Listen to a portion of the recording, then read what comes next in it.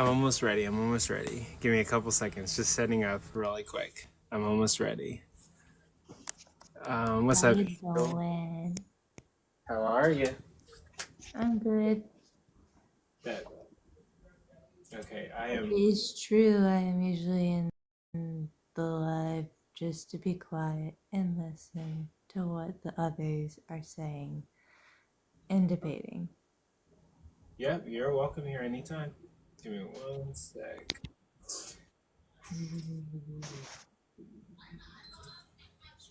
Because I usually just turn my mic off while two people are bickering.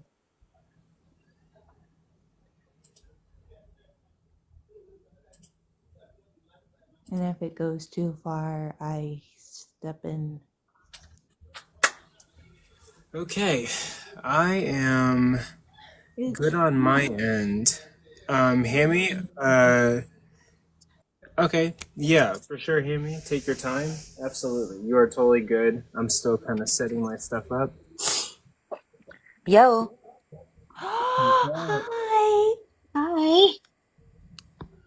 How many debates you got on for tonight, Coco? I've got 5 of them.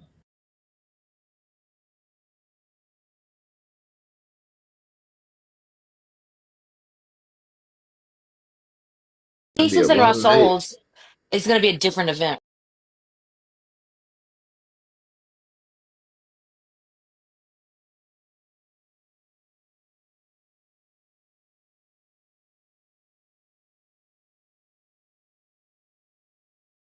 Up first. Are.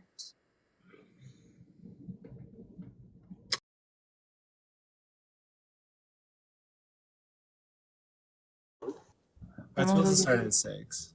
Oh, is it? Oh,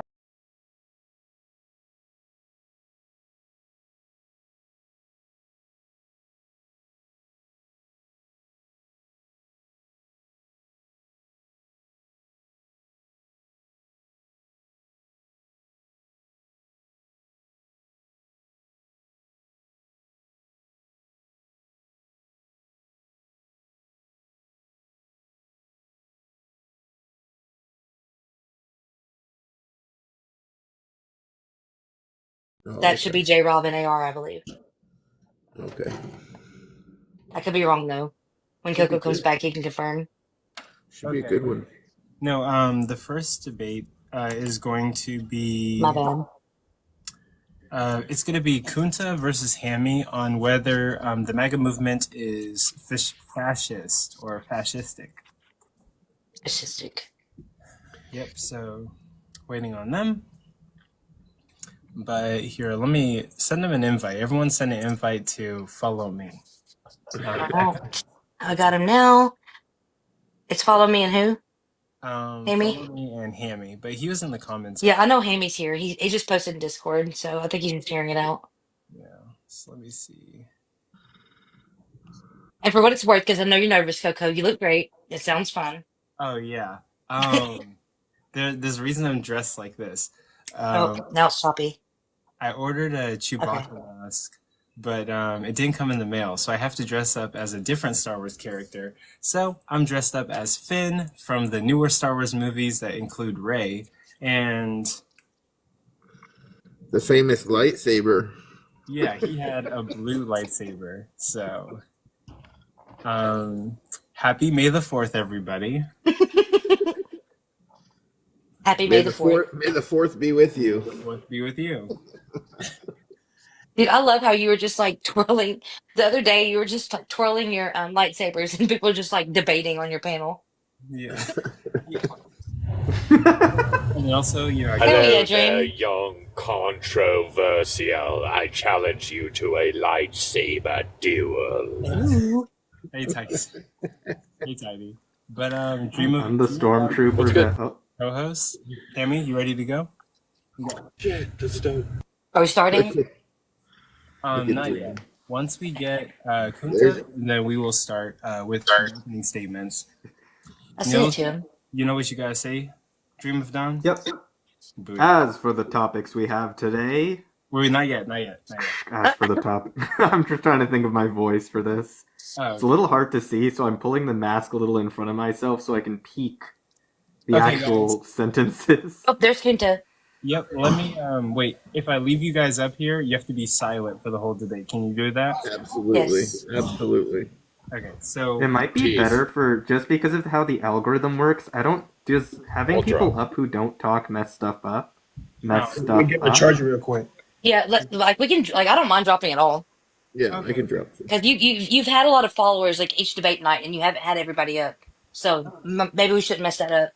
yeah, I'll just have you guys drop for now, and then we'll try to do audience comments. Sweet.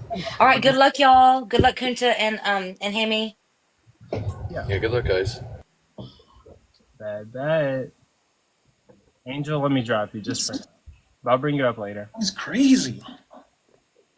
But Kunza, Hammy, thank you guys for being here. Thank you everyone. Wait, Thank you everyone for being I here. want to check something out real quick. What? What is I it? don't know what gadget my brother got. So you see this? What is that? Like I plugged this charger in.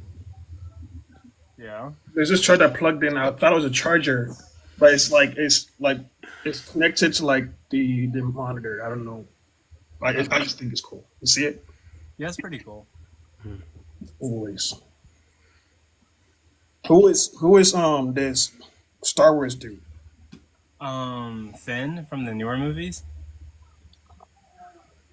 Or Oh, you're talking about the Stormtrooper? yeah, Oh, that's It's your boy. Mills or Dream of Dawn. Yeah. But cool. We're gonna get started. So I'll start off with the introduction. Hello everyone. Thank you guys for being here. Wow, it's been a journey. I recently hit 9K. That's awesome. I'm hella tired, but we are here doing this yet again. I would like to welcome you all to Day of Debates 3, the 7th event put on or contributed to by my project or my social media project, The Controversial Compass, a space where only the best ideas win. And as you guys also know, it is May the 4th. So I want to say to all of you guys, May the 4th be with you, all 41 of you guys that are in here. And I was supposed to be getting a Chewbacca mask in the mail, but it didn't come in time. So I decided to dress up as Finn from the newer movies with Rey in it with his blue lightsaber. So that's what I will be doing today for that. But as for all of those who might be a fan of like Chewbacca impressions, that's for you guys. Anyway, so now for some of the numbering, it might be confusing. Like when I say Day of Debates 3, the 7th event put on or contributed to by my project, The Controversial Compass, you're probably wondering like, what do I mean by that per se? Well, as of right now, we've put on like 7 events or 6 events. We had Bart Vs Cease, with the topic or proposition being belief in the existence of God is irrational or rational. Then we had me, Mr. Coco versus Brody, with the topic being is the problem of evil a problem for God. We had Wisdom versus Icy. They were talking about is our universe finally tuned? We had Day of Debates 1, where TikTok was getting bananaed for the first time. Day of Debates 2, where TikTok was getting bananaed for the second time. And then we had Day of Debates 2, the aftermath on the Sunday before TikTok was getting banned. So we've put on 6 events, and this is going to be the 7th one. Really quickly, I'm going to introduce myself, and then I'm going to pass it off to Nils to introduce himself. My name is Mr. Coco, and I run a TikTok page here, or a social media page called The Controversial Compass, a space where only the best ideas win, where my mission is to host debates, debate people, document my journey to figure out what I believe in, spread accurate and correct information about religion, debate, communication, science, philosophy, and controversial topics in general. And lastly, to steelman and properly represent multiple worldviews, as well as make sure information is more accessible to people via this app or via my blog site, everything that I do. Some of these goals I might not have achieved yet, but I'm going to keep working hard, and eventually I'm going to achieve these goals. I'm going to keep working on this project, keep making content, and that's what I'm going to be doing. So with that, I'm going to pass off the mic to Nils, or Dream of Dawn, who will now introduce himself dressed as a stormtrooper.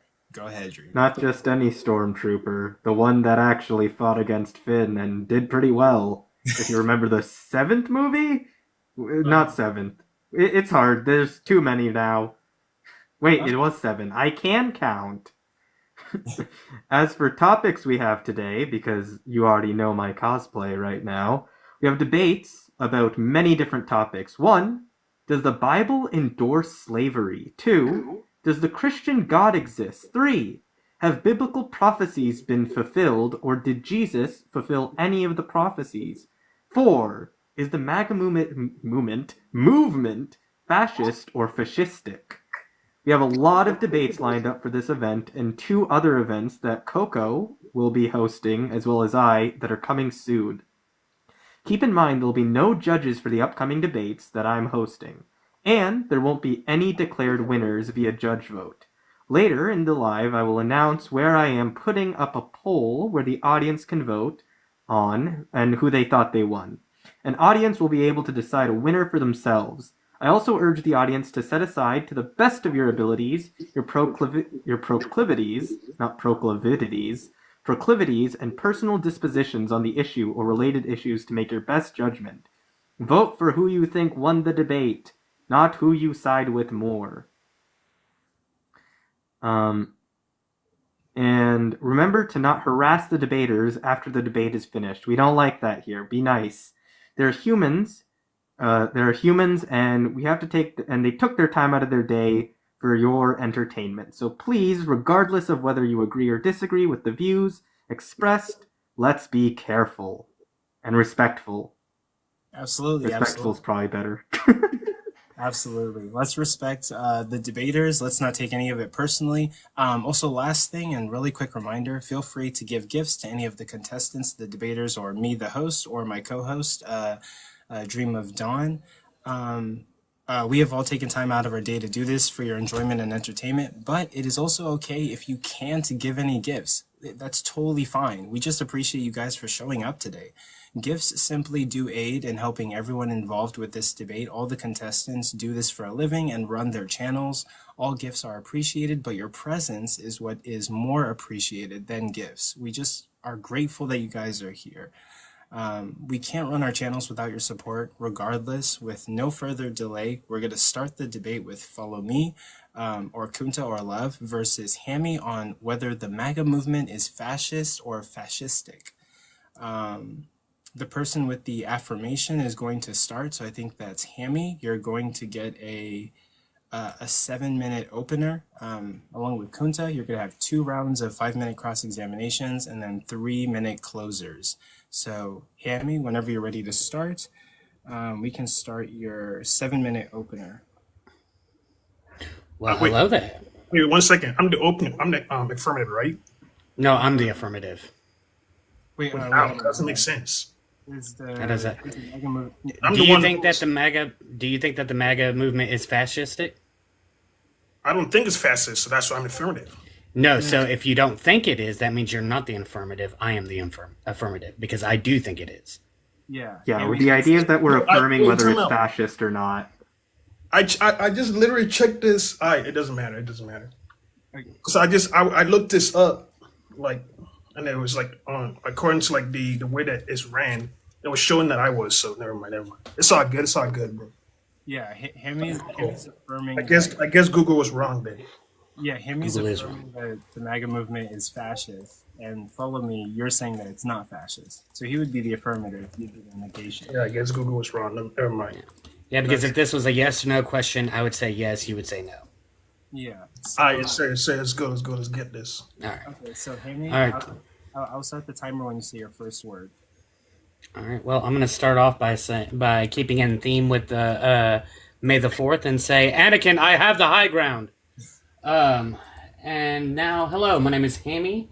We're here to discuss the topic of if the MAGA movement is fascistic, where I am taking the affirmative position. I want to thank Coco for hosting this debate and thank Follow Me for taking up the opposition.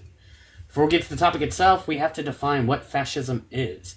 We go off of the dictionary definition, which Merriam-Webster defines it as a populist political philosophy movement or regime, such as that of the fascisti, that exalts nation and often race above the individual, that is associated with a centralized autocratic government headed by a dictatorial leader, and that is characterized by severe economic and social regimentation and by forcible suppression of opposition, which is a mouthful. And while it isn't untrue, it also doesn't quite cover what fascism is, especially since there's other fascistic regimes that don't tend to cover stuff like race above the individual. So I think that we should be using the basic ideas that all regimes that are fascistic cover that no other regimes do. So what are the attributes of fascism? That would be nationalism, authoritarianism, militarism, suppression of opposition, totalitarianism, anti-communist and anti-socialism positions, and a cult of personality around the leader. They tend to use propaganda focused on collectivism, suppression of a dissent, strong state control, and a glorification of violence. I could go into every single one of these topics here in the opening statement, but it would take much longer than the 7 minutes we agreed upon, and so we shall get into them later on in the debate.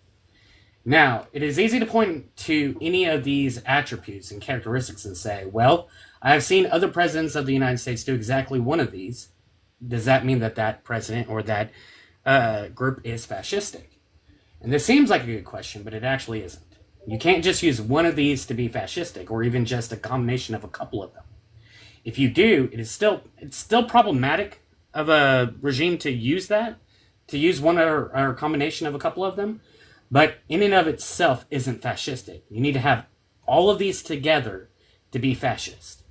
I would also argue that if you wish to point out that the opposition to the MAGA movement is also fascistic, you would then be conceding to my position, and therefore the debate is over. The only way to debate against this topic is for you to show how MAGA doesn't adhere to the attributes of fascism, or show me how I have not met my burden of proof to qualify them as such. I look forward to the debate, and I yield the rest of my time to either open discussion or to Follow Me for his opener. Okay. And I'm pausing your time there. You had 3 minutes and 59 seconds left. So now, Follow Me. You're going to get 7 minutes for your opener, and I'll start it whenever you say your first word. I appreciate you, man. First of all, this dude's on a bad start, but anyways, let's get this rolling, man. All right, so I just want to say this. Good evening, everyone. Good evening. All right, and thank you for being here. Anyone that's here, anyone that hates me, I don't care. Y'all can suck, whatever. I bet. So tonight, we are talking about a world that's been thrown around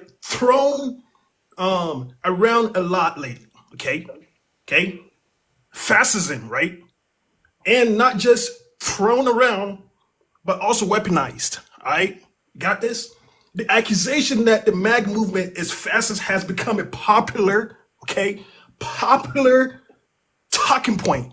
Okay, in certain circles, right? And we're experiencing it right here. Talking point, all right? In media, on TikTok, being one of the medias, Instagram, you name it. Probably on OnlyFans too, you name it, bro. In some academic circles, academic spaces, and yes, often in partisan debates, as we're having it right here too, bro. So, but here's the truth, all right? Here's the truth.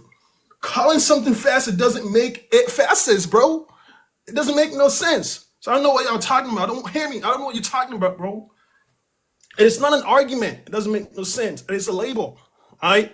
So, and usually it is a label used to shut people up, all right?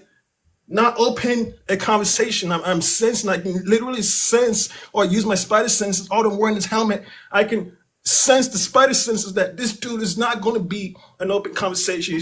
He's just going to try and like shut me up, but we got him on you. He's not going to shut me up. No one shuts me up, right? So before we start tossing around heavy historical terms like nationalism, okay, we need to ask, okay, what is fascism actually? What is fascism? Fascism is not just a political position you disagree with, okay? Fascism is not just nationalism. I knew he was going to go there. It is not longing or loving your country, all right? It is not disagreeing with the media. Fascism, historically and academically, okay, is very specific ideology. Totalitarian control. I'll say it again. Totalitarian control. Suppression of dissent. State-run propaganda.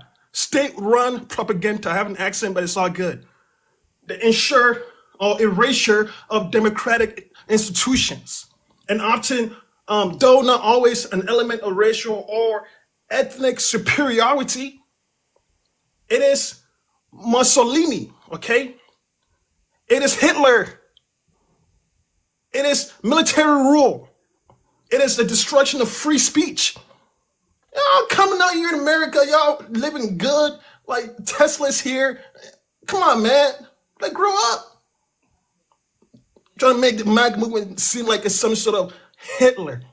Mussolini. Oh, however you pronounce that dude's name. Mussolini, okay? Oh, he got me all stressed up. I need Advil. I'm going to continue. Or, okay, now let's take an honest look at the MAGA movement, okay? It is populist. Yes, it is popular. Does it challenge the elite class or bureaucratic systems? Hell no. Maybe it does, you might say. Is it uncomfortable to the mainstream media and political establishment? I mean, we live in a world where people can't just grow up, man. Like, look at the UFC. They have grown up to an extent where they can express views, and we don't have to be, children about it. But nowadays, every little thing that we mention, oh, we have to cancel them. Like, come on, bro. I got 3 minutes. I got you. Without a doubt. But none of that makes it fascist. In fact, check this. It does the opposite. Note this down. Write this in your notes. So whenever I'm done with all of this, y'all be like, oh, Samuel didn't make this point or this point. Note this down, bro. The MAG movement emerged from democratic participation. Okay? It emerged from democratic participation, all right? People voted. They rallied, okay? They spoke out. They challenged the system, challenged the status quo, not to destroy it, but challenged the status quo of democracy, but to restore what they believe is a government that works for the people, not against the people. You might not like the tone or the candidates or the hats, but disagreeing with a movement doesn't make it authoritarian, bro. Like, relax, man, relax. Put some gargles on so you can see better. Maybe you can't read, bro. I'm playing.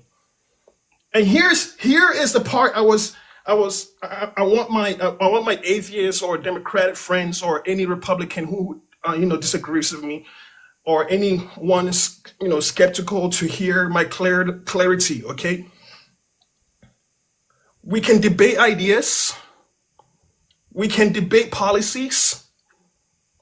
We can debate strategies. But if we start branding every opponent as fascist, listen to me clearly. If we start branding every opposer as fascist, we end up losing the ability to talk at all. So we trade facts for fear. And that's dangerous. I'm going to say it again. We trade facts for fear. And that's dangerous. That is the kind of climate that actually feeds extremism. So let's wake up, man. Let's wake up, please. Thank you very much for this opportunity. I appreciate you. Okay. 30 seconds left on the clock. Bet. Okay, now that both of the openers have been given, the affirmative is going to get a 5-minute cross examination. So, Hammy, you're going to get a 5-minute cross examination. Dream of Dawn is going to keep time of the 5-minute cross examination, and he will start his timer whenever, Hammy, you say your first word. Just note, I will be showing up my fingers to show the time remaining. Okay. All right, so Kunta, you had sat there and said that you knew that I was going to go to nationalism. Did you hear anything that I actually said during my opening? Yeah, pretty much. You basically started out with, going on Webster's dictionary, defining fascism, which is pretty silly. I don't know how you go there. And then you basically start reflecting on the idea. I'm just paraphrasing, so you correct me if I'm wrong. Talking about how it's basic extremism, how if I were to use the opposite of fascism, in terms of like, but they did this, we are hypocrites because the Democrats are doing this, right? Follow me. So therefore, that wouldn't even. That's basically what you said. Follow me. No, that's not basically what I said. Okay. What I said was, yes, I did give the dictionary definition, but I sat there and said that I'm not going to be using that. I'm saying that one could use that, but I'm using the actual attributes of fascism. So, and I listed off a bunch of different things that were the attributes of fascism, which nationalism is one of them. And I also included authoritarianism, militarism, suppression of opposition, and all that stuff. So, what is wrong with using nationalism as an issue, as a talking point, or as part of a thing? Yeah, can you guys hear me? Yeah. Yeah, I think it's pretty ridiculous to use nationalism because I think it doesn't really reflect what we mean by fascism, but from like academic literature, it doesn't really reflect. It to me just sounds very misleading and very harmful for public discourse. Do you not? So when we look at academic, it's more or less an emotional debate, right? Rather than actually looking at the. Hold on, because this is my cross. You didn't really define it precisely. Oh, my bad. This is my cross. So the thing is I didn't define every single aspect of it because, like I said, if I did, it would be way over the 7-minute mark. But the thing is that nationalism in academic literature is one of the defining features of fascism. We see this in the Italian fascisti movement of Mussolini. We see this in Schmittler's fascistic movement of Nazi Germany, and we see this in Stalin's version of his own fascistic movement. So I don't understand why you think that using nationalism is wrong in this context. So can you explain that for me? So is that a question? Yeah, can you explain why it's wrong? Yeah, sure. So let's look at Mussolini. You brought him up because I'm sure you brought him up because I mentioned it. Okay. So no, that's part of where fascism comes from. I brought up Hitler in my openings. I mentioned those two. Okay. So that's what a cross is. The actual founder of fascism, right? Let's look at Mussolini, for example. So he banned opposition parties, jail critics. We also remember that if you're going to call someone fascist today, they better fit that mold. But it doesn't fit that mold. Yeah, sure. How does hold on, follow me. How does Mussolini's fascistic follow me? Wait. Follow me. Go ahead. How is Mussolini's fascistic regime not nationalistic? Like I said, right? His was just only military or imperialistic regime. Did he not do it for the nation? In the year 1922 in Italy. But to say he's a fascist doesn't make sense because what we look at regarding fascism, again, my definition it opposes the definition that you're bringing up, I think. No, as a matter of fact, your definition of fascism was the exact same definition I brought up. Because I brought up nationalism, I brought authoritarianism, I brought up the whole entire idea of that they suppress consenting, they suppress dissidents. I talked about propaganda. I talked about all of that stuff in my opening, which shows that you weren't paying attention to my opening. I was paying attention. Well, then you wouldn't. Then So how can question you is say not- that my definition is in complete opposite of your definition? Well, I think when to answer the question again, you're just probably not listening. Like I said, I'm trying to say that nationalism is not fascism. I don't think it is. I think it's false equivalence. Nationalism simply means prioritizing your own nation well-being. That's all it is. Every country does that. The United States does No. that. So, Oh, wait, I think- France is not nationalistic. Japan is Yeah, nationalistic. hey, follow me. Israel Follow is me. nationalistic. Follow me. We're Are they done. We're fascists? done. Of course We not. said Not it. fascists. What are you We talking are about? out of time. Time The cease. 5 minutes have fully been used up. Okay. And with that, we're going to move on to Follow Me's cross-examination. He gets 5 minutes on the clock. So Follow Me, those 5 minutes will start when you say your first word, and Dream of Dawn will keep time. Okay, so thank you. So the question I want to ask is, can you define fascism using a recognized academic source? Okay, because you haven't done that, and then explain specifically how MAGA movement fits the definition. All right. So, which academic source would you like? I mean, any academic source, like Any academic source? of your choice. Yep, any academic source. Not a problem. I can pull up the definition from Encyclopedia Britannica. I can pull up the definition of anything. Okay, not Webster, that's good. not Webster. Yeah, That's not yeah. academic. The thing is my definition that I brought up to you earlier. It said was everything from that Webster. your definition said. We don't No, want Webster. We no. don't want Oxford. We want an academic literature. Here, I'll repeat what I said. I said here. Let's see here. It doesn't quite cover what fascism is, especially since either. Let's see here. Again, so I think what we should use the basic ideas that all regimes cover, that not other regimes Britannica is do. better. I think you should go to Britannica. That's better. Sure. Why not? Fascism. Alrighty. Encyclopedia Britannica.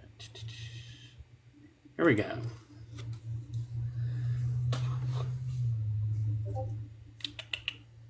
Sorry, my computer's slow. There we go. Fascism, political ideology and mass movement that dominated many parts of Central, Southern, and Eastern Europe between 1919 and 1945, and that has also adhered in Western Europe, the United States, South Africa, Japan, Latin America, yada, yada, yada. Although fascist, let's see here. That gives me the... This just starts giving me... it says European first fascist leader was Benito Mussolini. Yeah, so it doesn't say there. It says national fascism. And So then it goes on. it's not establishing like any historian like that maybe will help you define it. Well, I don't see what's wrong with the definition I gave. I mean, so far you're just listing like names I've heard. I haven't really had like a specific. Well, no. So the definition I gave listed everything that you said.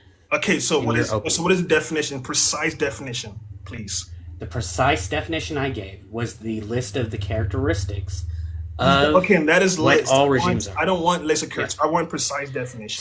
So how do you define something? It's So you don't. based So off the is that? characteristics, Are right? you conceding that you don't know the definition of fascism? No. Okay, No, so I why just are you told you. asking me to define it for you? Because fascism in and of itself is a movement that tends to be so broad because of the fact that you have a bunch of different. We're looking at So- nowadays, and we're looking at So it's things broad. from the Is past. that a definition? It's a broad. So it's It broad. is a It's broad generalized, it's definition broad? because it's broad because the fact that it is going off of the characteristics of the regime itself. That's why, like for instance, whenever we're talking about Mussolini's fascism, we're talking about the characteristics of Mussolini's fascism.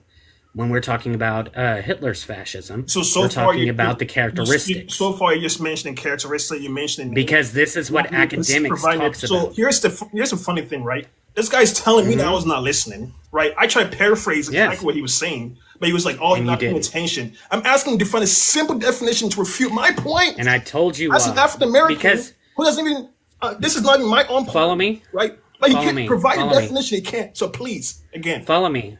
follow me. What was the definition you gave? Okay, in your let's just opening? move forward. Let's just move forward, right? Because obviously this Cool. guy cannot provide a definition, right? I can do your homework Yeah. for you if you want me to, because I came ready. I don't know if you did. All right, so let me just Oh, move I forward. came ready. According to historian Robert O. Paxton, that his influential book, that Anatomy of Fascism, right? He defines it like this. It's a form of political behavior marked by obsessive preoccupation with community decline, humiliation, or victimhood, and by compensatory codes of unity, energy, and purity. Okay, in which a mass-based marty of committed nationalist militants, okay, working on easy but effective collaboration with traditional elites, abandons democratic liberties and pursues the redemptive violence without ethical or legal restraints, goals of eternal cleansing and external expansion. Where in this definition do you see MAGA's rhetoric or the movement promoted by a unified national identity, or and when the way that operates as a populist mass movement fits that definition? Where do you see the relationship? You are out of time. Time for that one. So you can't. Can you create the relationship there? We're out of Hold on. time. Okay. So we're gonna move on to the second round of cross-examination. Hammy, you're gonna get 5 minutes, and your 5 minutes is gonna start once you say your first word, timed by Dream of Dawn. All right, Kunta. In that definition, tell me that you just gave. Tell me, are those not list of characteristics of what fascistic movements are? No, I don't see any characteristics. I just see a simple, precise definition. That's it. So go ahead and read that definition one more time. All right, right. So basically, it's a form of political behavior, right? Because you weren't listening, so I'm going to repeat it again for you. Marked by obsessive preoccupation. Wait. Stop real quick. Humiliation or Wait, victimhood, Kunta. What did you say there? You said marked by, correct? Yeah, marked. So by marked by, obsessive, yes, obsessive marked by. preoccupation. I'm trying to repeat it for you. I'm answering the question. I know, no. I'm asking about that marked by because that marked by simply just means that this is going to be a list of characteristics. What? No. Yes. What? No, yes, no, that is. That's what it means. That's what marked by means. Wait. So this is different. This doesn't mean MAG is identical. All we're saying this, the scholar here is arguing is displaced, right? It doesn't mean that it's proto-fascist, nothing like that. You got it wrong. Stop taking it out of context. It's saying that whenever you use the term marked by, that means you are connotating that these are going to be a list of characteristics that are about this particular word. No. So, anyways, so how going on to the next thing. Wait, can you justify that? Because that's just a claim. Can you justify This that? is my cross-examination. I don't Okay, answer. so you're not going answer. to just make a claim, can't justify. Okay, I got it. Yeah, no. So you see, again, this is my cross-examination. I will answer yours on your cross-examination. All right. So I want to bring it back to your opening where you talked about how MAGA was a whole entire movement that was a democratic participation. Can you answer me what? That's what I said. Yes, you did. I made sure I wrote it down. I said it rose out of, right? I didn't say It rose out of. Yes. Yeah, That's a democratic yeah. So tell me, was Hitler himself? Did he not get voted in? Did he not? Yes, I'm supposedly for sure. Yep. Go ahead. Yeah. Okay. So did Mussolini not get voted in? Yeah, supposedly. Yep. Yeah. Did Stalin not get voted in? Supposedly. Yep. Yeah. So these are all voting in. So these were democratically. This was a democratic participation where they got in. Yes.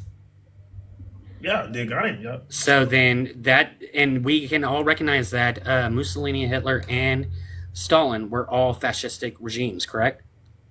Yeah, but what does this have to do with MAGA? So what I'm saying is like your point about how it That was can't my be point I fascist opened. because they came out of a democratic participation doesn't make sense. So, were Does it? you listening? Maybe it doesn't make sense Yes. because you're not listening. Yes, I did listen, and that's why I wrote it down. So you're not listening. The reason why I said that was so- quite simple. Do you mind if I repeat that? Remind me. You can do that on your cross examination. I only have 2 minutes left. So you was not listening. Okay, got it. So the thing is that we are talking about a group of people who, so we're talking about a group of people who, are can how can I word this exactly correctly to make it a question? So, do you think that the MAGA movement is not anti-communist and anti-socialism? When you say it's not anti-communist, what do you mean by that? Meaning that they don't that the people within the MAGA movement that they are. Do you think that they're against communism? I don't. I think the MAGA movement. There's a lot of different diverse perspective within the MAGA movement. So some maybe, some may not. But the overall, For example, say that it's anti-communist. no. For example, who's this president? He was going to run for president. He's from India, for example, but he didn't make it. This is America. He's a governor. He's a governor. I think he's going to be a governor of Ohio. Oh, Indiana. I'm sorry. From I India. thought you were saying India. He's from India. He's from India. For example, he appreciates communism. I met him for myself. Vivek Ramaswamy, thank you. He appreciates communism, for example. He approves of communism. Appreciates communism. He appreciates it. Okay, but he doesn't actually want that to be in America, correct? Necessarily. Okay, so but again, we're not. You had a different. We're talking about. So we're talking about a group as a whole. Not we just, are out of time. Okay. all right. And we are going to be moving on to, I think, Kunta's 5-minute cross-examination to end the second round of cross-examination. And then after that, we will move on to conclusions. Kunta, you get 5 minutes, and we'll start as soon as you say your first word, and Dream of Dawn will keep time.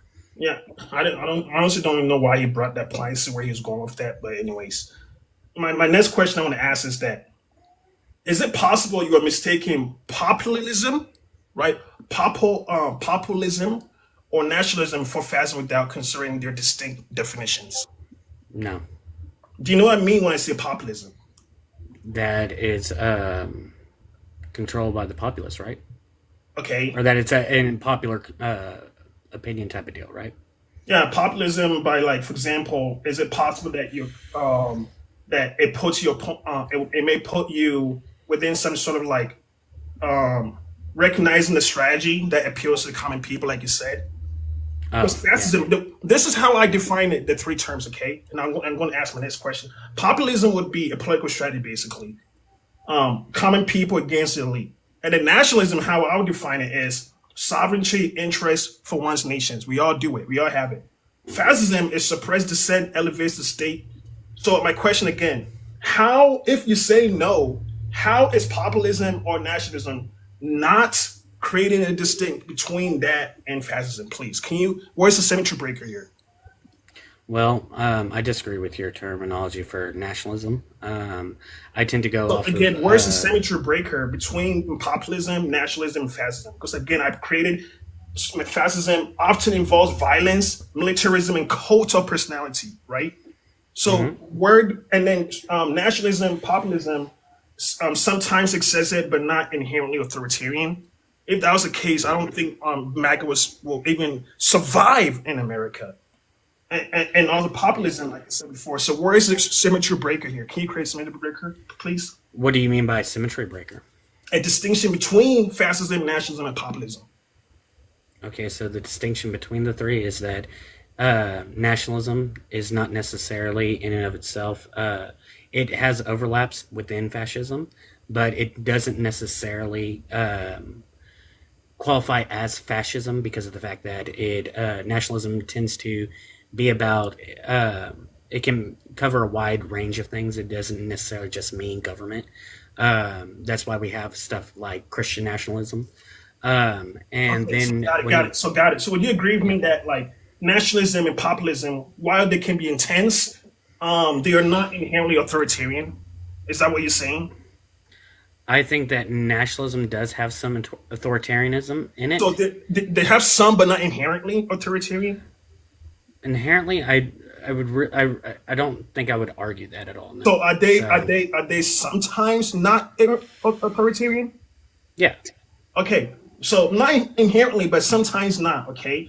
Will you agree that the MAGA movement is primarily characterized nationalistic, populist themes such as what I would say is advocating for national sovereignty, economic protection, distrust of political elites, not by authoritarian governance or suppression of opposition.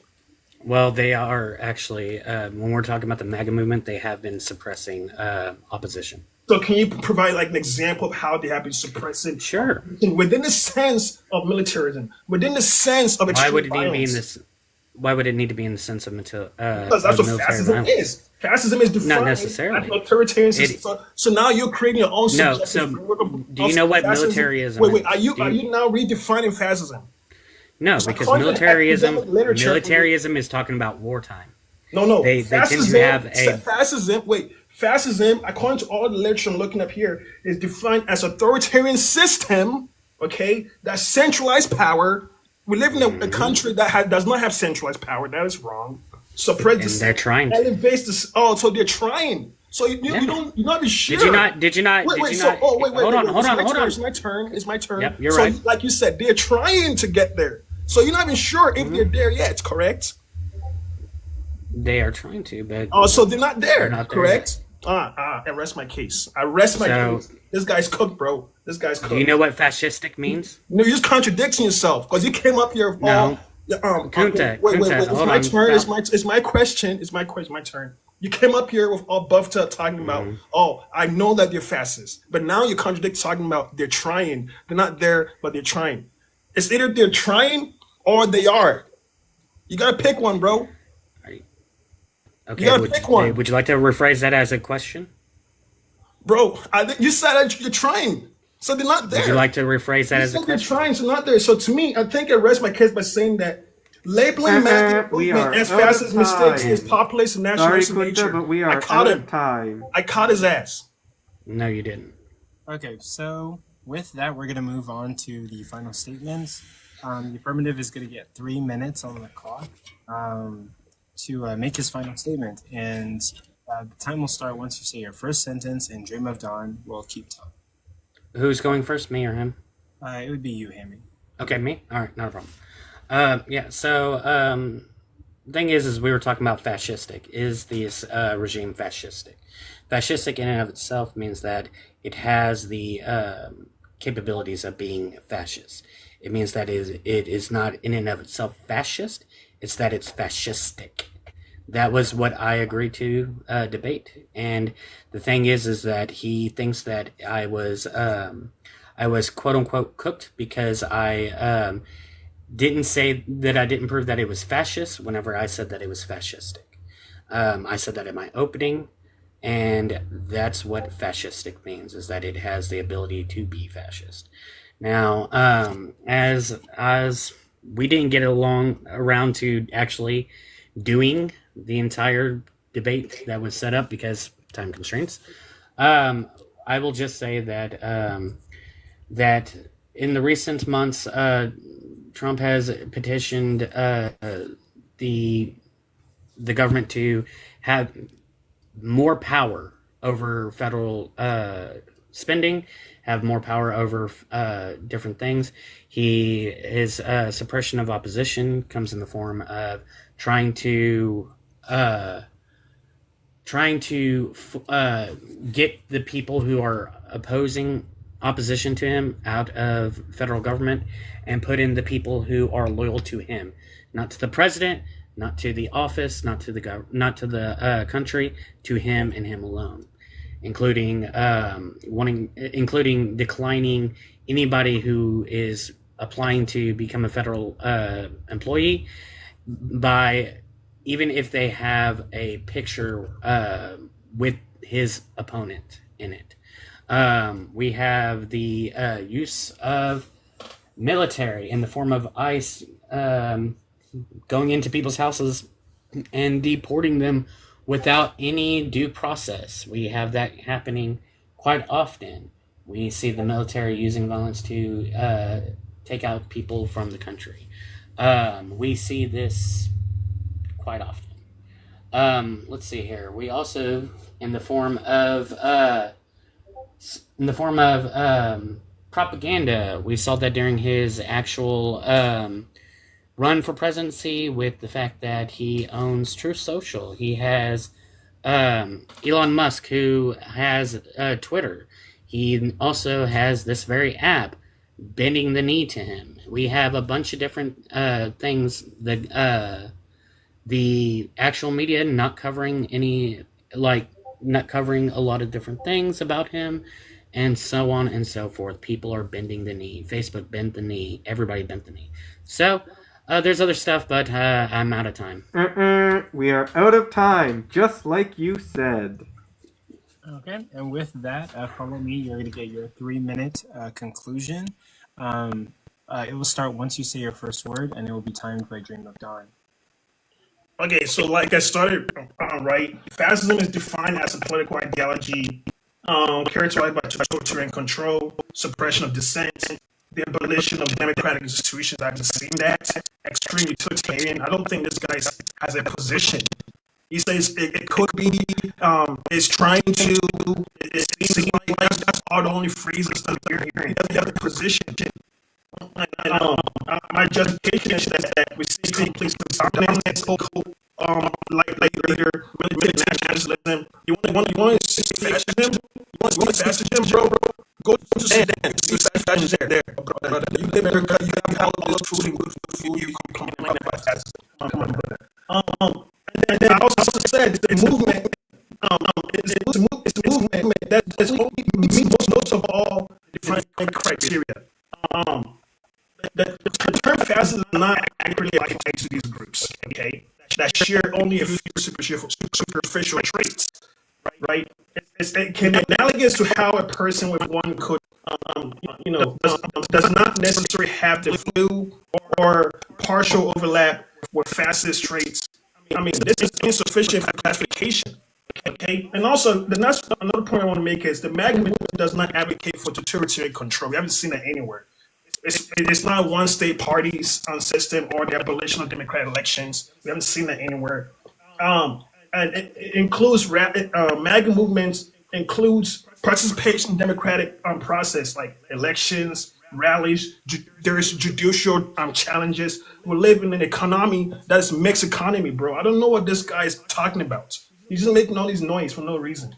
And then also there has been criticism of this institution, right, for a strong leadership. There have been criticism from Harvard. There have been criticism from Yale. All of these criticism from professors who are criticizing these things already, right? So I don't know what word this guy is acting. He also brought up ICE. Let's go to ICE. What we've seen in ICE, right? ICE was empowered to carry out aggressive immigration. And it wasn't just, ICE was not a system that Trump created. ICE was already established by the Democrats, okay? Obama was included in that system too as well. When Obama was a president, he was also taking people out of the country too as well. So this guy's bringing ICE. I didn't want to go there, but I went there because he's bringing ICE to make it. What point is he trying to make exactly? Your own system is part of that. So you're just contradicting yourself. Trump, and then last point I want to make is, as an African, everyone listen. People, I'm upset. It's sad to see immigrants being taken out to different countries. I don't really know why. I don't have the facts as to if they deserve to be taken out. I can't really make any claim there. Okay, but what I notice is if people sorry, we're gonna have to cut you off and take you out like ice because sadly you are out of time. And that will conclude the first debate. So thank you both for being here. The debate was really good, and we appreciate both of your candor. Thank you guys for competing. Thank you guys for giving my platform a chance and debating on my platform. We genuinely really do appreciate you guys.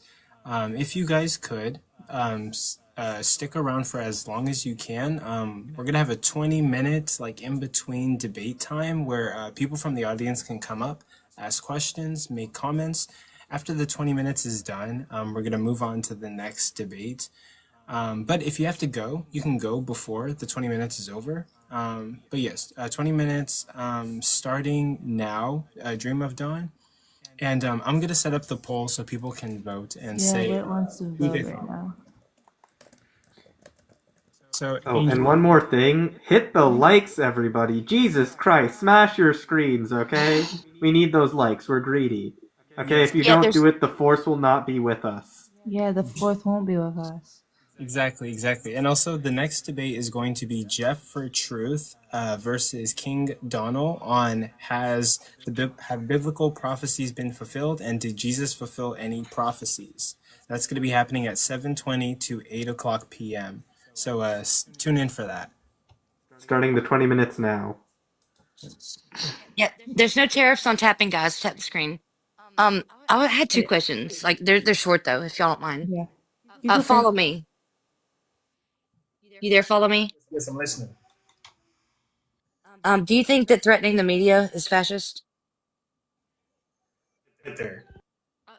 Like threatening to jail the media platforms who do not support Trump, or or I don't think that's fascist. you don't think that's fascist? No, You don't think that that affects the amendment for freedom of speech or the media? no, I don't think that's fascist. Alrighty, thank you. Okay, I'll ask mine. Well, I'll actually give that statement I have. Um, Coach is gonna hate my ass for this, but Obama's not black, right? Hmm? Obama was Hawaiian. Okay. He was not black. Your mom was Hawaiian, and No, Obama. Is what she said. Obama. yeah, Obama was Obama. Wait, what are you talking about? Obama's parents had parents from Kenya. Okay, so I'm part black. Also have family from Hawaii. So I think I know what I'm talking about. Okay, yeesh. Someone look on the wrong side of the bed. But I don't I know. only have two questions.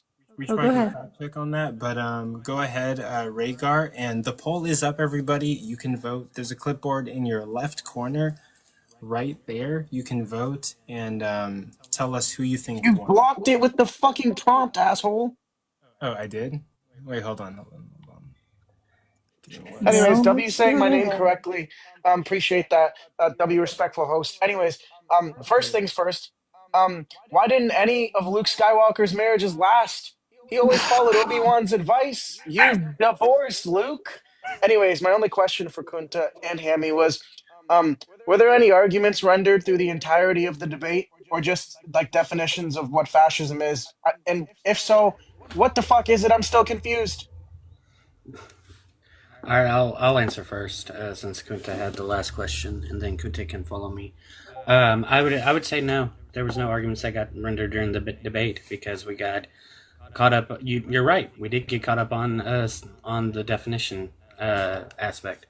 And as far as what fascism is, I said that in academics they don't. The reason why there's not a real consensus on what to actually define fascism, each scholar has their own definition of it, but they argue over semantics. So most people tend to, within the academic field, tend to just go off of a general what each definition tends to have in common, and it's just the attributes that they have in common, which is what I read off in my opening statement. Would you like me to read that off again? But really quickly, Dream of Dawn. Yeah. You got a fact check for us? So for Obama's parents, and the source is Britannica, it seems like his father was a Kenyan, while his mother was what we would generally see as white, and he was born in Hawaii. So take that as you will. Kenyan father, white mother, born in Hawaii. Still means you're Hawaiian. Okay. Thank you for the fact check. Absolutely awesome. Really appreciate it. Don't play Obama like that, please. If you I'm not dumb. Dream of Dawn, if you're like fast enough, maybe later in the live when we need a fact check, you could probably do that. But it's not a big deal. But like, if you can't, it's fine. But thank you. Okay, I got the lightning fingers. I got it. Got it. We know you do. Any other questions? AR, do you have something for? Okay, Maki, call me slow one more time. Nah, I was just chilling up here. I mean, I could come down. I could drop if you need the. So can I answer Cage's question? No, one of your friends called me slow.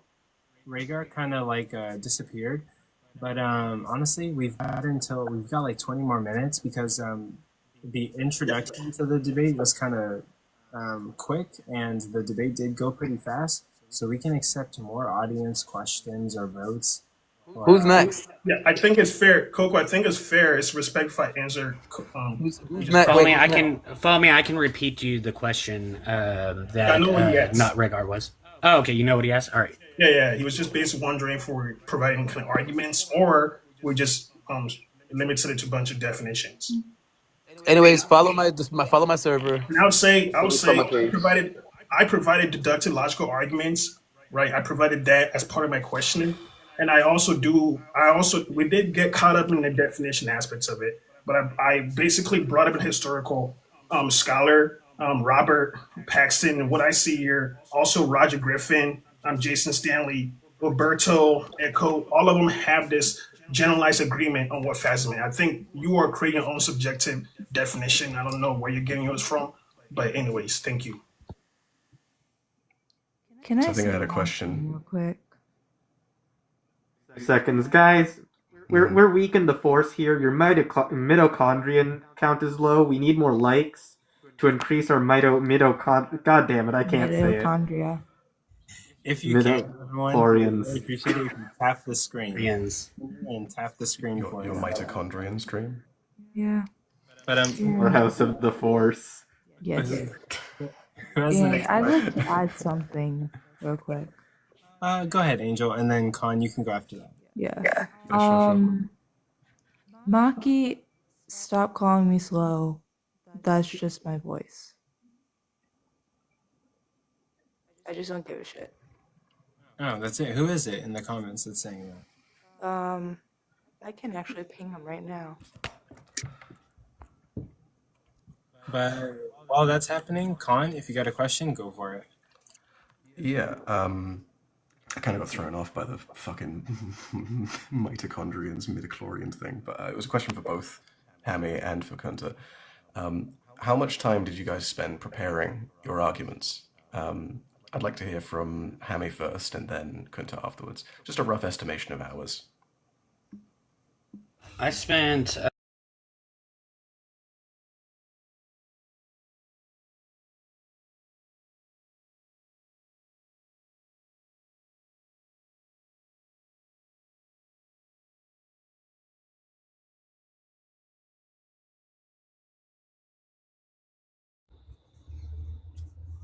Roughly, I would say I spent like maybe about 12 hours altogether. I think where I went wrong was I seemed to have managed to find all that time to do that and to do other things, but forgot to write down the actual questions I had, and so then when I came up here, they just all kind of fell out of my head. Okay, target panic. That's understandable. How about you, Kunta? How many hours do you think you spent preparing for this? 1 hour. Simple, bro. There's no 12 hours. It was just 1 hour. Simple, basic. Fair enough. I'm gonna keep my opinions to myself and let you guys continue. But I was curious on that one. Cheers. No, thank you, Con, for coming up here. We appreciate the participation. We're going to take our next guest. Or Jeffrey Truth, did you have any comments? But I know you're here because you're the next debate on the lineup. No comments on this one. I'm just waiting for the next show. Absolutely. Thank you for being here, and thank you for being one of the debate matchups for my events. I really appreciate that, and I love to host all these debates. Thank you so much. But Jesse, do you have anything for us? A second comment? Yes, I do. I want to make it abundantly clear. I did not mean to vote for Kunta. MAGA is fascist. Thank you. Okay. I do have the results of the vote in, but just like a debate tradition, I don't ever really show the results during the debate. I show it the next day after the debate. So after all the debates are done, the next day I'll post the results on my account. And you can also I get to know the first because someone told me before. maybe someone knows. Maybe someone knows. And Is they strong just in the don't tell me. force. yeah, maybe I am they always with the got force. results. And But, now everyone tap your fucking screen. But Fueled Orange, what do you got for us? You got a question for any of Oh, us? I had a question for Kunta. Go for it. What are your thoughts on the scholar you cited, Robert Paxton, calling Trump a fascist? What? What are your thoughts on Robert Paxton, the scholar you cited for your definition of fascism, calling Trump a fascist? Yeah, where did he say that? I just provided definition. Oh, sure. So in Newsweek in 2021, he explicitly said... The question, bro, wait. Let me answer the question. I can care less if my mom called Donald Trump a fascist. I can care less if my sister called Donald We're Trump not talking about a random person. We're talking about the scholar you cited. Bro, let me finish. This is the scholar you cited. Wait. I can care less if my little cousin who's 2 years old. We're not talking about a random person. We're not talking about your cousin. We're talking about a scholar. The same one you cited. Bro, all I know, right, is... This is disanalogous. I'm here to just provide the definition of how Robert Paxton... And the person you used called Trump a fascist. Let's bring the heat down a little bit. Wait. But Just to clarify the question, bro, I can think it at the needs end of any... the day... Wait, could you stop for 2 seconds, Kunta? Just to clarify the question, to make sure this is what you're I understand asking. the question. Wait, just to clarify for the audience, just to make sure. Are you I trying to understand ask if exactly where there's he's going any... with this. Wait. Are you... Can I respond? Wait, not yet. Dream of Dawn is talking, and we're both moderating this live. So please, everyone, if I ask you or Dream of Dawn asks you to calm down, moderators for this live. So please be respectful of that. Dream of Dawn, say what you want to say, and then we'll go on to finishing up this question. Yeah, so maybe this is a rephrasal, but do you think it's at least concerning that the person you're quoting for the definition of fascism seems to use said definition to describe Donald Trump? Not at all. Because he can read a book and just like people do with the Bible, they can quote any verse or any quote and say, "Oh, he said this." I want to see the book, the article where he says that. What is he talking about? Yeah. Oh, sure. So he said it in Newsweek in 2021 after the insurrection of the Capitol. Yeah. So in 2021, you mean?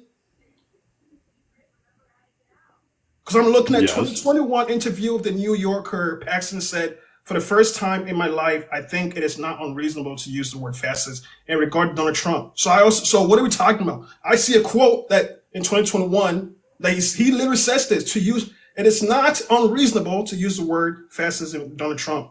And then also we also see that he encouraged a mass-based movement to reject the Democratic election. So I mean, I don't know where you're going with this, bro. I honestly don't. Oh, where I'm going with this is that the person you're citing for your definition of fascism has explicitly called Trump a fascist. Well, the title of it is, I've hesitated to call Donald Trump a fascist until now. That's wrong. I'm reading here that he did not say Trump is identical to Hitler. You're reading something else. One second. The title is, I've hesitated to call Donald Trump a fascist until now. That's the question. I'm trying to respond. I'm reading here. You just don't like where I can also search up. Internet is very free. Okay, it's not just free for you. Also free. No, you just don't. You're not engaging with the actual thing I'm saying. You're talking about something else, brother. I'm responding to you. He did not say. I'm reading here that he did not say Donald Trump is identical to Hitler or Mussolini. He did not claim that U.S. under Trump became a fascist state. He continues to stress the importance of historical specificity. I never made any one of those claims. I said that he called him a fascist. Not that he's Hitler, not that America became fascist, that he is fascist. Brother, I know you're not talking about my claim. But I'm not talking about a claim. It says no, you're not. It says here what he meant. You take him out of context. It says here that it's important to stress the historicity, meaning that the analogy should be careful and contextual. That's what he's expressing here in the article. Trump's incitement of the invasion of the Capitol on January 6, 2020 removes my objection to the fascist label. Okay, guys. So, his open encouragement. Actually, finish up your sentence, Field Orange. But because of time restrictions, comment that wait. Sure. So, in the New Yorker, his explicit quote is and is a whole breakdown of the whole thing is. Trump's incitement of the invasion of the Capitol on January 6, 2020 removes my objection to the fascist label. His open encouragement of civic violence to overturn an election crosses a red line. The label now seems not just acceptable, but necessary. Okay, let's stop it there because we do have two more people who want to ask questions.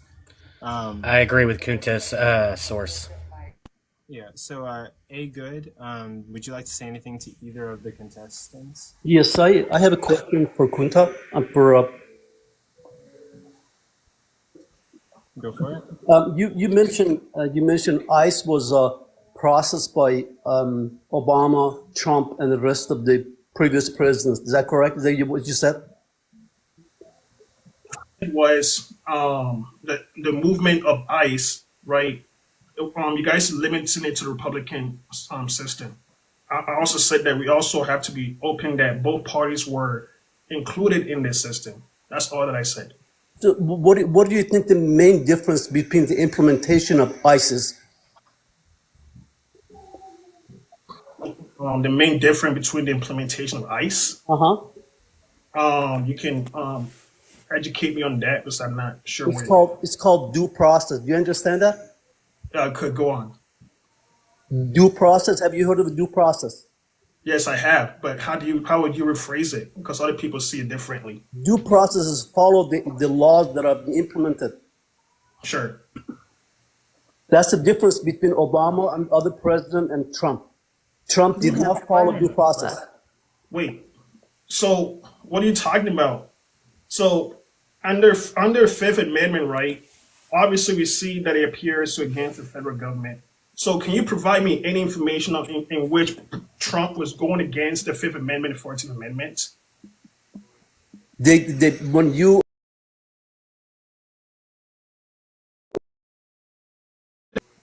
if you look at the due process, bro, just answer the question. Can you provide any way in which Trump process? Bro, I don't want you to rap. You keep rapping to me. This is not poetry. Can you provide me any response to how Trump was going against the Fifth Amendment and the 14th Amendment? I don't know what you're referring to the Fifth Amendment regarding the due process. You're talking about due process. Yeah. That's what we're talking about, due process. So if you guys come up here making all these claims, trying to put me in a box, but when I question are you asking for an instance where it was violated? What are you talking about? What it means that somebody, if the person that is arrested for crime has to go to due process, that means they have to go to court. Again, that they're guilty. That's just a claim. Can you substantiate the claim in terms of how they went against the Fifth Amendment and the 14th Amendment, please? I don't remember the exact law. I'm just telling you. So you don't remember? You're just asking questions just to try and put me in a box for no reason. Like, what the hell are we doing here, brother? This is not. I'm not. Well, if you want a specific instance, you can just cite Albrego Garcia. Doesn't make any sense. Like, guys, are just. He was deported to El Salvador without due process. Sorry, who? Albrego Garcia. Okay, so it is possible. Okay, thank you. So it is it's unfair treatment. If that's just a claim, I'll look into that. But it's unfair if that had to be the case, right? But then we also live into a middle mixed economy system where there is going to be people who will protest against those kind of things. Maybe Trump. What does the economy have to do with anything? So they will bring that Alberto guy back to America if that's the case. They're not, though. What do you mean they're not? Trump was literally just asked if he was going to follow the Supreme Court ruling to bring him back, and he said, "I don't know. Yeah, he says he doesn't know. You have to ask someone else. Right? Exactly. He doesn't know. He should know, though. He's the president. Wait. If he doesn't know, it could mean so many things. It could mean we have to double check if we did this right way or not, right? So it's an argument, it's a conversation. So we have to go back and look at whether if we did it right or not. If he messed up, you're going to tell me that the president doesn't know, so whether or not he's going to follow the law? I'm talking about is arbitrary. If he doesn't know, then they have to go back. It's not arbitrary. It was a Supreme Court ruling. No, you're not listening. I don't know emphasizes agnostic position. I'm not sure. So we're going to look this up. If I made a mistake, maybe he was tricked into sending Alberto to wherever, Dominica, wherever he's from. Maybe he was tricked, right, into making a choice. So we don't know. He was tricked into doing something that he said he's not going to do? Yeah, maybe he was in tricked. the interview today, he said he don't know. But prior, he said no to bringing him back. Okay, so now you're saying he doesn't know. Now you're saying he knows. Like, what are you talking about? Okay, guys, no, you're not tracking what I said. Okay, we do have to 1 minute. because okay, we're gonna let Wade go, and then we do have to move on to the next debate. Okay. Yeah, we have to move on. first thing I'd like to say, Kunta won just by rhetoric alone, because there was little substance that was given on either side. So Kunta won that. Secondly, give me my fucking mod powers back, you jackass. All right, that's all I have to say. Okay. Cool. Thank you, Whit, for that. Although I do prefer to have no mods right now. That's typically how I'm running my lives, but I will consider it in the future. I might bring mods back, but typically I'm moderating my own lives for right now. Unless there's Jay. That's a boundary I'm setting for right now. I just want to moderate my own lives and keep the mods to a minimum. Or if I mod somebody, I mod them for a single live, and then take their mod powers after the live. Mm-hmm. But we're gonna get. Let me see. Do we have any more questions? Nope, I'm gonna stay up here, you know. We have Mike Redding. We'll get his question, and then we'll probably move on to the next debate. Mike Redding, what do you have to say for us? Yeah, basically, the president has violated, of course, the primacy of the rule of law by, not bringing back the individual from, El Salvador. I mean, he could actually make moves in that regard, but he's made an excuse and he said, well, it's an issue of, extradition, and the Supreme Court obviously doesn't have powers to it doesn't have any jurisdiction to actually bring back the individual in question. You've also got another problem with regards to Mohammed Khalil. He was arrested for protesting in these anti-Israel demonstrations. So the primacy of the rule of law is just missed on someone like Trump, unfortunately. That's just what I'd like to say on that last topic. Hope I haven't resurrected anything from the last topic. Oh no, you're totally. You might be missing the rule of law, but you don't gotta miss your thumb on that like button or tap on Coco's Smash that face. like Okay, button. tap on his Finn cosplay and get those goddamn likes up. Smash that like button. But we're gonna end it there and move on to our next debate a little bit early so we can be on time. We're just waiting for King Donnell to show up. He just followed me, so he's probably gonna be here. I'm gonna send him a message like I do to all my followers. I like to have interactions with all my followers, every single 9,000 of them. But yeah, thank you guys for being up here. We appreciate you guys. Thank you guys for allowing me to host your debate. I really appreciate you guys being a part of my project. I can't do this without you guys. And if you guys want to debate in the future, anyone, any topic, any partnership, let me know. We will set a date. We will get the debate format. We will work around your schedule. If you work night shifts, morning shifts, we will work around your schedule and get it done. I appreciate you guys. I appreciate everybody watching. We're going to go to the next debate. Thank you, Amy. Thank you, followers. Stay up here, you know. Coco, is the follower count over 9,000? I just want to say something real quick. I'm actually not a Republican nor a Democrat, nothing like that. But I'm just tired of people just being hypocrites. I've heard that one before. Where was I being a hypocrite? No, we gotta go. We can talk about it later. We can talk about it. We don't have time. We can move on. But yeah. Thank you guys for being here. I'm gonna drop everybody off the panel except for the next contestant and Angel. Not if I do it first. Yep, and thank you. Thank you for people who asked questions. Now, we're gonna try to get King Donald in here. Let me see if I can invite him. And start the next debate. I'm looking for him in my list of people. Let me send him an invite. Bear with me, guys. King. Guys, like in May the 4th, we got Coco in his beautiful Finn cosplay. I love the me with this Everyone's bootleg. A bootleg Star Trooper mask that I made in 5 minutes. Great. Thanks, buddy. Yep. Jeff for Truth, thank you for being here. How are you feeling about the next debate, which is, have biblical prophecies been fulfilled, or did Jesus fulfill any prophecies? I feel great about it. Absolutely. And, Just so you know, King Donnell and I have debated before, so we're familiar with each other. Okay. So this is gonna be it's a rivalry, and there's gonna be some contention. They're connected by the Force, I see. Yeah, absolutely. They're like they're water and ice, or they're The fire. light side and the dark side. Yeah, that. But now we have King Donald up here.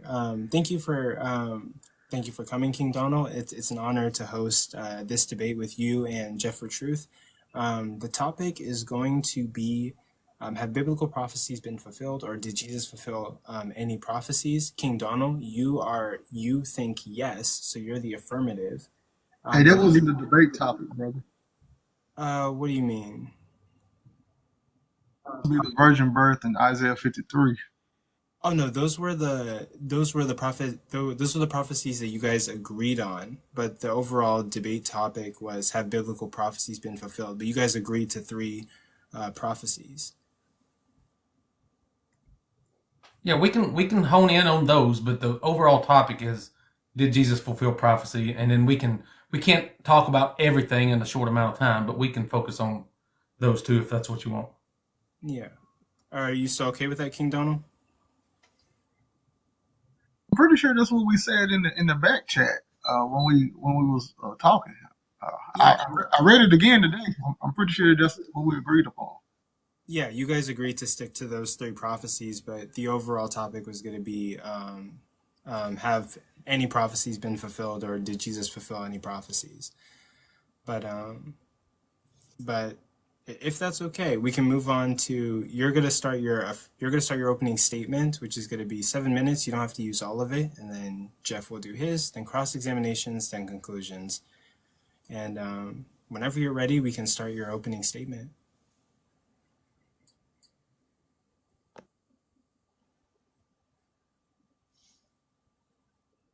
All right, and I actually only did my research dealing with the virgin birth in Isaiah 53. So I want to start off by actually showing how the prophecies themselves, how they coexist and how they actually piggyback off one another, showing that the Messiah indeed went through a virgin birth, and he was the one prophesied in as the suffering servant.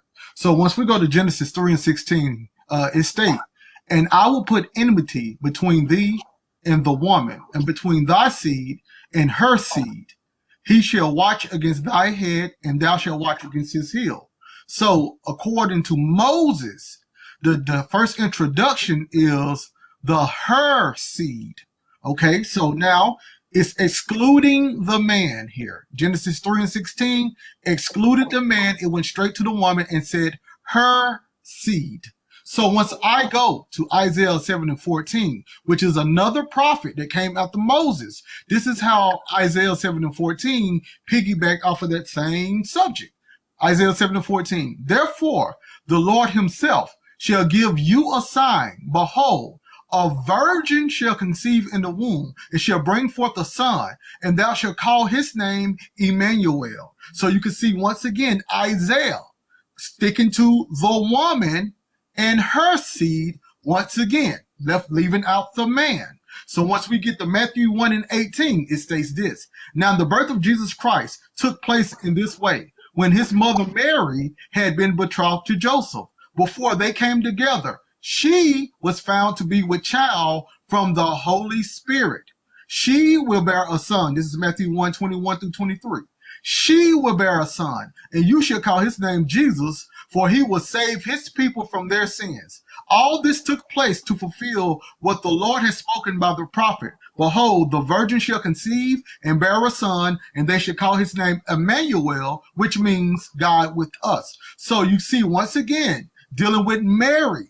Mary is included, Joseph is excluded, going through the theme of the her seed got to produce this child. Now, as we go venture on from the prophets to find out more about this child that was going to come from her seed, excluding the man, in Isaiah 9, it says this, starting in verse 6 and 7.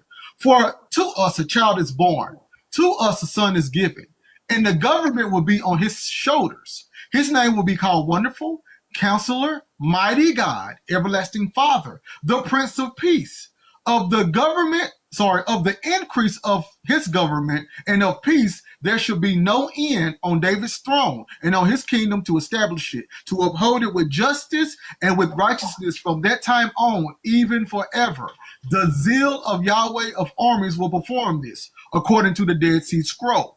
So we find out that this child is going to be born and given, and that given child to the nation of Israel, the increase of his government and peace shall be no end. So he has an everlasting increasing government, and that government is going to be of peace. David spoke about this same individual, so you can know, because this is David's throne. So he spoke about this same individual in the book of Psalms. Psalms 2:7-9 states this: declaring the ordinance of the Lord. The Lord said to me, thou art my son. Today I have begotten thee. Ask of me, and I will give thee the heathen for thine inheritance, and the ends of the earth for thy possession. Thou shalt rule them with a rod of iron, and shalt dash them into pieces as a potter's vessel. So we find out that this son has the inheritance of the heathen, and all of the ends of the earth was going to be his possession that he could rule over, aka the increase of his government shall be no end. So once we get to Isaiah 53 now, speaking on this same individual, this same son, when he grew up as a man, this is what's going on. Isaiah 53:12. Therefore he shall inherit many, and he shall divide the spoils of the mighty, because his soul was delivered to death. And you can read further on, but we see that the promise of the inheritance of many to that son who government is never going to have an end, this is the connection.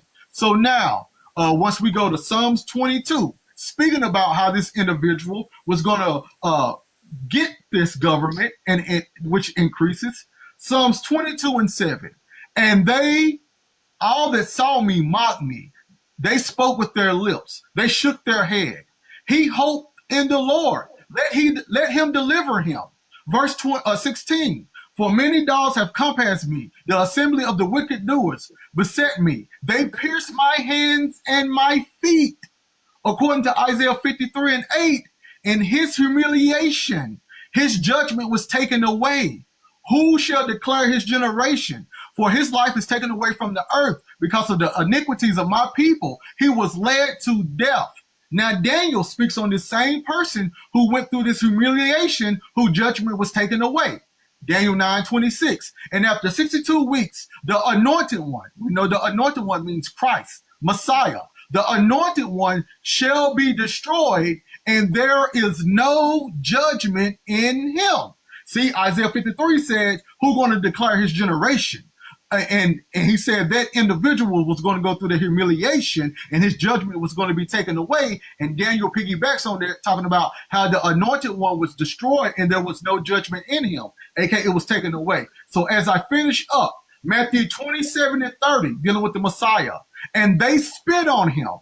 Verse 31, they mocked him and led him away to crucify him.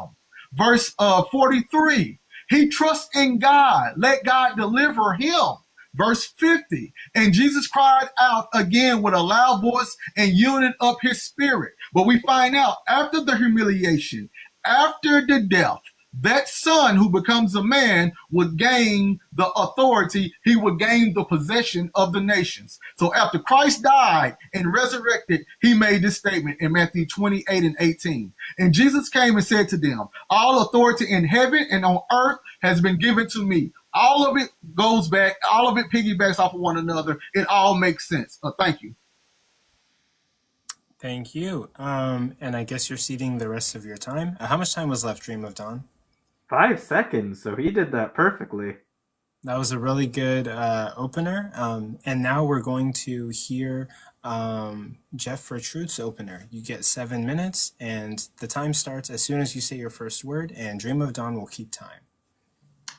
All right. It is my position that there has never been a prophet, and that all prophecy is a scam.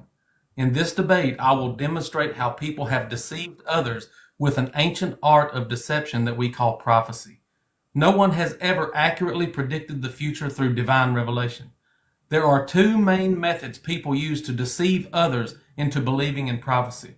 The first method is to write about something that already happened, but pretend it was predicted by a prophet who lived before the event. This is how most prophecy is written in the Old Testament. Isaiah did not predict the Babylonian captivity. Isaiah was written after the events it describes. The same is true for Jeremiah, Ezekiel, Daniel, and every other so-called prophet. The same is true for Jesus. Jesus did not predict the destruction of the Jewish temple in 70 CE. The Christian Gospels were written after the temple was destroyed, and they lied about Jesus predicting the events. You can learn this by applying rational thinking to the actual evidence for the origins of these writings. There is no evidence that any biblical writing was written before the events being predicted, and it is foolish to presume divine revelation when all the evidence shows that people are willing to lie in order to convince you that their God is real. The second method of prophetic deception is to simply interpret a previous writing to be about your agenda, when the original writing had nothing to do with your interpretation. This is the method used for 100% of all prophecies attributed to Jesus. There is no Old Testament prophecy at all that predicted anything about Jesus. Every single prophecy that you have been told was about Jesus was originally about something totally different, and many of them were not even written as prophecies at all. For example, Isaiah 53 says, "Who has believed our message? To whom has Yahweh's arm been revealed? For he grew up before him as a tender plant and as a root out of dry ground. He was despised and rejected by men, a man of suffering and acquainted with disease. He has borne our sickness and carried our suffering." Isaiah 53 is clearly written about someone who suffered in the past and not as a prediction of a future suffering Messiah. The context around Isaiah 53 is all about the past suffering of God's servant Israel in Babylon. But Christians just reinterpret Isaiah 53 to be about the suffering of Jesus rather than the past suffering of Israel. Matthew 2 quotes Micah 5 to suggest the Messiah was prophesied to be born in Bethlehem, but the context of Micah 5 exposes this deception. Micah 1 says the word of the Lord came during the reigns of Jotham, Ahaz, and Hezekiah concerning Samaria and Jerusalem. Micah 5:3 says Israel will be abandoned until the time when she who is in labor bears a son. So the woman was already in labor and a son was about to be born, according to Micah. Micah 5:5 says, "He, the ruler who comes out of Bethlehem, will be our peace when Assyria invades our land." Micah 5:6 says, "He will deliver us from the Assyrians when they invade our land." Jesus did not deliver Israel from Assyrian invasion, but Hezekiah did. Micah 5 is talking about Hezekiah, not Jesus. Matthew also says Jesus was born miraculously from a virgin mother in order to fulfill a prophecy from Isaiah 7:14, but the context of Isaiah 7 and 8 exposes the error. Isaiah 7:16 says, "Before the child knows to refuse evil and choose good, the land whose two kings you abhor will be forsaken." In Isaiah 8:3, a son is born, and verse 4 says, "Before the child knows how to say father or mother, the riches of Damascus and the plunder of Samaria will be carried away by the king of Assyria." So we have the prophecy and fulfillment in Isaiah 7 and 8, and it is not remotely about Jesus in any way. It was not even about a miraculous virgin birth. The prophecy was about how young the boy would be when God gave victory to King Ahaz over his enemies. Matthew 2:15 says Hosea 11:1 was a prophecy about Jesus coming out of Egypt. But Hosea 11:1 actually says, "When Israel was a child, I loved him and I called my son out of Egypt." Matthew deliberately cut out the first part of the verse that identifies Israel as God's son and expects his reader to believe this was a prophecy about Jesus instead of a reference to Israel coming out of Egypt in the mythical story of Moses. Matthew is the only one to mention Jesus fleeing to Egypt, and the reason Matthew alone mentions it is because the author found another verse he could misinterpret and attribute to Jesus. The author just manufactured a false story about Jesus going to Egypt just so he could associate Hosea 11:1 with Jesus. For the sake of time, let me briefly mention one more false prophecy of Jesus from Zechariah 9:9, which says, Rejoice greatly, daughter of Zion. Shout, daughter of Jerusalem. Behold, your king comes to you, righteous and victorious, lowly, riding on a donkey, on a colt, on the foal of a donkey. The next verse, verse 10, says, He will cut off the chariots and war horses and battle bows from Israel, and he will speak peace to the nations. But Jesus did not end war in Israel. On the contrary, Jesus brought the complete destruction of Israel and Jerusalem and the Jewish temple. Jesus said in Matthew 10:34, I did not come to bring peace, but a sword. When I realized, as a Christian for over 40 years, when I realized that prophecy is just a scam, it was difficult for me to accept, but it is true.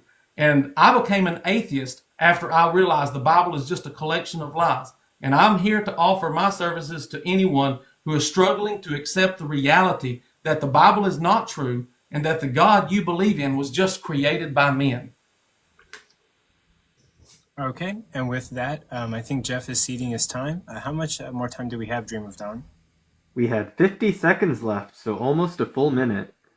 Good job, both participants, for having really timely opening statements. So now we're going to move on to cross-examination, where the affirmative is going to do their first round, 5-minute cross-examination. During this time, King Donald, it's your time to ask Jeff for truth questions and try to solidify your point, but delegitimize his point. Your 5-minute cross-examination will happen as soon as you say your first word, and Dream of Dawn will keep time. Hey, Jeff, so before we get into Isaiah 53 and the prophecies, in Numbers 12 and verse 8, when the Lord is explaining that with Moses, he's going to speak mouth to mouth and not in riddles. But the other prophets didn't get the mouth to mouth, meaning they got the riddles. Do you agree or disagree that some of the quote unquote prophets spoke in riddles? I'm not aware of any riddles in the Bible. Okay, so even though Moses, this is another question. So even though Moses explained some of the prophets are going to get riddles, you don't comprehend, or you did not know that information? I'm not aware of any riddles in the Bible. Okay, thank you. So now we know that you don't understand how Moses said some of the prophets are supposed to be understood. So now here will be another question. The things that you are taking hyper literal to say that these things happened in the past, are they coming from some of the quote unquote prophets that Moses said was going to get riddles? Are you suggesting that God speaks deliberately confusing so people don't understand? I'm sure you can't answer a question with a question. I don't know who. I don't think anybody prophesied. I don't believe in prophets. I believe in humans who lie and write books. Okay, so even if you don't believe in prophets, the ones that's named prophets, you don't got to believe they're prophets or not. The ones that's named prophets, was it already demonstrated in Torah that those individuals named prophets, regardless if you believe them or not, was going to get riddles that you are taking hyper literal? I'm not even familiar with Numbers chapter 12, whatever it talks about riddles. So if we're going to talk about Numbers 12, we need to read Numbers 12. Okay, I have already read it. Okay, so let me go to Isaiah 53 now. So the part in Isaiah 53 that said that he would be led to his death, is that written that happened to whom we call Jesus the Christ? Yeah, that's what's written in the story, yeah. Okay. Do they call Isaiah a prophet? Yeah, they call Isaiah a prophet, yeah. Okay, bet. Okay, so you saying that Isaiah 53 is not written about Jesus. So let me ask another thing about Jesus then. Isaiah 53 said that after his death, that this servant would inherit many. There's over 1 billion Christians right now. Does it seem like after Jesus' death, he inherited many? I can't testify that Jesus received anything.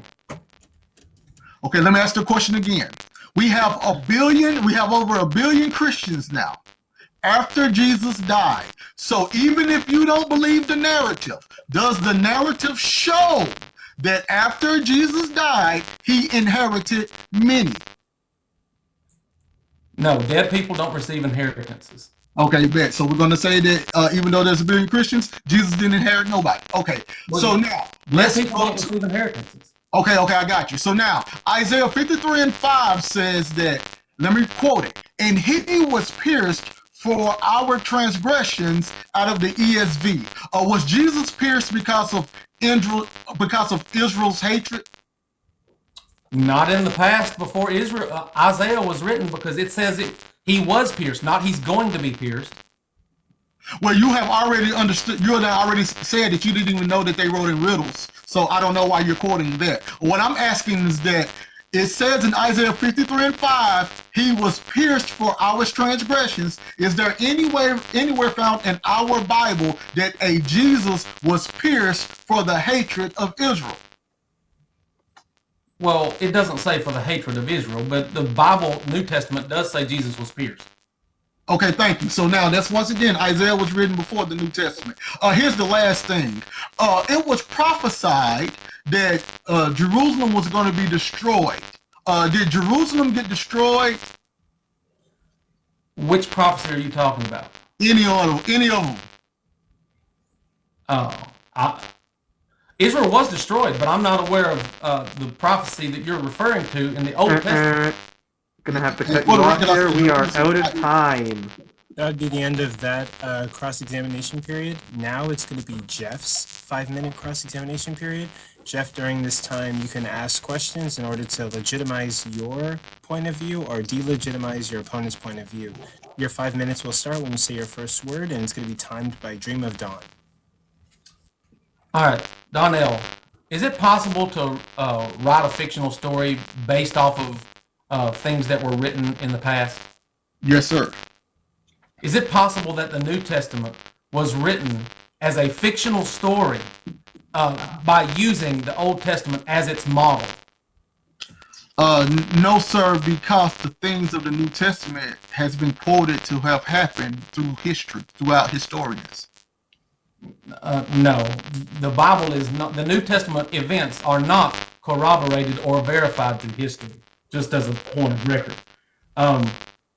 So is it more likely that God used to perform miracles and talk to people overtly and perform, overt signs of miracles? Or is it more likely that people wrote fictional stories about God performing miracles and speaking to people? Well, since it still happens today, I would say that it's very plausible that it happened back then as well, because it still happens today. Who does God speak to today? If you actually go to YouTube, you can actually do this on your own. You will see a plethora, thousands and thousands of videos in which people who have went through near-death experiences have spoken to Christ, have spoken to the Father, as well as people who have been converted over into Christianity from different religions have said that they have heard from Christ or the Father. Okay, God just came to me and he told me that he never spoke to anybody in the past. Now, do you believe what I just said? Well, first of all, if God came and spoke to you, that would actually defeat your whole purpose, that God doesn't come and speak to people. So I think that doesn't even make sense, Jeff. Okay, I'm making a point here. Just because someone says that they spoke to God or heard from God, do you just automatically believe when people say they talk to God? Jeff, I don't believe that thousands of people are lying in order for you to feel good. So, are you aware that Christians are constantly saying that Jesus is going to return any day now? Yes, sir. Do you believe God spoke to them? I believe God has spoken to them in their life. It doesn't matter if they're confused about eschatology or not. Okay, so just for the record, everyone, King Donnell and I both agree that Jesus is not going to be coming back in the future. So I know that he does not believe that when Christians say, "Oh, I had a dream or a vision that Jesus is coming back soon and it's imminent," and they're crying on TikTok, that even Donnell will say they are wrong, they are confused. So you admit then, King Donnell, that people can think they heard from God and they really didn't, right?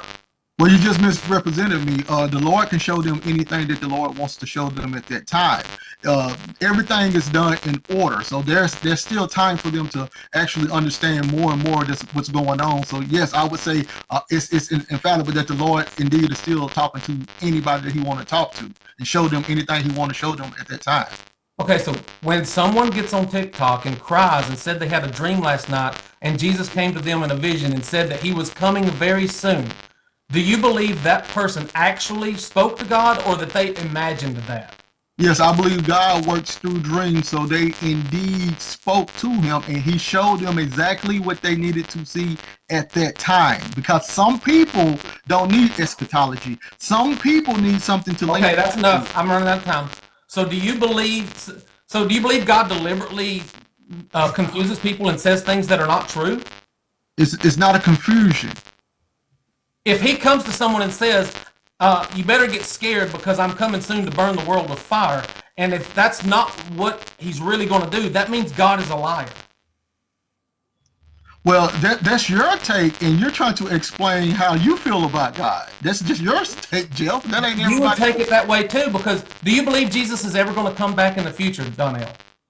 I believe that Christ comes in everybody's, when people are just ready for Christ, I believe He comes for them.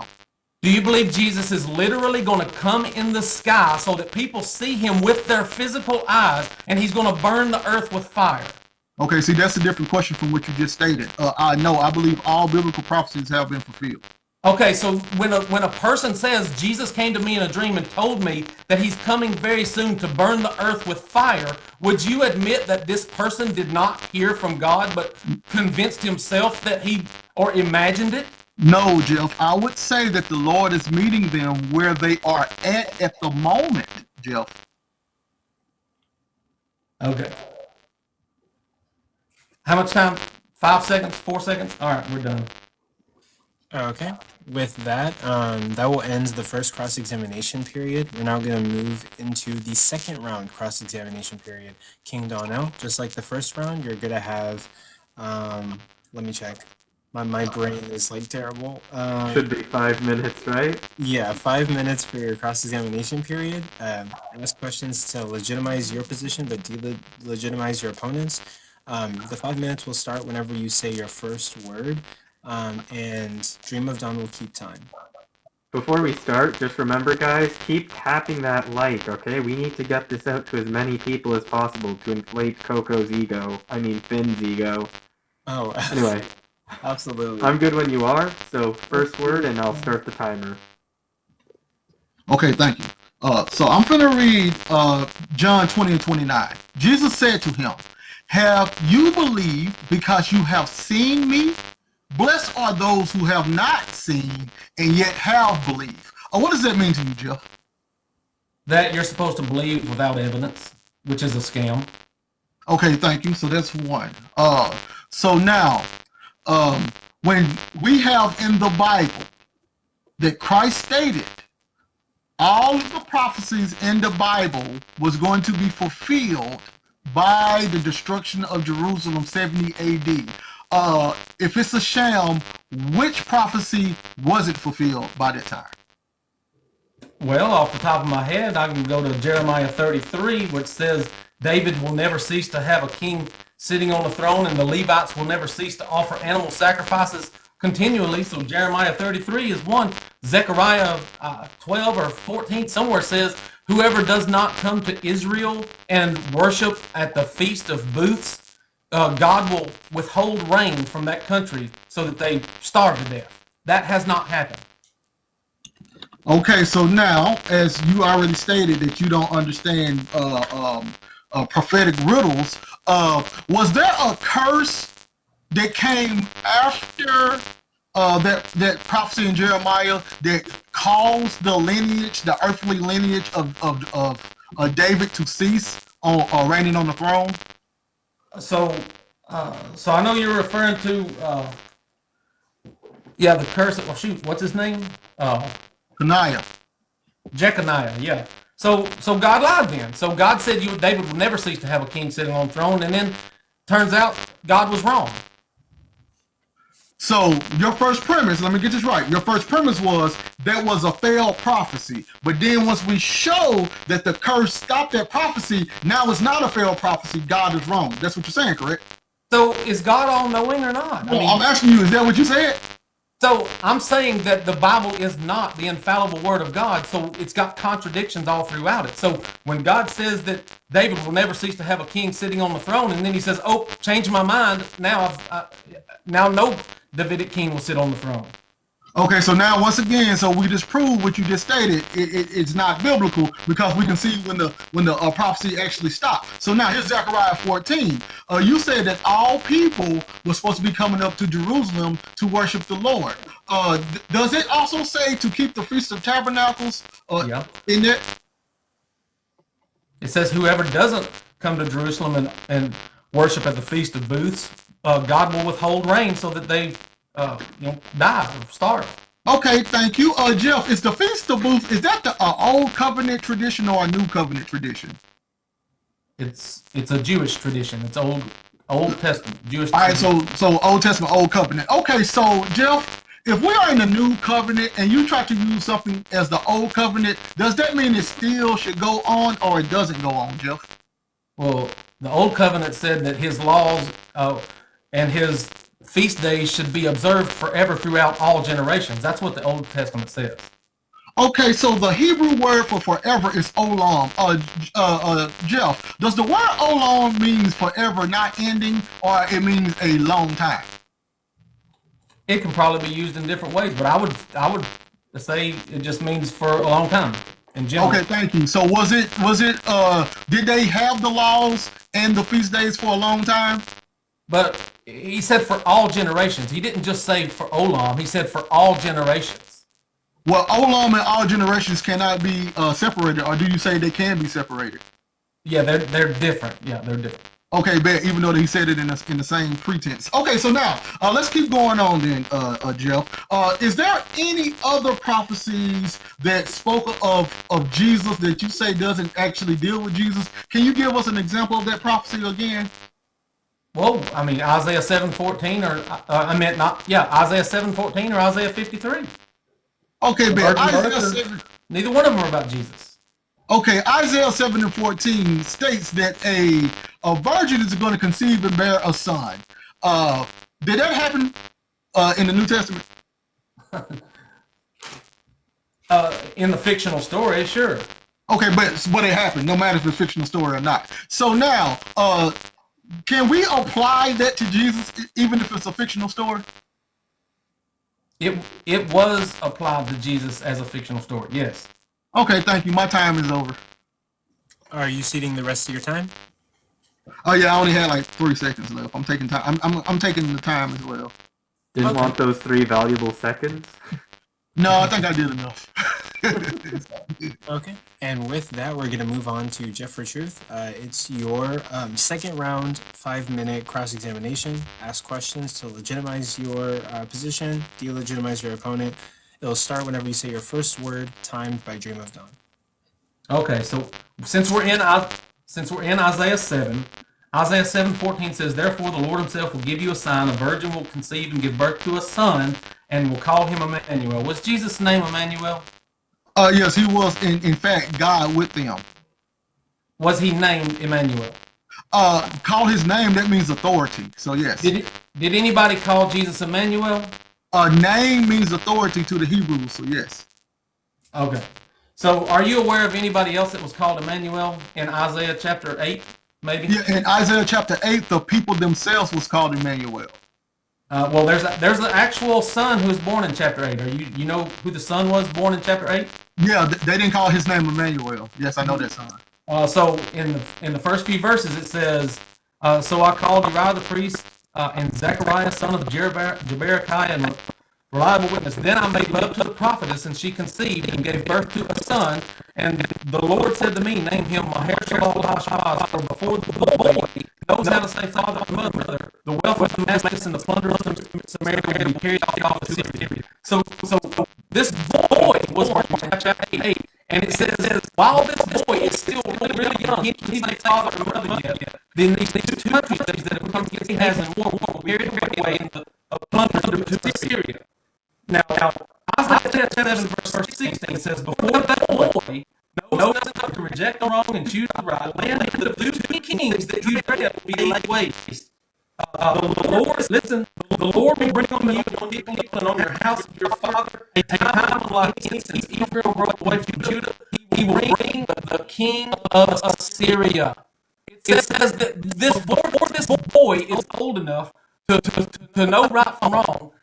The Assyrian invasion will destroy your enemies.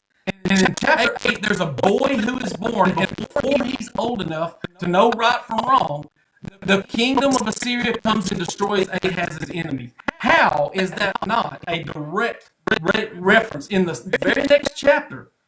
It's talking about the exact same thing, an Assyrian invasion, and a boy that was going to be really young. It doesn't say anything. So here's the question. Does Isaiah 7 say anything about a Messiah? Okay, so now let's okay, first of all, the answer is yes. Where? Okay, thank you for asking that. The child that was going to be born by the woman's seed, which you left out, was verse 11. The Lord says, ask a sign of your Lord. Let it be as deep as Sheol or high as heaven.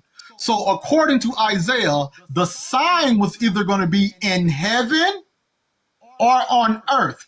And you are insinuating that the sign there was on earth. First of all, that son there, the one in chapter 8, his name don't even have anything to do with God with us. So you made that up. But in Isaiah 7, that son that was going to be shown in the sky as a heavenly sign, yes, Moses spoke about that same son in Genesis.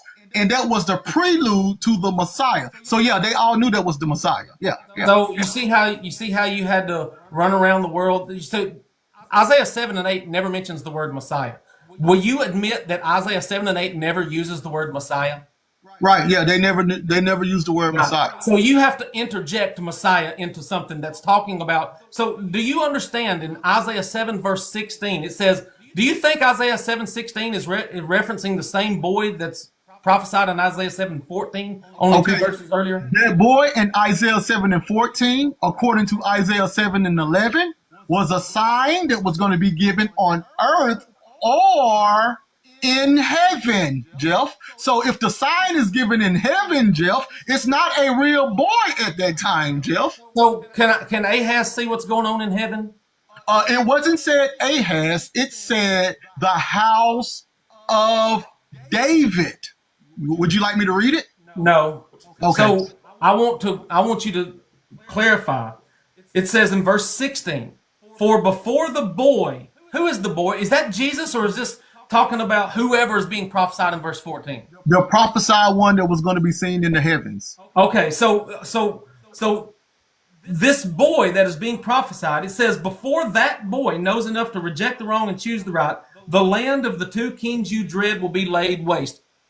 What has that got to do with Jesus? First of all, that happened before Jesus was born. So before he was able to do all of that, that happens, Jeff.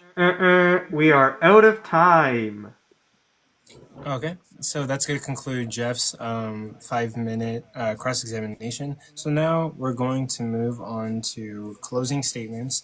The affirmative is going to get their 3 minutes, which would be King Darnell, and then Jeff for Truth, you're going to get your 3 minutes. So King Darnell, your 3 minutes will start as soon as you say your first word, and Dream of Dawn will keep time.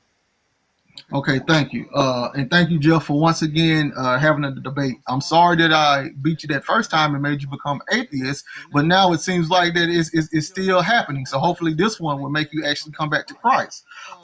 Jeff, even in Jeff's Christian walk, he never actually really studied the Bible. That's why I'm asking him things that he's supposed to know, and he doesn't even know that these things even exist in the Bible. So how can he come and have a debate about the Bible and what's fake and what's phony if you don't even know the information pertaining in it? See, you just grabbed 1 or 2 or 3 things and you ran with it. This is a whole Bible. This is a whole book.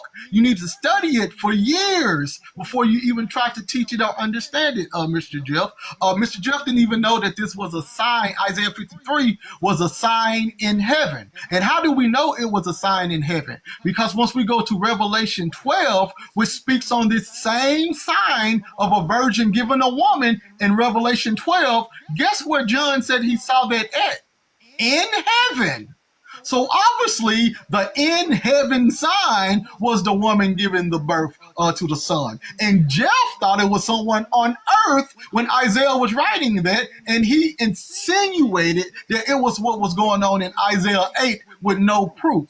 Also, Jeff believes that the prophets are just going around making up stuff. And once you actually look at the dating of the ancient works, aka the Old Testament, with the dating of the New Testament, Jeff is saying, oh no, they just put that all together. They just made that all together. And Rome had something to do with it. Meanwhile, Rome don't say they have anything to do with it. Rome didn't even like the Jews like that. This is just how a person who's an atheist got to make it work, because for some reason God didn't do something for them that they don't like. So now it's their duty to try to destroy God.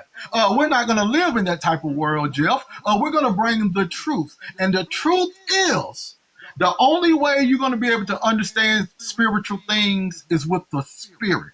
So you're going to always be fighting against the spirit of the Lord who actually created everything, because you don't understand him yet. So I asked you to get off of TikTok, Jeff, and start praying and fasting again. Leave TikTok alone. Okay, leave it alone. Leave all that other stuff alone, because you're not going to be able to prove your foundation, because it's false. At the end of the day, it's false, and it's not going to be able to prove it. I prove once again from Old and New Testament that it's talking about the same thing. And once I asked Jeff, Jeff said, oh, it's just fiction. Oh, they just made it up. Come back to the Bible. Thank you. And that will conclude your closing statement. Jeff for Truth, it's now your turn. 3 minutes on the clock. You'll start once you say your first word, timed by Dream of Dawn. All right, so it's really sad that there are so many people that will deliberately lie and deceive themselves and allow themselves to be brainwashed and refuse the words on the page. It doesn't. So, and by the way, I have studied the Bible for many, many years, and I know it extremely well. And I know that when you read the context of Isaiah 7 and 8, it has nothing to do with Jesus, and it's speaking in the past tense, and it's talking about things that happened, and it's talking about an Assyrian invasion. And the same is true for Isaiah 53. If you will just read Isaiah, like the 10 or 12 chapters prior to Isaiah 53, starting in Isaiah 41, you will see that it says over and over that Israel is God's son, Israel is God's servant, and that God has redeemed Israel from Babylonian captivity. That's what the entire context is about for 10, 15 chapters around Isaiah 53. It specifically identifies Israel as God's servant. And the same is true for, in the Old Testament, Israel was God's son. When Moses went to Pharaoh in the fictional story of the Exodus, and he says, hey, because you have held my firstborn son, this is what God says, you have held my firstborn son, therefore I am going to take away your firstborn son. So he sends a plague on Egypt to take away their firstborn sons. In the Old Testament, Israel was God's son. In the New Testament, which was written after the Romans destroyed the Jews in war, and it's written in the Greek language because the Romans were Hellenizing the Jewish world, and so they destroyed them in war, and then they rewrote and reinterpreted their holy scriptures, and they changed the Son of God and the servant of God from Israel to Jesus. Jesus was purely a fictional character made up in the imagination of Greek philosophers who just found texts like Psalm 22 and Isaiah 53 and even Genesis 3:15 that you brought up. They said, let's change it and say that everything's pointing to Jesus when actually everything was talking about Israel, the nation of Israel. Yahweh was the God of Israel. And the Old Testament is the scriptures, the holy scriptures, and the religion of the Israelites. It was not true that God never showed up and talked to anybody, but this was their foundation for their false religion. So the New Testament is simply a fictional story written with Greek philosophy in mind as they were Hellenizing the world and destroying the Jews in war. There were major wars between the Romans and the Jews in the 1st and 2nd century, which was the exact same time that Christianity shows up on earth. And, I brought up Hosea 11:1, which says, when Jacob was a child, I loved him and I called my son out of Egypt. Am I out of time? We are out of time. Sorry. And that will conclude the final closing statements. Once again, I would like to say thank you guys for coming on my panel out of all the panels out there to compete and debate. I really appreciate that. If both of you want to debate in the future, just let me know and I will gladly schedule another debate with any opponent, anytime, any place. I keep hosting these events. I keep creating them. I will keep doing them. Thank you both. As of right now, Say for what the riddles were.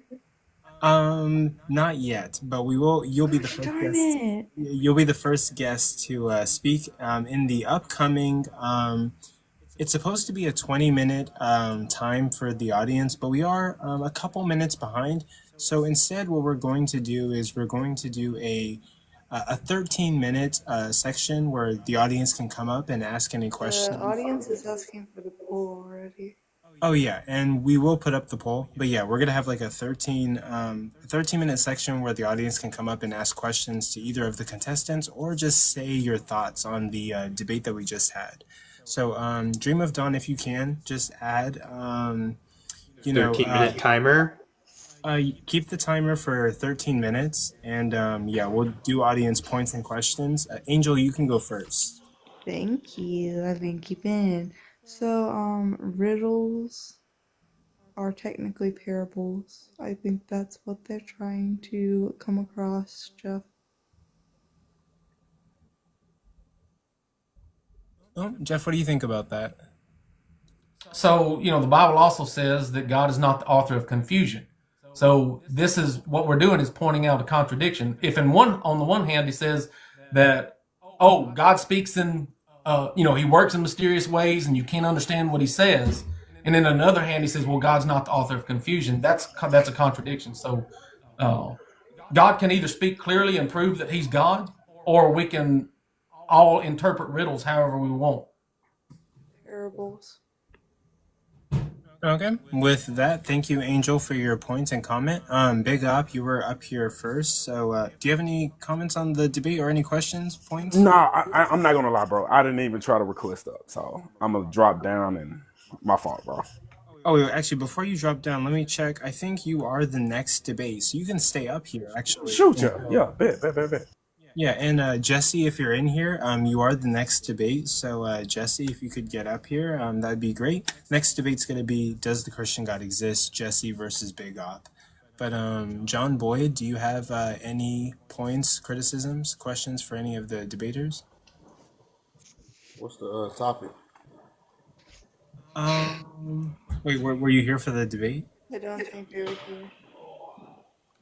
No, I don't think I was. Okay, well, I would just say stick around for the other debates, and we're happy to have you. I have 5 guests I'm going to bring up. The first person I saw was Shark, so I'm going to get Shark's question in. And thank you, Jesse, for being here. It's good that you're early. Thank you. Shark, you can go, and then Theologos can go. My question is for Jeff.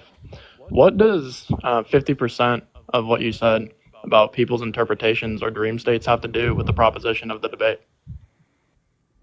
We were talking about whether or not God speaks to humans or not. And I'm saying that God doesn't speak to humans and that people are delusional and they either lie or they're brainwashed to believe lies.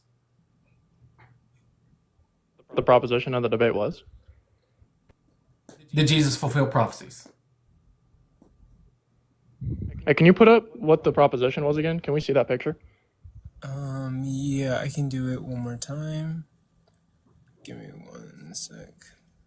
And I will flip my camera. Hold on. So did Jesus fulfill any prophecies? My answer is no. And I'm saying that there's never even been a prophecy, so he can't fulfill something. It's just people interpreting things and telling fictional stories to associate it with other So writings. you guys were debating two propositions at once? It was supposed to be a combined proposition, according to what was discussed in the DMs. Yeah. All right. Well, hey King, great job. Jeff, you got driven over by a truck driver.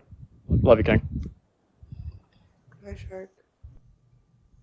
But okay, with that, we're going to move to our next point in criticism or questions for the competitors. Theologos, do you have anything for us? Yeah, this question is for Jeff. Can you hear me, by the way? Yeah. So, Jeff, so you are referring to Pesher, is when Jews would reinterpret scripture. So being as Pesher was a literary tool used in the first century by just about every Jew, and it was seen as a legitimate tool to identify the Messiah. They used it with the teacher of righteousness.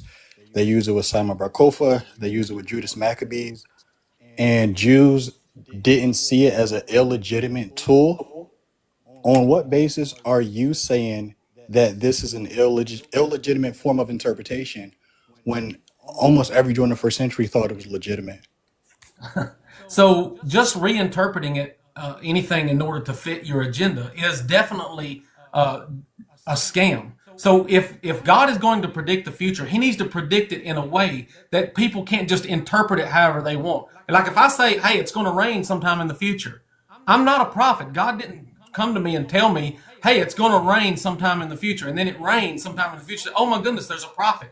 So God has an obligation to demonstrate that he can actually predict the future, not that people can just interpret whatever he says in every single way that they want to throughout time. That is an absolute scam. I'm gonna restate my question. Just I'm not sure if you got the basis of it. So on what basis are you saying that this is an illegitimate form of Jewish interpretation? Because it doesn't prove that God ever predicted the future. All it does is prove that people can interpret whatever they want to fit whatever narrative they want to tell.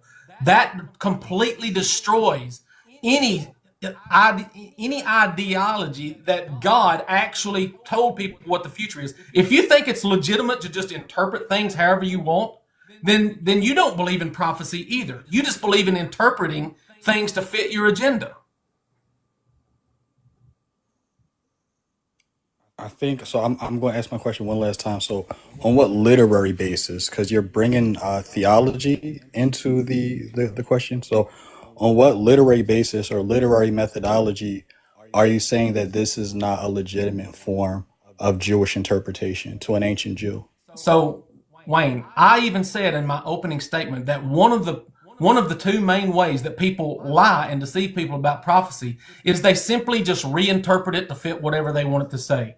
That is not a legitimate evidence of prophecy. That's just evidence that people interpret things to fit their agenda. So I know that's what they did. This is the primary tool that people use to say that God prophesied something. But it is an illegitimate tool when you want to say, did God actually prophesy this? Or are people just lying and scamming and interpreting things to fit their agenda? It's your literary basis? I've already answered it 3 times. Okay.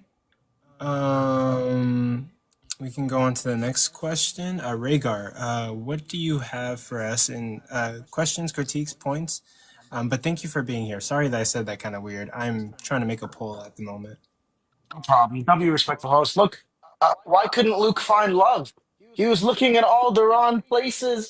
Anyways, look, my question for King here was, where did you learn all of this biblical theology here, and how difficult was it searching through the verses to sort of satisfy the narrative you wanted to present here today? First, I have a library, and I study ancient Near Eastern understanding as well as the understanding for the Israelites. So I made sure I was well equipped in these areas before I actually got online and wanted to teach a Bible or anything. And getting these verses are quite easy once you surrender yourself over and let the Lord actually teach you. So I came with the understanding of the debate was going to be about one broader topic and not something as vast as all prophecies. And I got the pictures on my page to show that that's the reason why I'm debating these subjects how I am, because it was already explained that I would not have enough time, 7 minutes, to go through all of the prophecies. So I had to change up some of the things that I was doing in order for this not to seem sloppy. But this isn't my original things that I actually made for the debate. But it's pretty easy, hopefully that answered your question. Okay, with that, we can move on to the next question. Vizzy. But before we get to Vizzy, Dream of Dawn, how many more minutes do we have on the timer? All right, I'll check that in a second just because I'm getting some food. Oh, no, you're good. Okay, but yeah, Vizzy, go ahead. You're the next question. Thank you for being here, by the way. What's good? I wanted to ask King Don. So, if you think Daniel 9 is about, Jesus in his time, right?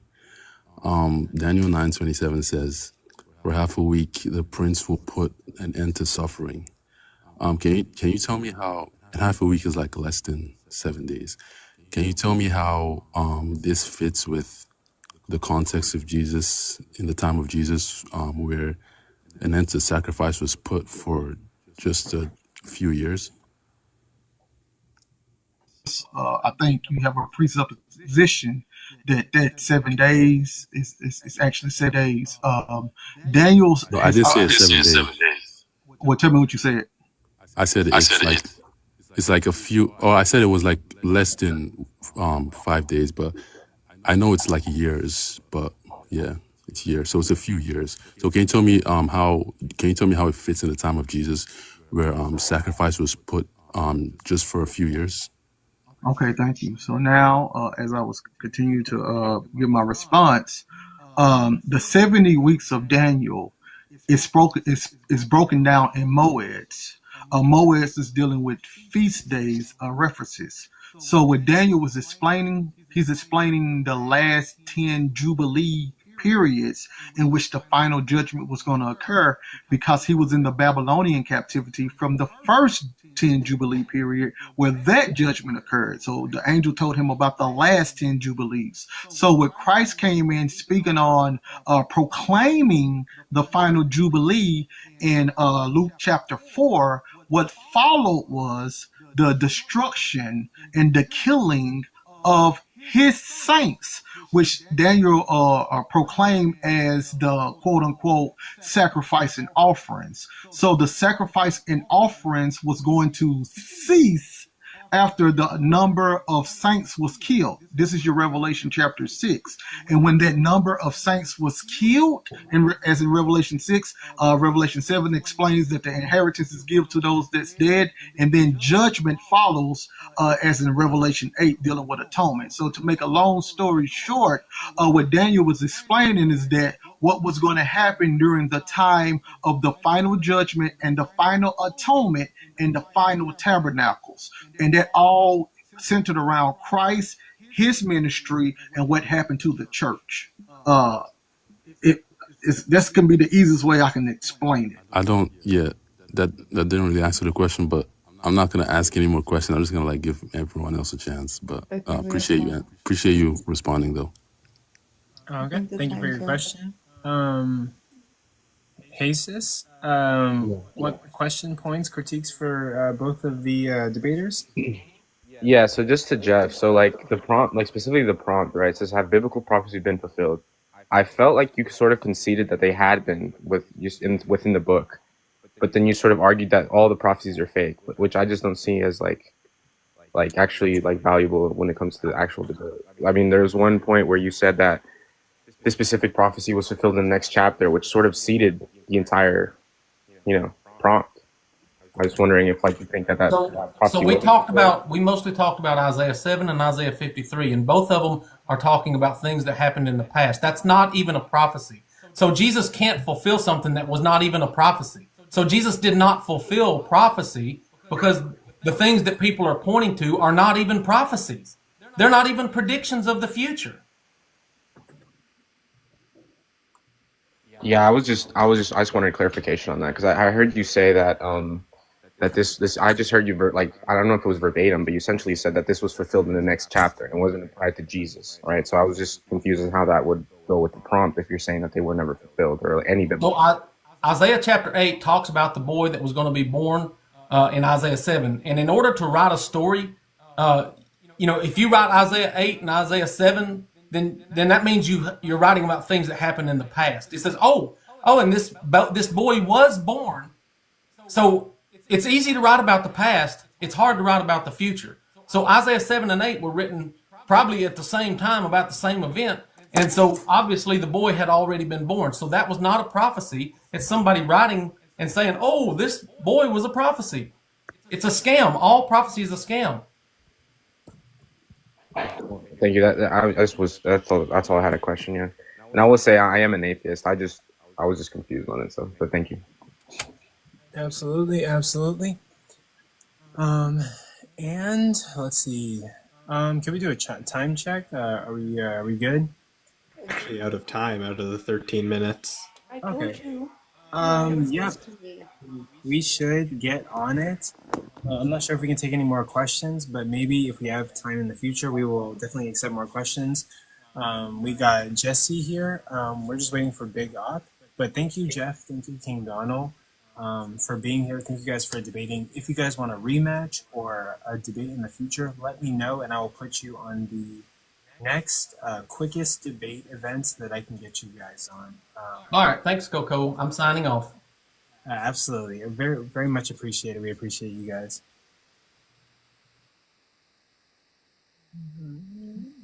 Thanks, Shalom. And we are going to move on to our next debate, which is going to be Jesse versus Big Op on does the Christian God exist? So we will get on to that. I know there was like 2 more people that wanted to ask questions or make points. Maybe we will allow for that or questions about the previous debate maybe on the next free time that we have. So the prompt is, does the Christian God exist? Big Op, you are taking the affirmative. You're saying yes, so you're going to be the first opening statement. You will have 7 minutes, and that will start as soon as you say your first word, and Dream of Dawn will keep time. Dream of Dawn, if you want at any time during this debate, I can also go back to keeping time, whatever's best for you. I think I can keep background, time for bro. now. I'm just eating as well. Oh, okay. Oh, and say Where what? did they go? Bro. Oh, yeah, absolutely. Let me change the background. And right now my lightsabers are charging. They ran out of power, unfortunately. But yeah, they're just charging right up, and we'll be right back. That's Auntie Jessie. But So y'all ready when I'm ready? Yeah, whenever you say your first word, Dream of Dawn, we'll start the timer. You have 7 minutes for your opening statement. Wait, Okay. that's Auntie Jessie? Yeah, that's Jesse on the bot. That tiniest smalls is Jesse. Oh, yeah. Okay, absolutely. Okay, so I appreciate the host. I appreciate the panel. I appreciate the children of God, and I appreciate those who reject the existence of God. It doesn't matter. I still love y'all. But I stand before you to defend the truth of God, God's word, and the reality of his creation. I believe God created the heaven and the earth in 6 days, which is described in the book of Genesis. It's not a nice story. It's not because it's just based off tradition, but because it is true, scientifically, historically, and biblically. And if anybody don't mind, can they let me know if I got 1 minute left just for the opening standpoint? But so if we start with the foundation of the earth, which is recommended or evidently in Genesis chapter 1. Oh, pause the time real quick. Pause the time. Are we having technical problems? What happened? It was God. I It was don't God. know. Let's see. Okay, let's see if we can get him. Sorry about that, Big Op. I think. Okay. We did pause your time. We're gonna continue Yeah. your time for Let your me just research. add 6 seconds to his timer. Absolutely. Actually, I don't Okay. have any mod powers. Oh no, it's okay, Angel. We got it for now. Oh no, Rustle was saying, Angel, why did you kick him? I think you left off at like the 6 days part. Okay, yeah. Yeah. I got you. Yeah, we So can once you continue. start your word again, I'll start the timer. Okay, I got you. I got you. It's a okay. So let's start from the foundation of Genesis 1. It said, "In the beginning, God created the heaven and the earth." That verse itself defeats the entire theory of evolution. Evolution teaches that everything come from nothing by chance. The Bible teaches that everything come from God by design and by purpose. The Bible say that God created everything in 6 days, not in 6 billion years. So we understand that just like we experience today, in Exodus 20 and 11 says, "For in 6 days the Lord made heaven and earth, the sea, and all that is in it. And in the seventh day he had rested." So it's not just in Genesis or in Exodus, but it's repeated throughout of all of the Bible. So we understand that if we believe that God if we believe in God, we understand that we would take His word serious. Now, some would try to mix the Bible with evolution. They'll say, well, maybe God used evolution to create friends. That's not the God of the Bible. That's the God of their imagination. The God of the Bible didn't need millions of years of death, suffering, and mutation to create life. He spoke and it was done. And this is also mentioned in Psalms 33, verse 6 says, "By the word of the Lord were the heavens made, and all of the hosts by the breath of his mouth." So let's talk about the age of the earth. The Bible gives us clear genealogies from Adam to Jesus. If you add up those years, you get an age of about 6,000 years for the earth, not millions, not billions. That's what the Bible teaches. And that's what the early church believed. What about science? They'll say science proves that the earth is old. No, it doesn't. What what it proves is that many scientists assume the earth is old and interpret evidence based off their assumption. But real science, observed, testable, repeatable, confirms a young earth. Carbon 14 is still found in dinosaur bones, soft tissues, and fossils still exist. Comets are still orbit. Earth magnetic fields is decaying. The moon is moving away. And all these things point to a young age for our planet. Like, I'm gonna repeat myself. So if y'all don't mind, when I get to 1 minute, could y'all let me know if y'all don't mind just saying. So let me tell you something. So evolution is a religion. It's not science. It can't be observed, tested, or repeated. No one have ever seen a dog produce a non-dog. We see various within kinds, like different types of dogs or cats, but we never seen a change from kind to another. That's because the way that God created everything, He created everything after its kind, just like it says in Genesis. That that's not just faith. That's consistent with everything we actually observe in biology. The Bible also tells us about global flooding in the days of Noah. Genesis 6 through 9 describe a worldwide judgment on sin. That the flood explains much of geology, which we see today: fossil layers, sedimentary rocks, even the Grand Canyon. You do not need millions of years to explain these things. You just need water, a lot of it in a short amount of time. The flood was not fairy tale; it was a real event. And the evidence is all around us. Now, let's talk about dinosaurs. Evolution say they died out about 6 million years before humans ever showed up. But the Bible say they were created on day 6, the same day as man. That means they lived together, and we have evidence that support this. Dinosaur carving in ancient art footprints of human and dinosaur together in places like Glen Rose, Texas, and soft tissue found inside dinosaur bones. Even the Bible could describe dinosaur in Job 40 and 41, which is Behemoth and the Leviathan. You see, when we start with the Bible, the world start to make more sense. Sin explained death. Design explained life. The flood explained fossils. And Jesus explained salvation. So in Romans chapter 1 verse 20 says, for the invisible things of him from the creation of the world are clearly seen and understood by the things that are made. So that they are without excuse. In other words, creation itself is the evidence of the Creator. And without the Creator, without excuses if we reject Him. This isn't just about science. It's about eternity. If Genesis isn't true, then what else is the Bible can we throw out? If death came before sin, then why did Jesus have to die? The gospel is rooted in the historical evidence pertaining to Genesis. That's why this matters. That's why I'm standing here today.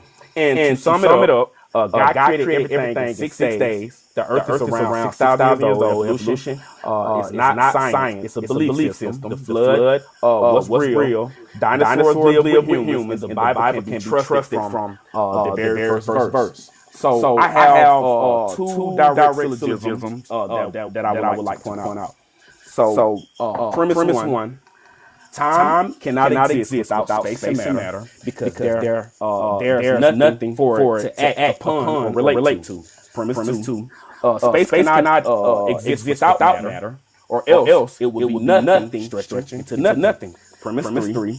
Matter cannot exist without time because you need time for it to exist in. Conclusion. Time, space, and matter is created simultaneously by God exists outside of all three. I'll let my plan. Okay. Thank you for that statement. We appreciate your candor. Now, Jesse, or Tiniest wants it to be your turn to give your opening statement as the opposition. And you get 7 minutes. It's going to say your first word, and Dream of Dawn will start the timer as soon as you say your first word. Okay.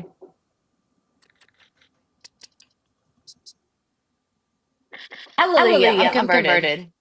Just kidding. I'm gonna get serious now. The Christian God is a bitch. His reputation persists despite his existence. However, it would be better for his reputation if he didn't exist. I would rather God be imaginary and a bitch than real and a bitch, because that would be a toxic relationship. God is not evident in reality, but people are. God is not evident in reality, but pain is. God is not evident in reality, but suffering is. God is not evident in reality, but oppression is. We've looked at the trees for so long, and the conclusion is that the trees contribute more to the world than a supposed God does. They provide oxygen, which is required for life. They provide shelter, also required for life. They provide food. They filter the soil, and they predate the idea of a God.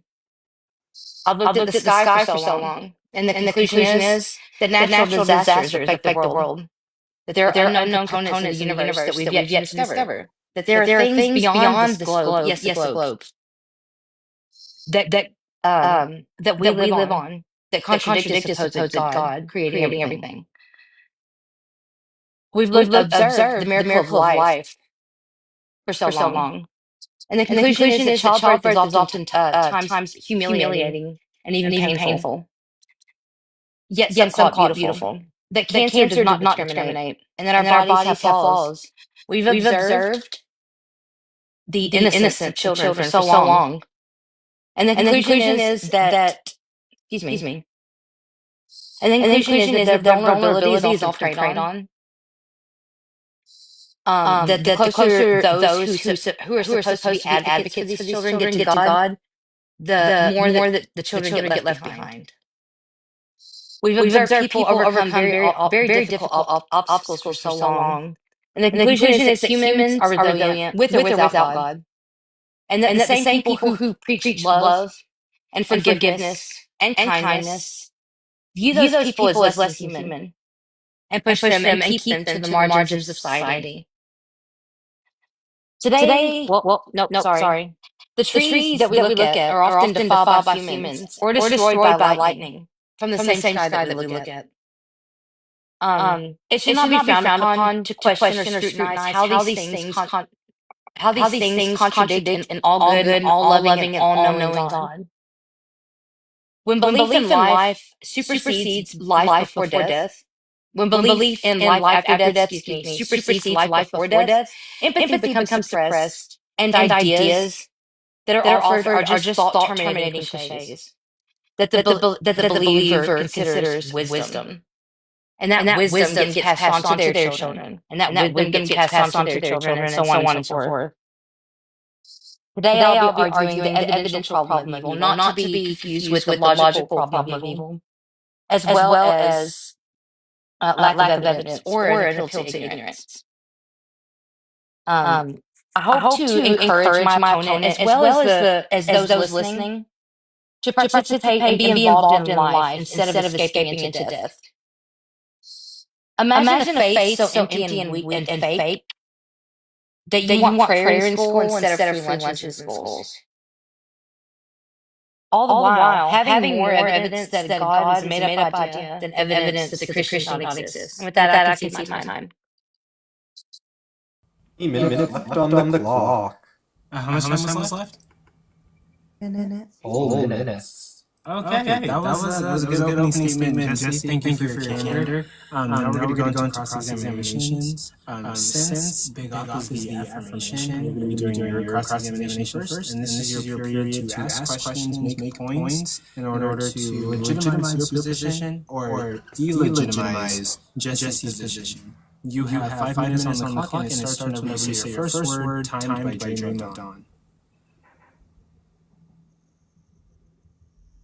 Or first, right? Yeah. Okay. Asking questions, making points, establish your position. Got. So, do you agree that the Christian God is a bitch? Yes. Okay. So, in order for you to be a bitch, you have to exist, right? No. I think the answer is a bitch. Okay. So, does Thanos exist in your imagination? In my imagination? Mm-hmm. Sure. Would that be a reality? No. It wouldn't? No. He's not in my reality, no. So it's okay would it be okay for me to consider you as being crazy? Sure, you can do that all you want. Okay. So why is there something rather than nothing? Why is there something rather than nothing? I only recognize something. I don't know what nothing doesn't exist. Nothing doesn't exist. Right. So there has to be something, right? Yes. Okay. So can you tell me how did the world come into existence? Oh, it's a hard one. I don't know. Oh, you don't know? Okay. I don't know. Is it okay for me to say that God created the world? I don't agree with that. You don't? Can you give any type of proof that he did it? No, because I don't know how the world was created. Right. Okay. So would you agree, or would you call me crazy, and a billion other people crazy for saying that God created heaven and earth? I wouldn't call you crazy. I would agree with you and a billion people, though. You wouldn't agree? I wouldn't agree because we don't know. Okay, so can you give me the definition of like evidence? The definition of evidence? Right. No, I cannot. Okay, cool. Yeah, I understand your argument. So if you don't mind, like, what is basically that you believe? Since you're trying to hide. I don't have a belief system. You don't have a belief system? So how can you call something that don't exist a bitch? Oh, because I can call Thanos a bitch too. Yeah. So you're crazy? You can say that all you want. I've been called worse. I understand. But are you crazy? I mean, define crazy. Why are you asking me a question? Oh, sure. I'm next. Go ahead. Okay. So I don't think crazy. I think you are.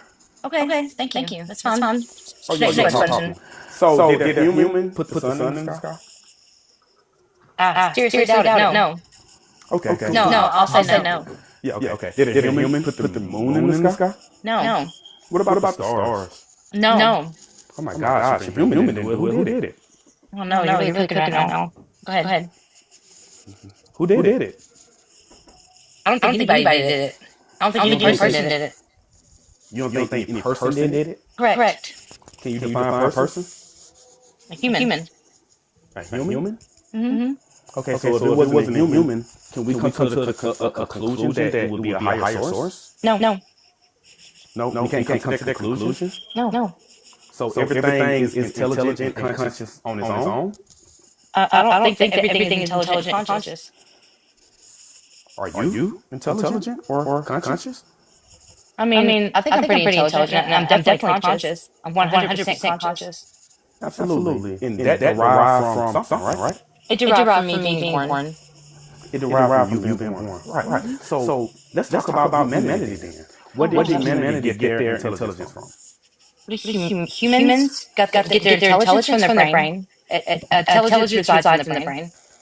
Yeah, intelligence. Yeah, I understand that. But intelligence or consciousness could be outside of the brain, right?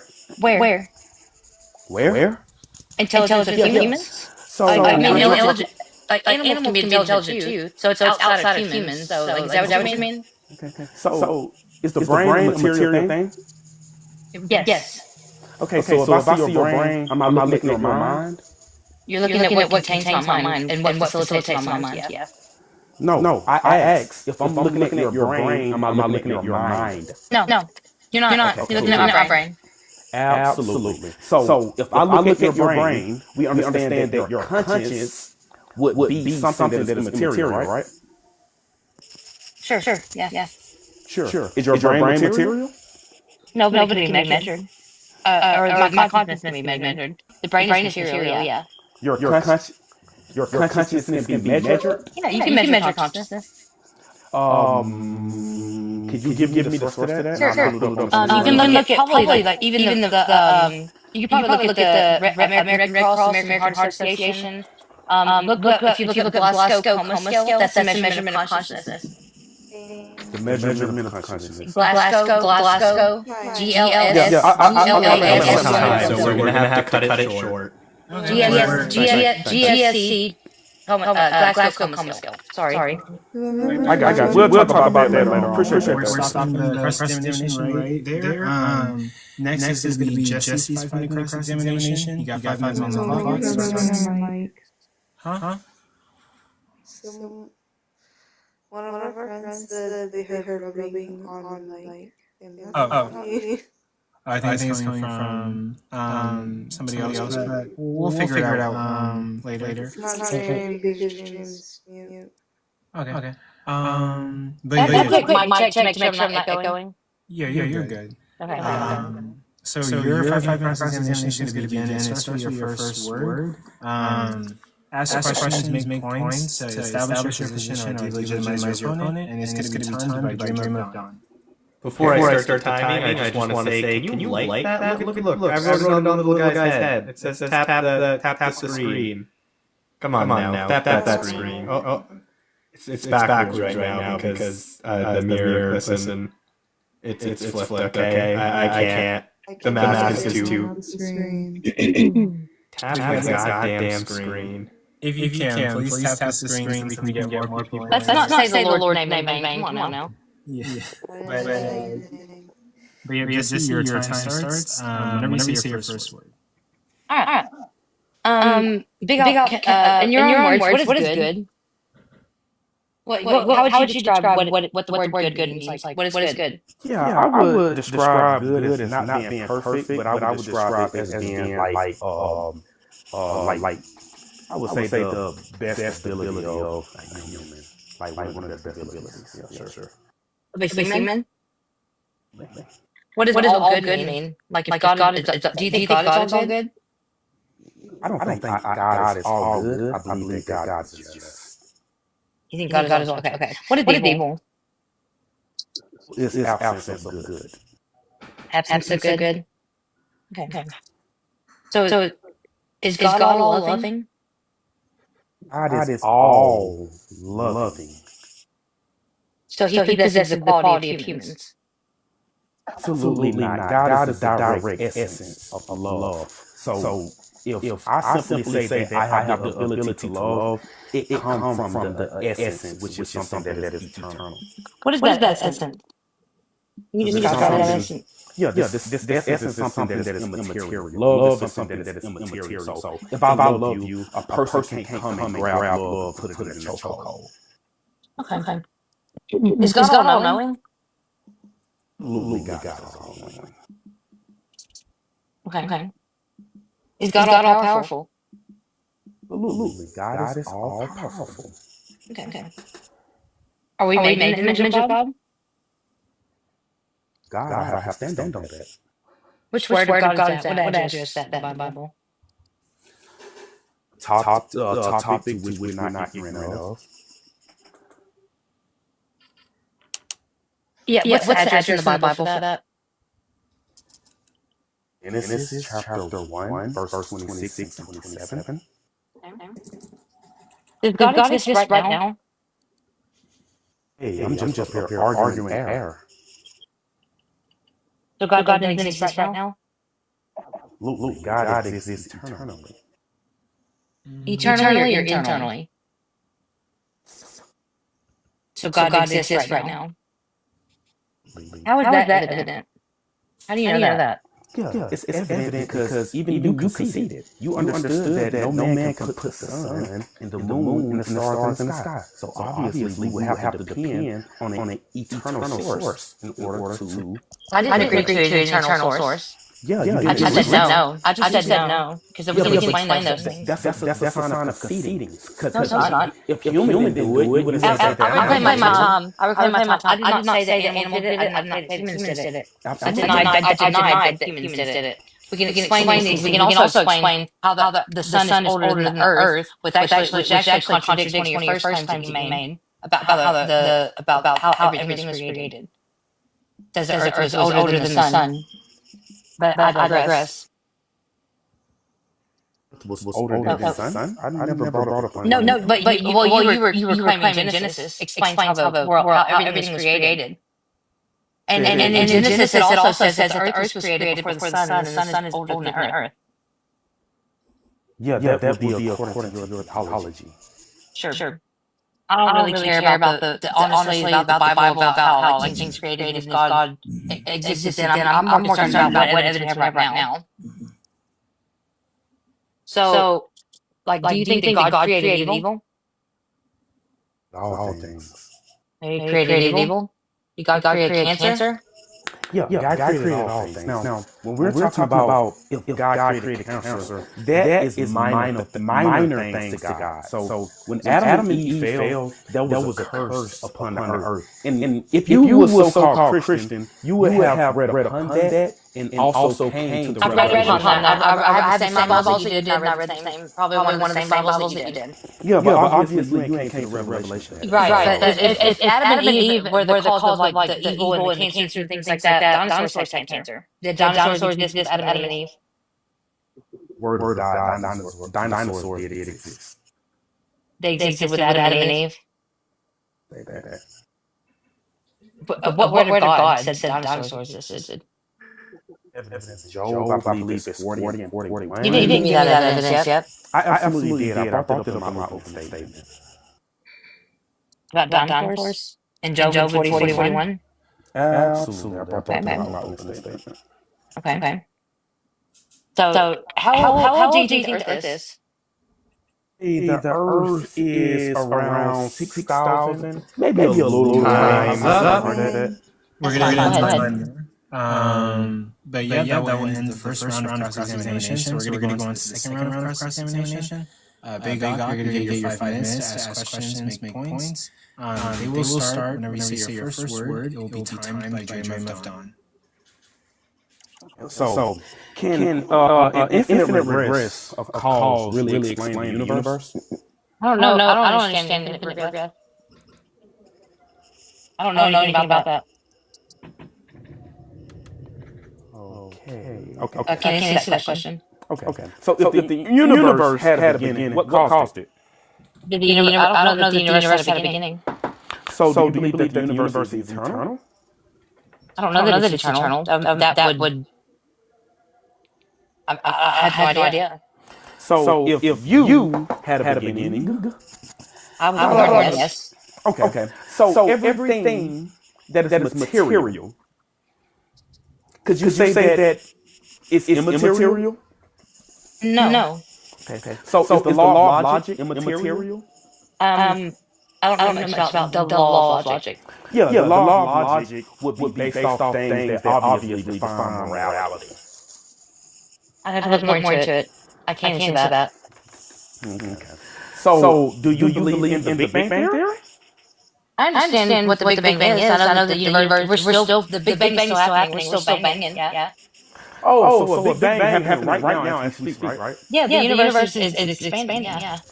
My God, we got so many news, right? Hot dog. I'm finna go debate you in the multiverse. Okay. So, would you agree?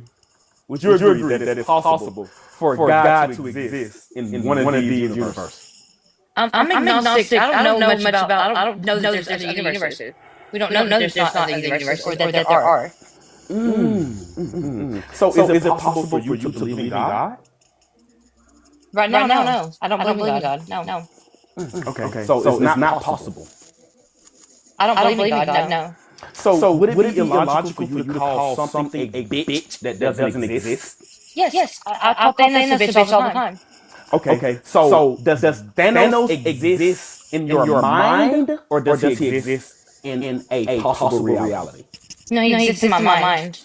Right. So by you calling Thanos a bitch, could I consider you crazy and it be logical? You can call me crazy all you want. I don't know if I can't answer whether it's logical or not. I can't tell you what you can do.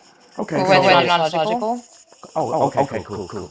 So could we possibly have our next debate on the tooth fairy? Absolutely. I'm down. Oh my gosh. Would you consider yourself believing that the tooth fairy exists or don't exist?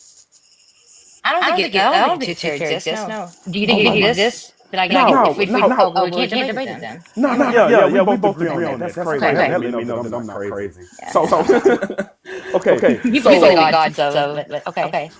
Yeah, that's fine. That's very logical. And you can't prove me wrong pertaining to that, obviously. So, obviously, does time, space, and matter exist simultaneously? Yes. It does? Does it? You just said yes. Yeah. Okay. So can time exist without space? I don't know much about that. No. I don't know. You just gave me an answer. You gotta know something about this. No, I literally don't know much about that. I'm telling you, I don't know. I know you don't understand much about I don't know, but I don't know. That's a great argument. Okay, so let me give you another syllogism. So the scriptures say, I'm sorry. My syllogism is God is not bound by time. He is eternal. Obviously, you don't know, so I don't know what this debate about. So premise one, God not bound by time. So he is eternal. God is not bound by space. He is omnipresent. God is not made of matter. He is spirit. My conclusion. So God must exist outside of time, space, and matter. Why? Because it was created. Do you agree? No. I don't agree with that God exists. Okay, so time, space, and matter it came from... I don't know. You don't know? Yeah. It's spelled IDON_TKNOW. Oh man, I didn't know you was intelligent enough to spell it out. That's crazy. Yeah, no problem. Where your intelligence come from. That's crazy. So would you say that time, space, and matter gave you this intelligence? No. It didn't? No. So where do you get it from? I get it from learning, from education, from experience. Learning from a caveman? No, learning. Okay, go ahead. We're doing the cross-examination there. Yeah, you're cooking right now. I'm not like, go ahead. Next, we're going to have Jessie do her 5-minute cross-examination. Time by Dream of Dawn. It starts whenever you say your first word. Do you think that Bible belongs in schools? I would throw my Bible edge. I would throw it so hard, it'll probably be in your heart. I'm talking about schools. I don't care about the heart. Okay. Would you throw the Quran in schools? Why? Why not? Because the Quran is plagiarism. It derives. It doesn't exist. The Bible doesn't exist. Okay. Um. So you're okay with like not separating church from state, right? Please. You're like, what about separation of church and state? By church and state. I don't Oh, know. separation of church and state, that the Bible does not belong in government or public entities. Or script, excuse me, religion. No. It absolutely does. Why? Because majority of the law is grounded in its fundamental. It is fundamental from the scriptures. Yeah. Thou shalt not lie. Thou shalt not steal. That is derived from the Bible. These laws were attributed to Moses in BCE. So the laws that you're looking at now, it's derived from the scriptures and commandments that God gave to Moses. Amen. So if we're made in the image, I want to go back to you answered we are made in the image of God. There are people who great people. There are people who abuse their children and neglect their children. We're made in the image of God. Is that what God does? What God would do? Because it's some people that are made in the image of their father, the devil. And Christ strictly described that in the Bible.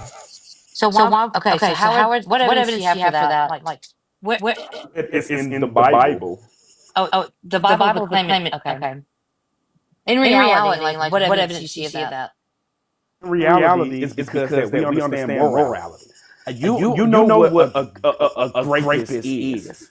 And objectively, we will understand that, hey, even you being an atheist, you will understand if a person grabbed your daughter and censor and insult her, me and you would agree, hey, that's wrong. But guess what I can do? I can line it up with the Bible. You would just line it up with strictly morality, which would be objective to you.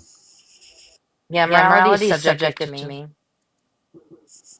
To me, it is. You can't tell me what it is to me. I promise you it's not. I swear to you, it's not. It's subjective to me. Like reality doesn't exist to me. So go ahead. Do you have children? You don't have to answer that if you don't want to. I got two of them. I'm comfortable. Okay. How would you feel if your child went to school and someone told them that they should believe in Allah? Depending on his reaction, I would correct him. But it's not my position to force him. That's what a lot of Christians don't understand. So y'all might have met the wrong Christians, but a lot of Christians' position is not to force one into believing a certain thing. How would you feel if, heaven forbid, one of your children come down, they got a malignant cancer? You've been praying to God for them to be healed, and they were not. Understand divine timing, whether I believe God will heal them. If God don't, we still got to understand that God is the ruler. It's just like the person be praying whether, or if a person don't pray, they would just simply hope or pay for a lawyer that their case would be beat. If I don't believe in God and my case don't be beat, I guess I'm just going to blame my lawyer. I guess. What if your child was an atheist and got cancer and you prayed for them and then they were not? They did not get remission. Go into remission. I wouldn't be mad. I mean, simply, I would still worship my God because I know what He objectively done for me. And if your child was a Muslim? Yeah, I simply try to correct them. But at the same time, I mean, he is his own person. Okay. I'll relinquish my time. Okay. You're relinquishing the rest of your time? Dream of Dawn? How much time is left? 40 seconds have been relinquished. Okay. With that, we're going to move on to closing statements, and then we're going to move on to 20 minutes of audience can come up and make points or ask questions. So we're moving on to the closing statements. They're going to be 3 minutes. Big Op, you go first. It'll start whenever you say your first word, timed by Dream of Dawn. I want to appreciate Jesse for taking time out to have this debate. No disrespect to her. I do really appreciate her. When we first met, we came across each other and we was both crashing out. So I have no ill will toward her. Even pertaining to this debate, I appreciate her for this. This is my first time debating atheist or ex-Christian. I most definitely have love for all atheists. I most definitely have love for my brothers and sisters in Christ. I just pray to God that they can come to a conclusion to at least having the motive to see what we see, because we're not crazy. You know what I'm saying? Of course, it was a time to where I was out in the streets. I was once incarcerated. I didn't believe in Christ until God actually found a way to communicate with me. God has his ways of communicating personally. That's how we know that we serve a personal God. So just because I can't explain this, that, we understand that God can communicate with whoever he will into whoever he will. So, I love everybody once again, and I appreciate this. All love to all sides of the story. And I'll let my turn, bro. Okay. You're sitting the rest of your time, right? Dream of Dawn, how much is that? It was a minute 40 seconds. Awesome. So, Jesse, you will now get 3 minutes. Sure. I want to thank Coco for having me here. I want to thank Dream of Dawn for co-hosting.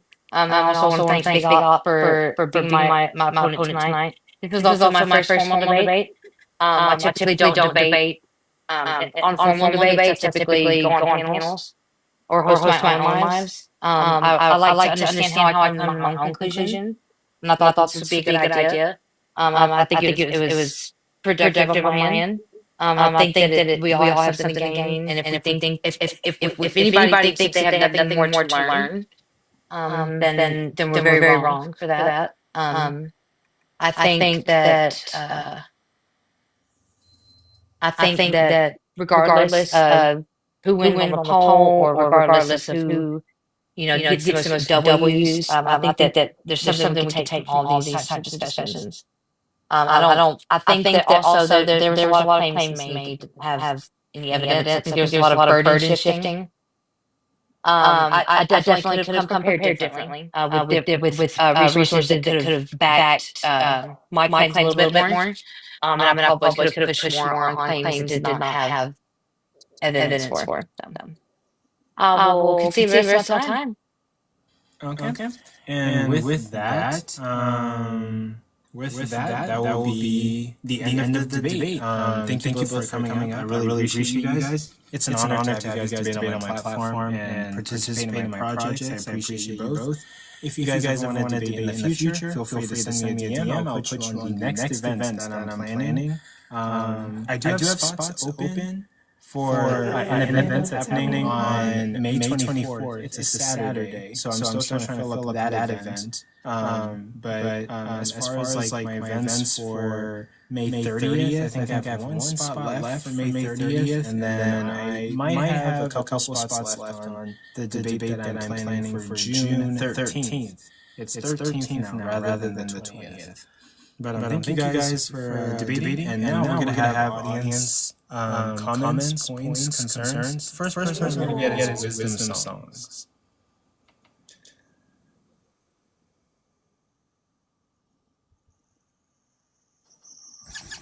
We'll go ahead with wisdom songs. All right, so God bless you, Big Up. God bless you, Coco. Jesse, I just came up to ask you a question. Would you like to debate me May 24th on this topic? Subjective morality is dangerous to a stable society. Subjective morality is dangerous to society. Yes, subjective morality is dangerous to a stable society.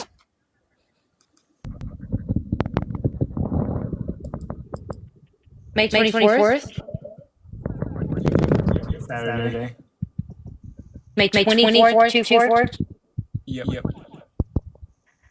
I am down where? On this page. On my platform. Okay, I'm down. All right. It's also nice to meet you. Yep, nice to meet you too. Okay. Wisdom send the details in my DM so I can remember to put that in my notes. Okay, yep, I'll send it to you. Have a good night. Okay. And we're gonna have two more guests up. Tiny Science, you can go ahead, and then we got Tootski. Yeah, I just wanted to say, Jesse, you did great. I think just a critique, you should have brought it to the God's existence a little more. I think, but other than that, you did fantastic. And I did have a question for Big Ops. Did you provide any non-biblical evidence for God's existence? I absolutely did when I brought up time, space, and matter. Yes. Yeah. So about that, did you provide any evidence for God being involved with time, space, and matter? Yeah. Why? Because Genesis 1:1 describes time, space, and matter in 10 words. Non-biblical. That's not the prompt. The prompt is proving that the Christian God exists. So I had to stick to the scriptures. So yeah. Really quick, the poll is up. Everyone in the audience can vote on who they thought won. The poll is up. I think using the claim as evidence is circular and begs questions. So I don't think. Okay. So even by me not. Okay, God. Okay. So even if I just strictly say that time, space, and matter will have to exist simultaneously, and this was caused by a cause which is uncaused. So that would be your answer. I identify that. But that's all I had to say. Thanks, guys. Okay. That's the end of your question, Tiny Smalls? Thank you, Tiny. Tootski, you can go next. We actually, Tiny or Big Op actually led it right into my questioning. Do you care if I state 5 premises and then state a question? Yeah, sure. So it's in relation to God and time and the creation of time. Do you agree that creation is a change in states? Yeah, absolutely.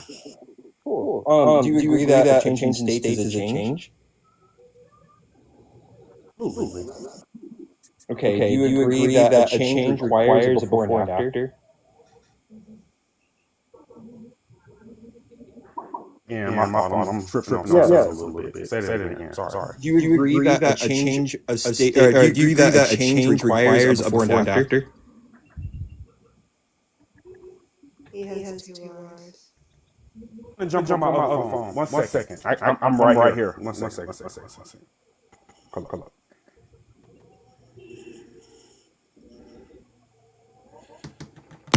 Okay. Yeah, we're just gonna wait briefly while Big Op switches his phones. If you guys could, please tap the screens. Thank you for the taps so far. Very much appreciate it. We're at 26.6K, but keep tapping so we can get more people in here. Very much appreciate it. I do want to say thank you guys for being here and watching my debates, voting on the polls. I appreciate you guys just being here. I can't do this without you guys. Can't do this without the support. Thank you for the people debating on my event. Can't do this without you guys either. I just really appreciate the creators, the supporters, the tappers, everybody. So thank you for that. The tappers the most, so keep tapping.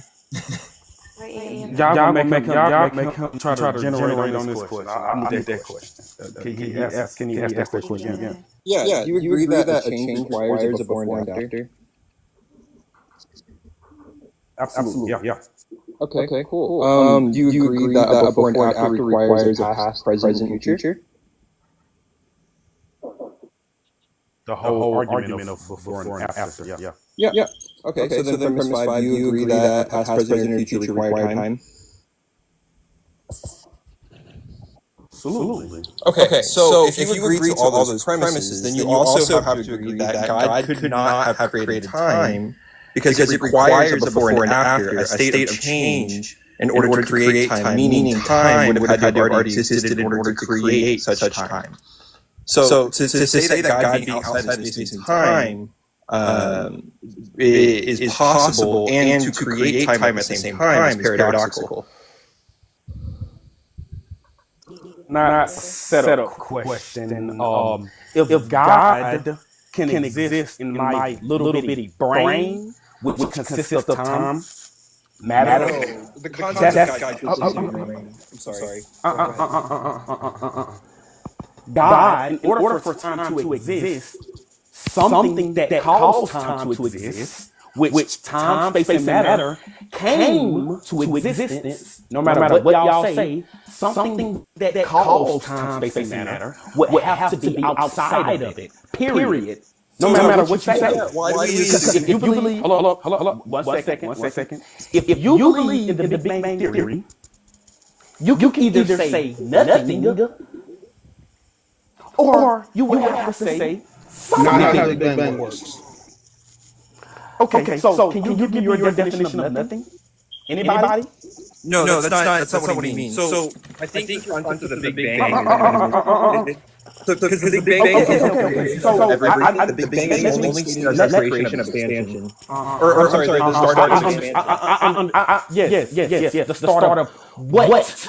How can matter something? Matter would have started expanding, but we can hold that matter is eternal. Why are you just saying matter? Why are you just saying matter? Can matter exist without time or space? I never said that.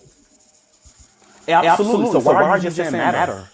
What I'm saying is that when we're talking about the Big Bang, it's called it's the start of expansion of matter. Okay, so what is the cause of this matter? Why does time, space, and matter? Why does it matter? It's because if time, space, and matter exist simultaneously, what caused this to exist? You cannot say this came from nothing because that's absolutely not. Can I ask my question? Yeah, go ahead. That's not irrelevant. All right, so I really just want to refute the entire first argument that he made. It was just completely illogical and just pretty much stupid. No, the biblical creation story does not amount to a better explanation than the last 1,000 years of science. We have better explanations for how things came to be. We have better explanations for how we came to be, how we developed intelligence, how the biodiversity in the world. Pretty much everything that you said was just dumb. The sun is older than the Earth, so that doesn't make sense. The Earth is the universe. What's your question? You have no. I'm refuting. No, you're crying. How can you? Guys, the audience members are allowed to make points of criticism of the debate or question. Yeah. He's not bringing up no question. Stop crying. Ask your question. Big up. He's allowed to make criticisms. He's allowed to make criticisms. So criticisms are allowed. Go ahead. So anyways, your entire first premise in the debate was idiotic. Small didn't really refute you. I find it a little annoying. So I just like to offer you to debate some other time. Me and you, maybe the 24th, whenever Coco's able to. Absolutely. Hit up Coco, and I will most definitely love to debate. Sure. It'd be the same topic, though. That's right. Sir, I would have to agree with that. We're talking about it. Hey, Coco, just put us in the group chat, bro, and we'll come to terms if you don't mind. Okay. All right. I'm not sure if we have more time for me to ask any more questions. I don't want to start an argument in here. I was making a critique, which is just available as possible. I think we have like a lot of people in line. We got like 1, 2, 3, 4. We have 6 people to get through, and probably like 10 minutes for the next debate. Is it okay I just ask one question then? Yes, just one question. Go ahead. We'll move on to the next guest. Big up. You have 3 misunderstandings about the universe, and I want to know where you got them from. Would you like me to list them, or would you like to state where you got them from? You came up both. Go ahead. My question was, you have three big misunderstandings about the universe. Would you like me to state them, or do you know what I'm talking about? Do you speak English, or do I gotta repeat myself? I literally am speaking right now. Okay. I said you can do.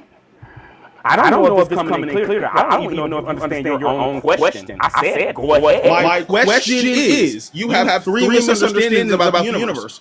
Would you like me to state them, or do you understand what they are?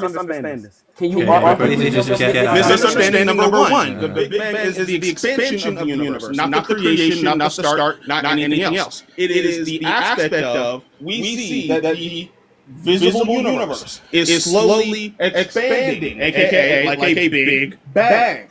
The Big Bang is a colloquial, I don't know if I said that right, term. Thank you. Second.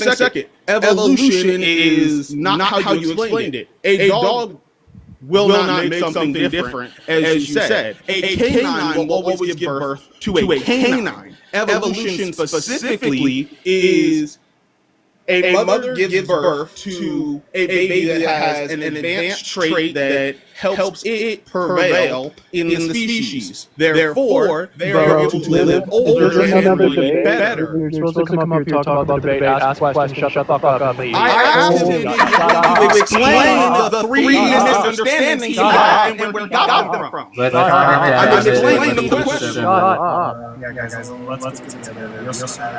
Thank you, Sean. He didn't say nothing. No one's moderating, so I have to do it. Shut up. Ask questions, shut up. Yeah, we gotta keep it quick. We got like 6 people. Let's just stick to questions for right now. We gotta keep it snappy. We do have super fast. So we got 4 other people. Let's go on to let's do Shark. Go ahead. I was not next in line. Rhaegar, or however you say his name, he was next. Rhaegar, go ahead. Yeah. Why did movies 4, 5, and 6 come before 1, 2, and 3? Because Yoda was in charge of directing. Sorry. Anyways, quick. All of the stuff, so. All of the stuff, so. The first syllogism you provided, can you tell me the form of what it was? I wasn't entirely sure as I was writing it down. Well, time cannot exist without space and matter because there is nothing for it to act upon or relate to. Premise 2. Space cannot exist from. Yeah, I got this information for a direct theologian / historian. Absolutely. And if you want to know, I'm not gonna name. Can we just let the dog reply to Rhaegar? Okay, guys, we are we need to keep this between the person asking the question and the person answering. We literally have 4 other people to get to, so we can't be doing the back and forth debating on the panel. Sorry, I have to be a little bit strict, but I do want to be fair to the rest of the audience members who are here. So Rhaegar, ask your question, dig out the answer, and we gotta keep it going, like only between the person asking the question. Can I say something afterwards? Yeah. Just so I understand what your syllogism was. I'm just asking the form and how the inferences follow, just the rule. And that's it. I won't ask anything else. That's what I tried to get to, but Buddy was, whew, his nuts was ticklish. But okay, so my turn. Wait, did he answer? Wait, you answer the question? Oh, okay. I thought he answered. Okay. Could I give my syllogisms or what's going on? Resend my question. Cool. I'm talking about. Yeah, he said that matter. That's going to take too long. Okay, my question. I'll be quick, I promise. Super quick.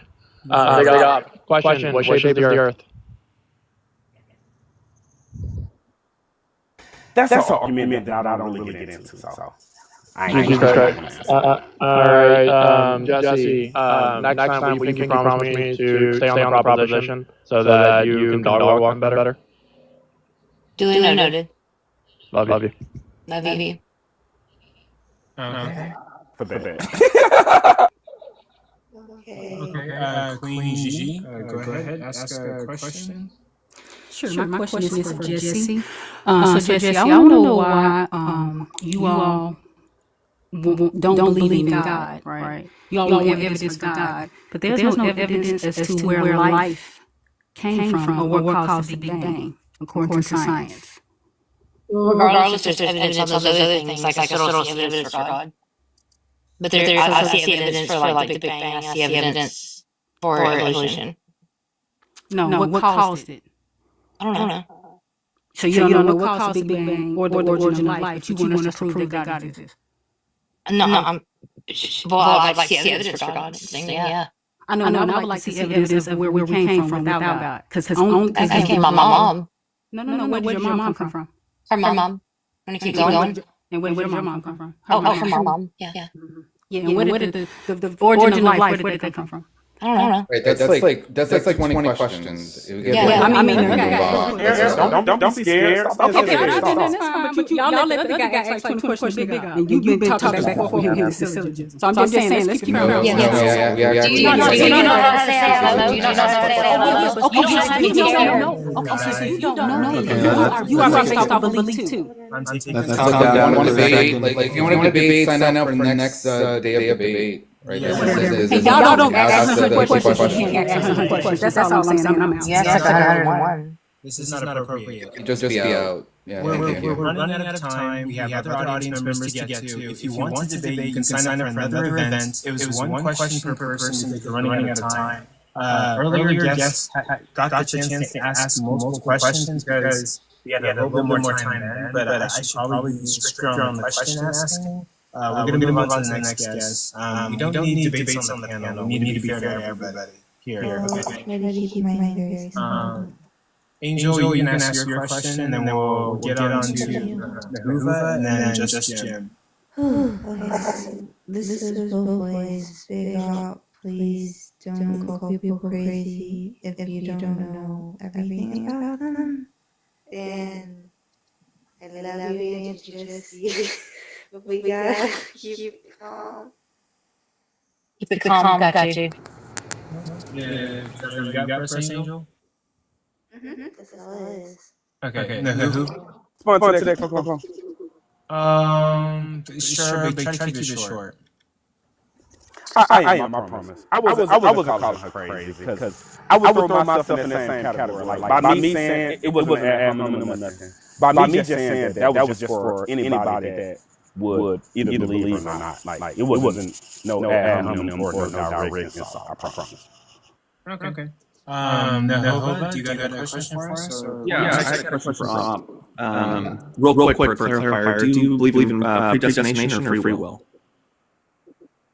Free will. Yeah. Okay. So before God created anything, he knew exactly how it was going to play out. And do you agree that he could have created an infinite amount of potential different universes? For example, like all humans had purple hair.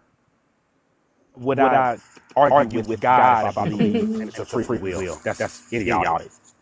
No, I'm just saying, like, could you're going on a bit of a debate here. Remember, if you want to debate, you can set it at another time. On the next day of debates. Sorry. No, you're totally good. But what was like the main question you were trying to ask? Yeah, the main question is why would God create a universe where Eve freely chose to eat the fruit instead of creating a universe where Eve freely chose not to eat the fruit? Okay, answer. Yeah, because I simply answered his question because he asked me about believing predestination or free will. And my answer was free will. So Eve chose to disobey, obviously. Thank you, sir. Okay, with that, we'll move on to the next question. Just Jim? What question you got for either? Yeah, can I limit one question for each one? Sure. I'll let you have that. Okay. Big real quick question based on the conversation. Do you take that the universe expanding currently means that there are multiple universes? Not. That was part of your dialectic, and that just seemed as if that's what you affirmed. Tiniest, were you trying to run the logic of the potential problem to disprove God? Yes. Okay, I encourage you to kind of read up on the literature because they get a lot from that. Okay, thank you. I could have read up a little bit more. I read a lot of papers from. I think it was like I forgot the paper it was, but I probably should have looked at several sources. Thank you. Thank you. And then our last two questions are going to be Rowdy and Dan. We are a little bit behind schedule, but I think with a couple cuts in the future, we can get back on time. The next debate is going to be the slavery debate between No Degree and Forrest Mendez. So if you guys are in the audience, please make your way to the panel so we can start that debate as quickly as possible and then get to the last debate of the night, which will be AR versus J-Rob on Does the Christian God Exist? But the next debate will be Does the Bible endorse slavery? No Degree versus Forrest Mendez. The whole event is going to end at approximately like 11 o'clock afterwards. I'll stay up until like 12, 1 a.m. And everyone else can get their questions or points or critiques in. Any of the debaters can stick around and answer any questions or critiques. We can have just like a group session afterwards. I do realize we weren't able to get to everybody. But Rod, go ahead and ask your question, and then Dan can go. I just wanted to ask Jessie if she's as proud of herself as I am of her coming up here and being in support and answering her questions her honestly.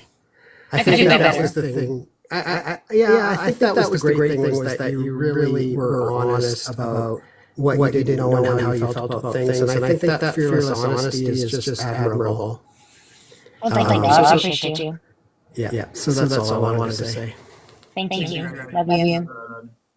We appreciate you for your points and coming up here. It's good to see you, man.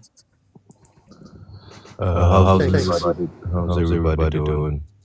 I'm doing pretty good. I just want to say, Tinius, that was very well done on your part. If you could just, like everybody else said, read up on it in the next parts. It's all just a tiny bit to tell you. But the question I wanted to lay out to Big Ups was the fact that do you think that the unnecessary suffering exists in this world? I would think that is given by obviously free will, because if God doesn't exist, who we have to blame for man raping little children? Yeah, the question of unnecessary suffering was not towards humanity, but animals, to be specific. If your God allows for unnecessary suffering and you call him just, that's a contradiction in his characteristics, is all I just wanted to say. But So by unnecessary suffering, you would have to give me evidence or define it, because you have to understand a deer still have the choice to run in the road when the car is coming, or they have the choice to stay on the side of the road. So regardless of the point, we would not say that this deer is ignorant to intelligence, because why? This deer know when they have piss, this deer know when they have to take a dump, this deer know when it's hungry. So we understand that this deer have a certain type of intelligence to understand what to do and what not to do, period. We can stop it right there. We do have to get to that debate. I will stay up afterwards eating food and also allowing the debaters and everyone to interact so we can get the rest of the questions and points out of the way. But yeah, so our next debate is going to be, but also thank you Big Op and Jesse for debating, and let me know if you guys want any future debates. We'll set that up in an orderly fashion as soon as possible. We really appreciate you guys. I appreciate you, Jesse, and I appreciate you, Coco, and I appreciate the panel as well. Yep. Good to see you. Okay. And so now we're going to move on to our next debate. It's going to be the Bible endorsed slavery. It's going to be between Forrest versus No Degree. The format is going to be 7-minute openers, 5-minute cross-examinations, and 3-minute closers. Forrest, since you are the affirmative, you're going to go first with your 7-minute opener. You don't have to use all your time. When you say your first word, Dream of Dawn will start the timer.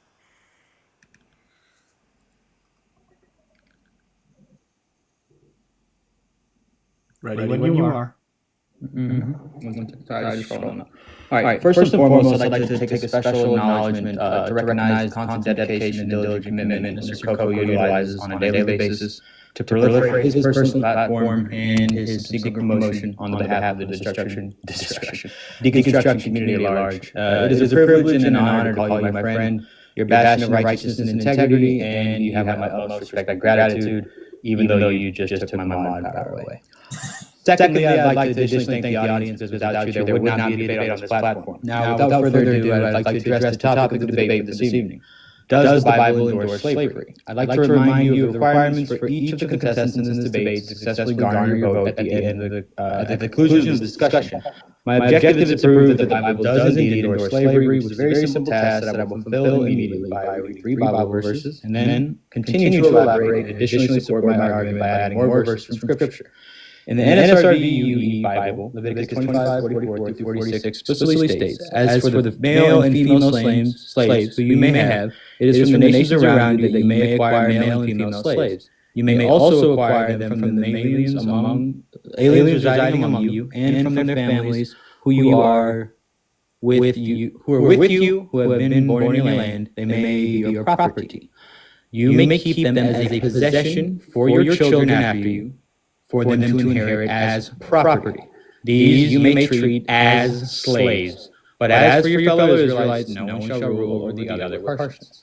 Within the context of this passage, it is abundantly clear that the Bible does in fact endorse slavery, as it gives specific instructions and parameters for how slaves may be acquired. As a reminder, my opponent's task is inherently impossible, as there is not a single passage in Scripture that articulates you may not own slaves. Therefore, any amount of effort that my opponent will undertake in the preceding discussion will simply be an exercise in futility. My opponent is unable to demonstrate that the Bible does not endorse slavery. You, as an audience member, cannot in good faith cast your vote at the conclusion of this debate for his argument. I implore you to consider this, because my opponent will inevitably fail to deliver on the very premise of his objective. He will not be able to prove that the Bible does not condone slavery, because throughout the entire Bible there is no evidence to support this claim. I would like to additionally support my argument with a few more scriptures in this opening statement. Exodus 21, 20 through 27 states, when a slave owner strikes a male or female slave with a rod and the slave dies, immediately the owner shall be punished. But if the slave survives a day or two, there is no punishment, for the slave is the owner's property. When people are fighting and you're a pregnant woman so that there is a miscarriage and yet no further harm follows, the one responsible shall be fined what the woman's husband demands, paying as much as the judge determined. If any harm follows, then you shall give life for life, eye for eye, tooth for tooth, hand for hand, foot for foot, wound for wound, stripe for stripe. When a slave owner strikes the eye of a male or female slave, destroying it, the owner shall let the slave go, a free person, to compensate for the eye. If the owner knocks out a tooth of a male or a female slave, the slave shall be let go, a free person, to compensate for the tooth. This is yet another example of the Bible directly endorsing slavery, as not only are we expanding on the parameters of which individuals you can enslave and how you may acquire them, but now we see a set of guidelines and further regulations for how you are to treat the slaves that you do own. Essentially, there's no way for my opponent to win this debate based on these 2 passages alone. We see not only that the Bible endorses slavery, but that through the framework of these verses, you are literally allowed to inhumanely beat a human being so badly that they don't get up for 2 days without so much as a punishment. Keep these 2 passages in mind if my opponent takes his time to fruitlessly meander around them instead of facing them head on. These are the 2 passages that my argument will revolve around, and his only option is to contend with them directly. Otherwise, he is simply not engaging as a genuine interlocutor and is not able to rightfully defend these passages which directly endorse slavery. Just to add some context, as Christians so desperately cling to as a scapegoat but never understand, here are a few more verses that clearly demonstrate that the Bible irrefutably endorses slavery. Genesis 15:13, then the Lord said to him, know for certain that 400 years your descendants will be strangers in a country not in their own, and that they will be enslaved and mistreated there. Jeremiah 29:14, I will be found by you, declares the Lord, and will bring you back from captivity. I will gather you from all the nations and places where I have banished you, declares the Lord, and I will bring you back to the place from which I carried you into exile. Judges 1:3-7. Judah said to his brother Simeon, come with me to the territory allotted to me, and that we may fight against the Canaanites. Then I too will go with you into the territory allotted to you. So Simeon went with him. Then Judah went up, and the Lord gave the Canaanites and the parasites into their hand. They defected 10,000 of them at Bezek. Then they came upon Adonai-Bezek at Bezek and fought against him and defeated the Canaanites and the Perizzites. Adonai-Bezek fled, but they pursued him and caught him and cut off his thumbs and big toes. Adonai-Bezek said 70 kings with their thumbs and their big toes cut off will be used to pick up scraps under my table, as I had done, and so God has paid me back. They brought him to Jerusalem and he died there. Lastly, I'd like to remind my opponent that Deuteronomy 11:1, according to the New International Version, states, "Love the Lord your God and keep his requirements, his decrees, his laws, and his commandments always." This is just a special reminder to you personally, Matt. By engaging in this debate, you are not only violating the aforementioned Bible verses, but you are also arguing against and condemning your God's own decrees. With that, I can see my time. Okay. How much time do we have left after that? 1 minute, 30 seconds was on the timer. Bad. Thank you, Forrest, for your candor. And now we're going to allow for a 7-minute opening statement from No Degree. Thank you for being here, No Degree. Your 7 minutes will start whenever you say your first word. Timed by Dream of Dawn. Okay, so I thank everyone for coming to this debate. It's something that I've been promoting for quite a while. I wish there was more people here. The reason why I wanted to debate this topic is because every time I debate this topic, I always get an atheist concede a point that refutes their whole argument. And I don't expect this to be any different. The reason why is my purpose is to show how atheists are actually inconsistent. Basically, what he just argued, which is what I suspected, is because the proposer's laws allowing for a certain action, then it necessarily follows the lawmaker is endorsing that action. Now, typically people don't really think that way. I've even asked a lawyer about this, and she specifically said, no, just because a law is endorsing or allowing an action does not follow it's endorsing the action. Now, this is what my opponent argues. This is what other atheists will argue, except when it comes to modern laws. Now, when it comes to modern laws, they totally flip-flop. Example is today I went on Atheist All Dogs Live and asked a panel of atheists and one Christian up there, if a law is allowing for pro-choice, is the lawmakers endorsing a woman to do this action? And they said, no, it's not. Well, that would be inconsistent with what Forrest just argued. Secondly, I've done a couple of polls in the past asking questions like, well, because there's laws that allow first cousins to marry, are the lawmakers endorsing first cousins to marry? Or other things. And unanimously, every time, the atheist would answer, no, it's not an endorsement. So atheists don't even really believe that laws allowing for certain things are necessarily endorsements of certain things.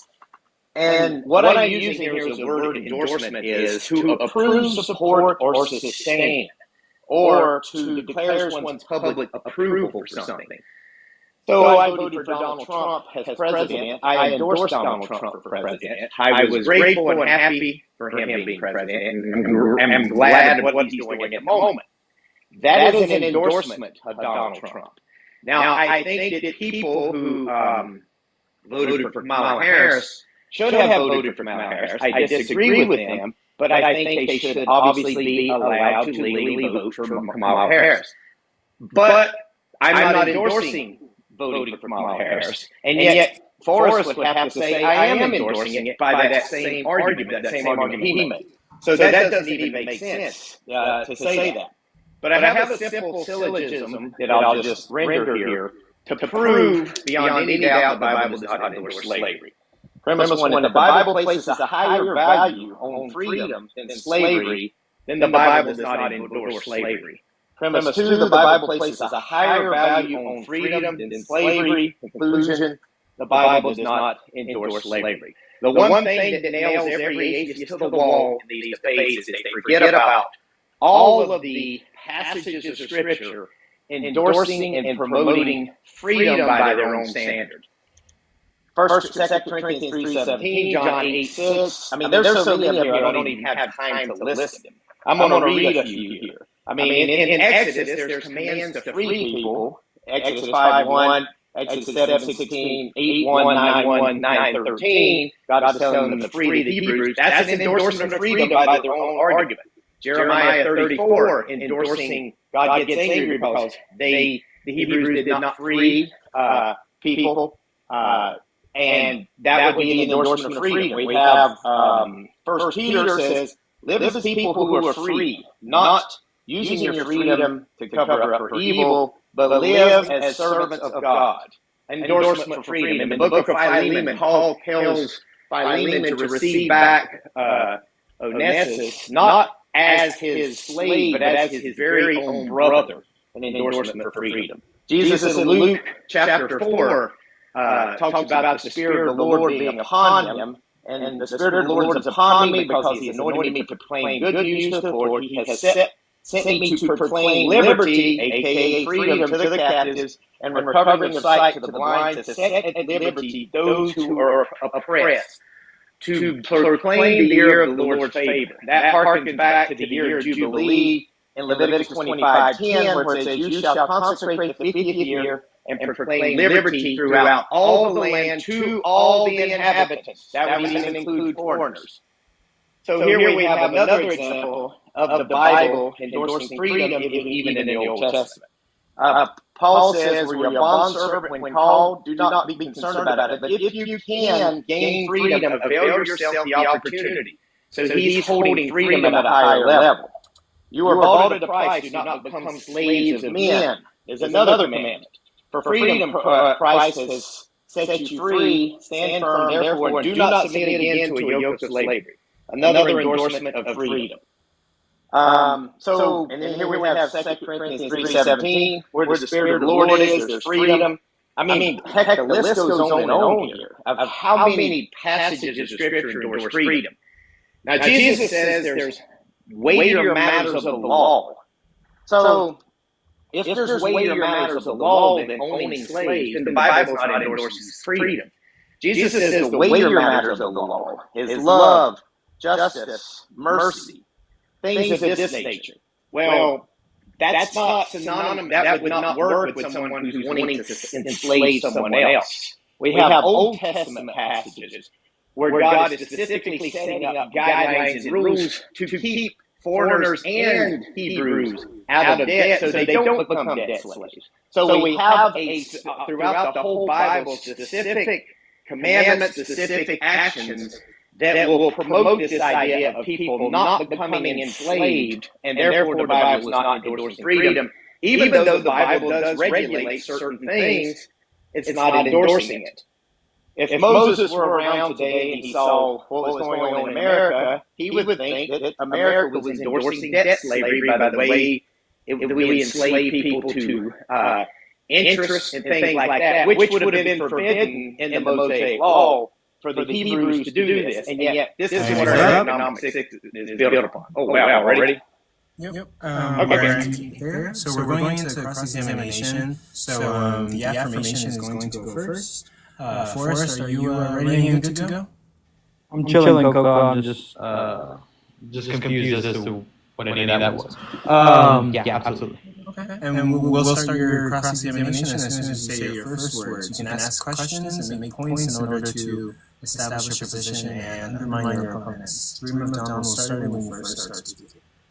Much appreciated. Once again, yeah, thank you everyone for being here. I'm not sure how long No Degree took in that insane diatribe to actually say the word slavery. I think it was probably anywhere between 2 to 3 minutes into his incoherent rambling. Does the Bible endorse slavery? Happens to be the topic. It took me 2 sentences besides thanking Coco and the audience to get to the topic. He was talking about God endorsing the slavery. It's not about God endorsing the slavery. It's about the Bible endorsing the slavery. So I'm not sure if you even took the time to read the topic, but you may want to stick to that. So you were talking about a few different things where obviously you're presenting a few contradictions in the Bible where you're saying that it's condemning slavery, yet I've obviously provided you with quite a few verses where it's specifically giving you a framework of how you get the slaves, where you get them from, how you treat them. So just a question to you, No Degree. How do you feel about Paul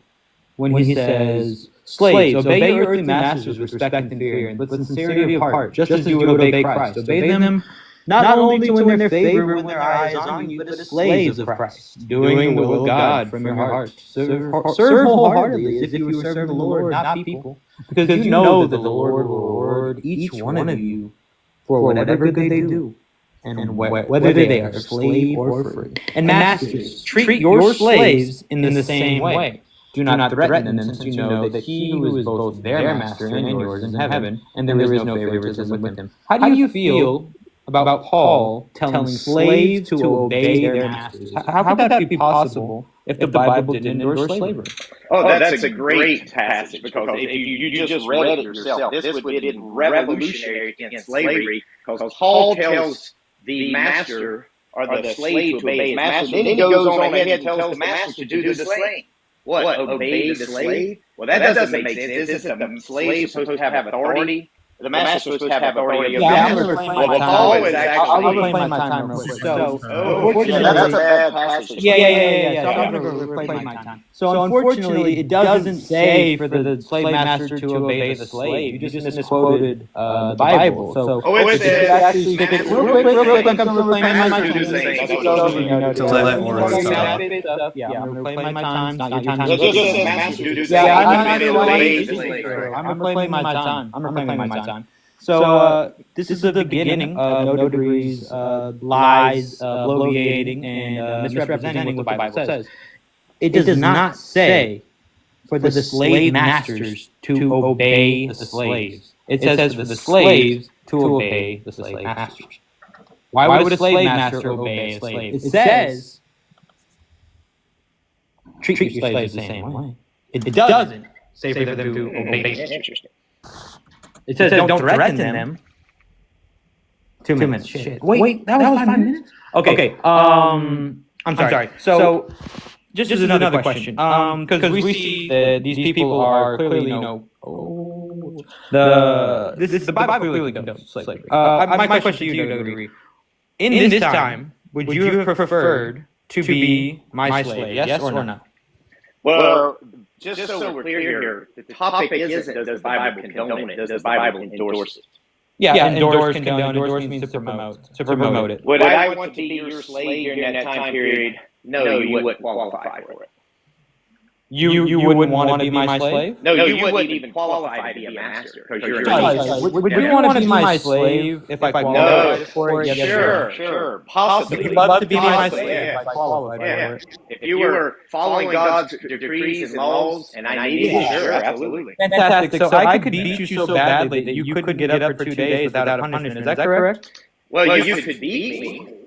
Yeah, that's a yes or no real quick. I don't want you to blow me. Well, no, what you just said there, Bible doesn't say something. Oh, it actually does say that. That's no, it actually doesn't say that. Another life. I'll reclaim my time. I'll reclaim my time. Oh, really? Go back to I'm going to reclaim my time. I'm going to reclaim my time. You have to let him talk. I'll reclaim my time. Okay, sorry. Add 5 or 10 seconds to that. Okay, sorry. I'm sorry. Wait, actually, really quick, can we pause the time? Let me just say this.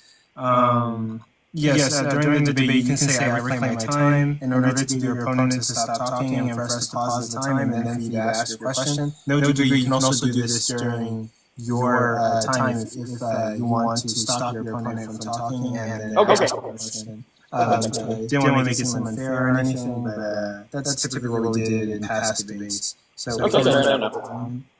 yes, we can resume the time for us and continue and Much appreciated. So this is the second lie that I've already caught no degree in the first 12 minutes of the debate. Exodus 21, 20-27. When a slave owner strikes a male or female slave with a rod, the slave dies immediately, the owner shall be punished. But if the slave survives a day or two, there is no punishment for the slave, the owner's property. You have previously mentioned that if I was qualified, that you would be my slave. And I mentioned that I could beat you so badly that you couldn't get up for 2 days, and you said that that's not in the Bible. Now, it is. So I've caught you in 2 lies already, and you bloviated for the first 3 minutes of the debate, never mentioned for the first 3 or 4 minutes about the Bible endorsing slavery. It took you a solid 2.5 to 3 minutes. Then you started talking about some philosophy that I don't cut you off, but time's up. That's all right. No. And then we're going to move on to no degrees cross-examination. You get 5 minutes to ask questions, make points in order to legitimize your position and delegitimize your opponent's position. It will start as soon as you say your first word, timed by Dream of Dawn. Coco, could you check Discord real quick? Yes, absolutely. Sorry, I'm ready to start the time when you are. All right, Forrest, are you making any other claims in this debate other than the Bible endorses slavery? I need to no degree. That's the whole topic. Okay. Well, you just got through saying the Bible contradicts itself on slavery, therefore shifting the goalposts, which is a fallacy, right? Would you like to answer? Would you like me to answer, sir? No, I don't. I'm just making a statement. Next question. When you say endorsing slavery, is that only human-on-human slavery? Is this a rhetorical question? I'm seeing if you're going to, just like you shifted the goalpost just a minute ago, I'm asking if you're going to shift the goalpost to something else. So when you're saying the Bible endorses slavery, are you only referring to human-on-human slavery, yes or no? I feel like this is rhetorical, but I'm going to answer yes. Okay.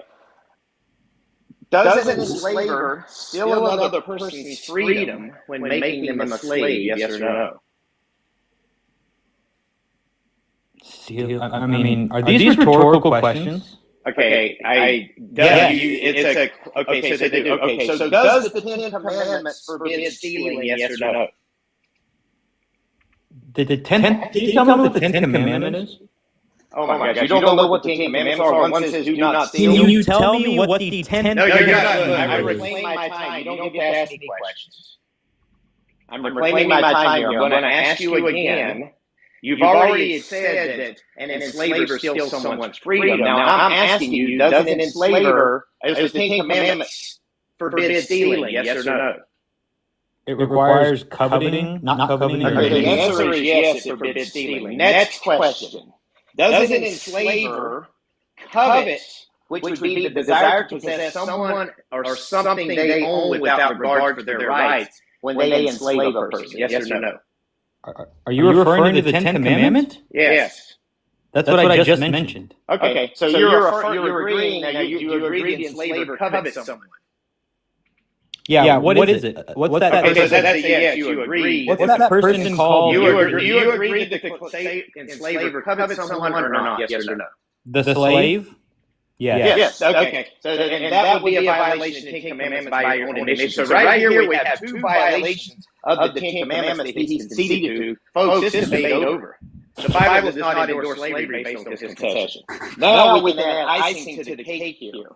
Got another question. Does laws allowing an action necessitate an endorsement of said action? Yes or no? Sorry, repeat this ridiculous question. Does a law allowing an action necessitate the endorsement of said action? Yes or no?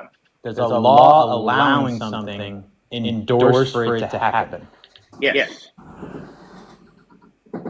Does it necessitate an endorsement? Is it commanding it or is it allowing it? Because if a law is allowing an action, does that necessitate an endorsement of that action? Yes or no? Can you give me the definition of endorsement? No, I can't. You should know that already. I just want to make sure that we're coming to Okay, so you don't have an answer to this question. I asked you to define it. So let me ask you this. Are you pro-life? What does this have to do with slavery? Just answer the question, I'll show you. Are you pro-life, yes or no? I refuse to answer the question. There's no convenience. Okay, now this is getting problematic for you. Okay. So no, you're talking about abortion and you're pro-life. I would like to reclaim a little bit of my time here. He keeps speaking when I'm not asking questions. Give me about 15 seconds. You just asked me a question. Give me back. No, you answered something I didn't ask. You keep talking. Give me about 15 seconds back. Can I get that back? I'll give you 30. You're 30 seconds back. Okay, thank you. So 30 seconds more. So here's the question. You're pro-life. I know you are. So therefore, you endorse the dismemberment of another human being by your own argument.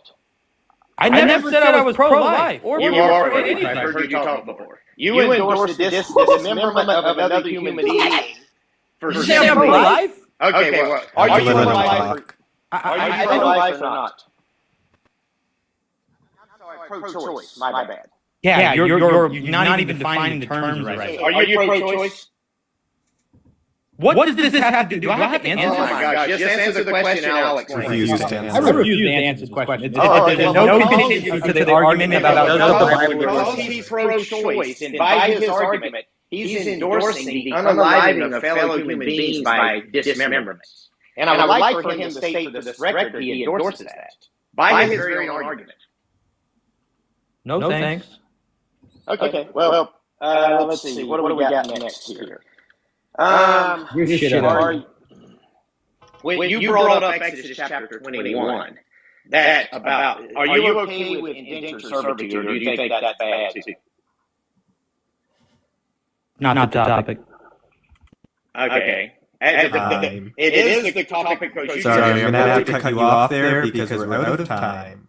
Okay. And with that, I will take over the timekeeping. And we're going to move on to the second round of cross-examination. Unfortunately, Nils has to go because of an emergency that he has to take care of. But Nils, I hope that you're doing well. And that's totally fine. Thank you so much for being here, Nils. You've made this process run very smoothly, and I appreciate your help in my process. Yada, yada, I get it. I'm the best. But you know what's better? Tapping that screen. Tap that goddamn screen, buddies. Okay? I need you to smash that like button, as they say. I don't see enough tapping. I need to see hearts popping out. Yep. If we could, there's 160 people in here. Imagine if all of you tapped the screen and liked the live. We could probably get this live up to 50K likes. But regardless, I appreciate you guys are all here. 160 people is a lot of people, and I appreciate every single one of you guys for being here, and all the debaters for being part of my project and giving me a chance and allowing me to do this. I can't do this without you guys. I appreciate you guys. So we are moving on to the second round of cross-examination. Forrest, you're going to get 5 minutes, and it will start whenever you say your first word. Yeah, so I mean, as you guys can see, this is just pathetic bloviating from no degree. He's asked me about he's talked about Donald Trump. He's talked about abortion more than he's talked about the topic. Does the Bible endorse slavery?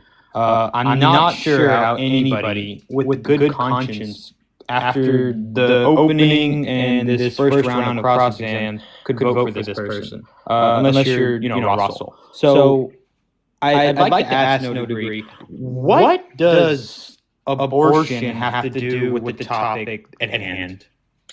Well, if you're pro-choice, then by your argument, you are endorsing the dismemberment of another fellow human being. It just logically follows by the argument you're making. And I just want you to admit that, that's all. Yeah, fantastic. So you don't know my views, actually, number one. And number two, my views on abortion have nothing to do with the topic of does the Bible endorse slavery. I'm actually really worried for you because I started doing my whole debate thing, argument, all my information today around 3 p.m. I'm sure that you've been working on this since we originally messaged each other, and you still, after a month, haven't understood that those words that are up there in blue say, does the Bible endorse slavery? You've talked about Donald Trump, you've talked about abortion, you've talked about pro-life, pro-choice, you've talked about everything but the argument that I originally made, Leviticus 25, 44 through 46, and Exodus 21, 20 through 27. It explicitly enumerates where you get your slaves, who they may be, how you may treat them, what you may do to them. You can bequeath them to your family members. They are slaves for life. You even told me that you would be my slave if I qualified for it. So you do understand that the Bible endorses slavery. The problem is that you have too much cognitive dissonance, and this is your brain on religion. So I'm not sure where you're going to go with the rest of this argument, but you've dug yourself a huge hole, and you're not going to be able to get out of it. I actually want to hear the continued argument because I came up here with the insinuation that you had something for me, and you provided nothing during this entire. I don't even know how to argue with you because you've brought no substance throughout this entire debate. So I'm going to concede my time because I don't know how to argue with just moot points and big nothing burgers. So I'm good. Okay, and I'm ending the time with you having 2 minutes and 23 seconds left on the clock. No debate, it's going to be your turn for the second cross-examination period. It will end the cross-examination period, and then we will move on to closing statements. So I can start whenever you say your first word. Okay, well, Forrest, you said that I didn't make an argument. I actually gave you a deductive syllogism. Why did you not address it? Sorry, I got lost between your talking about Donald Trump and abortion. Could you give it to me again? No.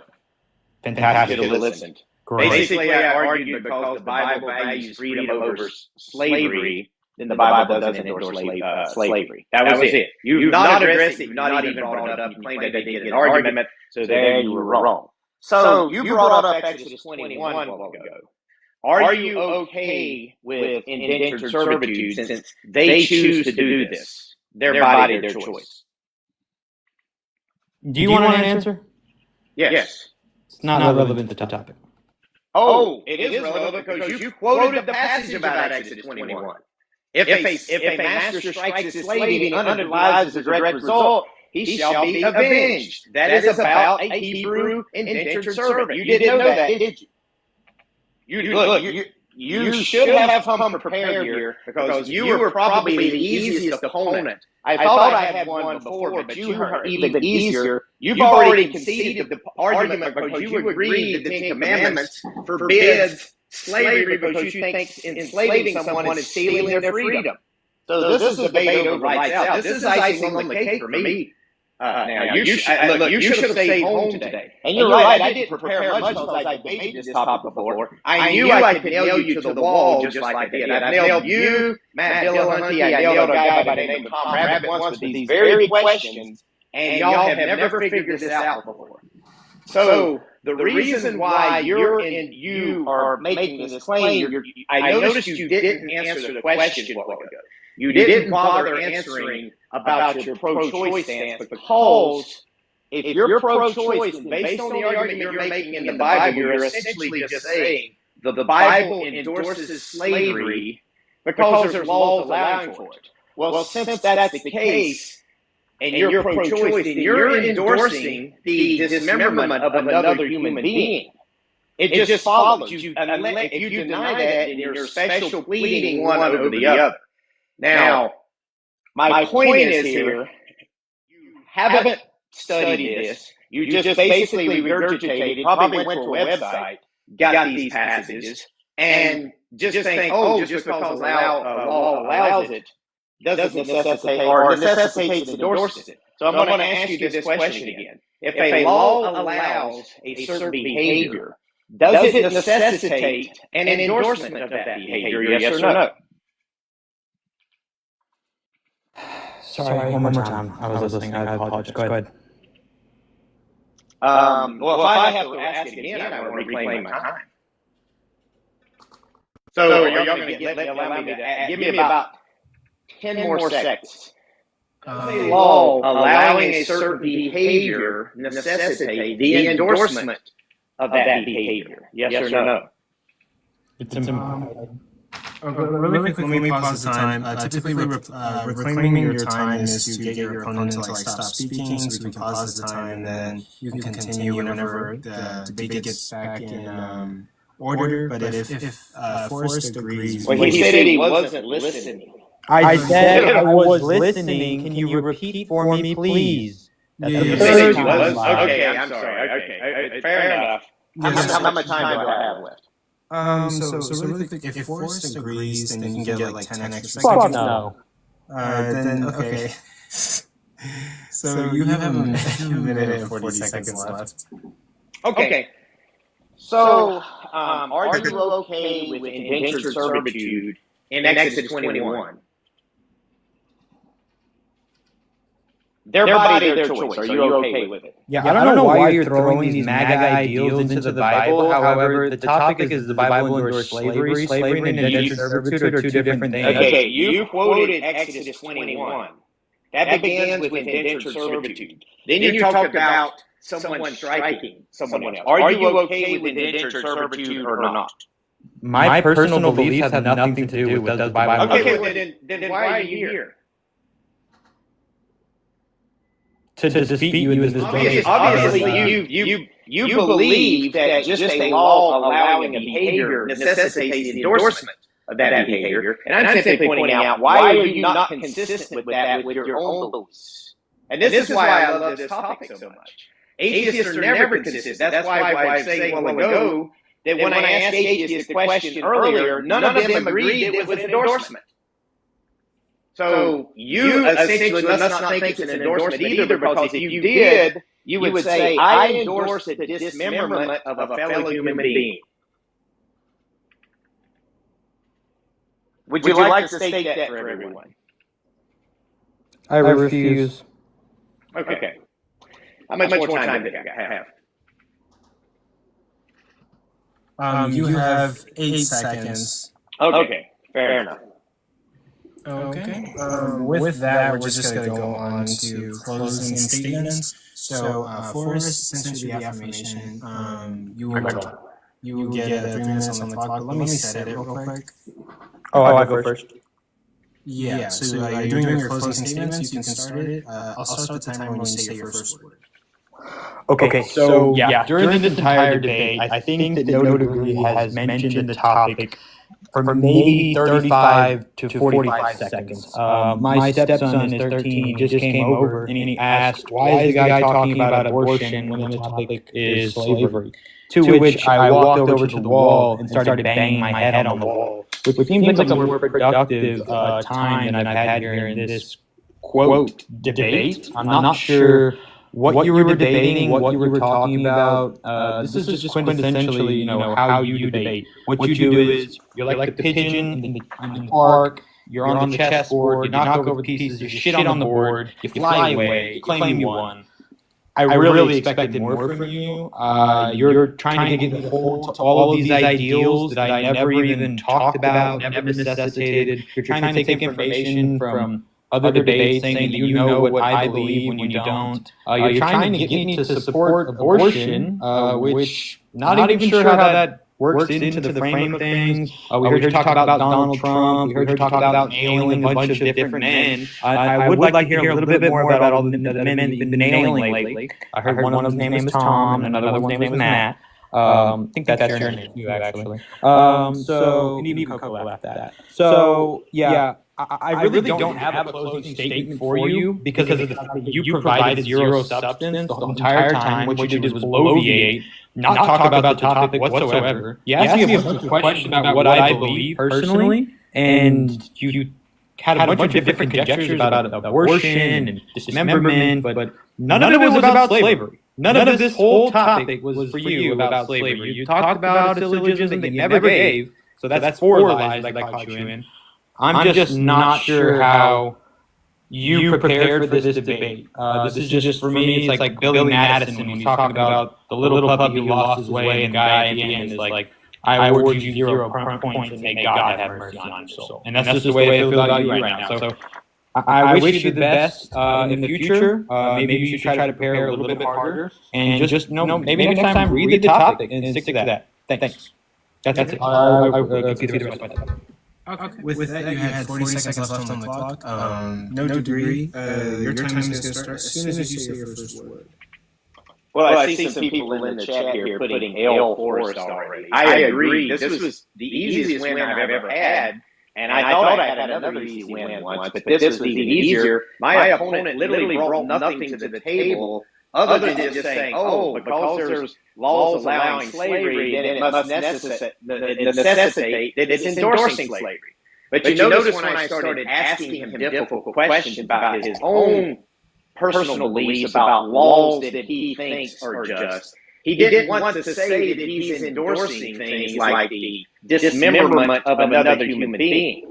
But by his own argument, it would necessitate that's what he was doing. And the fact that he was unwilling to admit that shows the inconsistency. And as you remember, I pointed out at the beginning of this debate, the atheists are inconsistent, and I was planning on showing that, which I easily did here. Easily. He gave the debate up when I asked him, does an enslaver steal someone else's freedom? And he said yes, and I said, does the Ten Commandments forbid stealing? He didn't want to answer that question because he knew he was cooked at that point.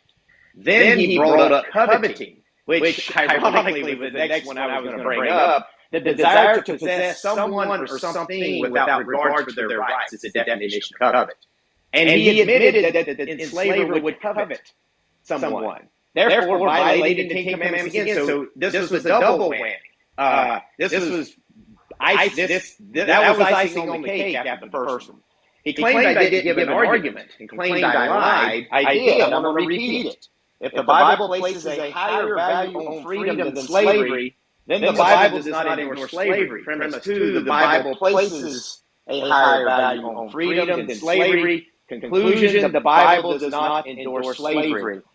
And I went through bringing up lots of passages. So many of them actually just ran out of time. I didn't manage my time wisely here. And I pointed out all these passages where Jesus says there's actually weightier matters of the law, such as love, justice, and mercy. So when we read the Bible, none of us think, I should have owned more slaves to please God. No, we come away thinking we should practice love, justice, and mercy, and more important. In fact, Forrest made a Freudian slip just 2 days ago when he accused me of criticized me for not showing the fruits of the Spirit.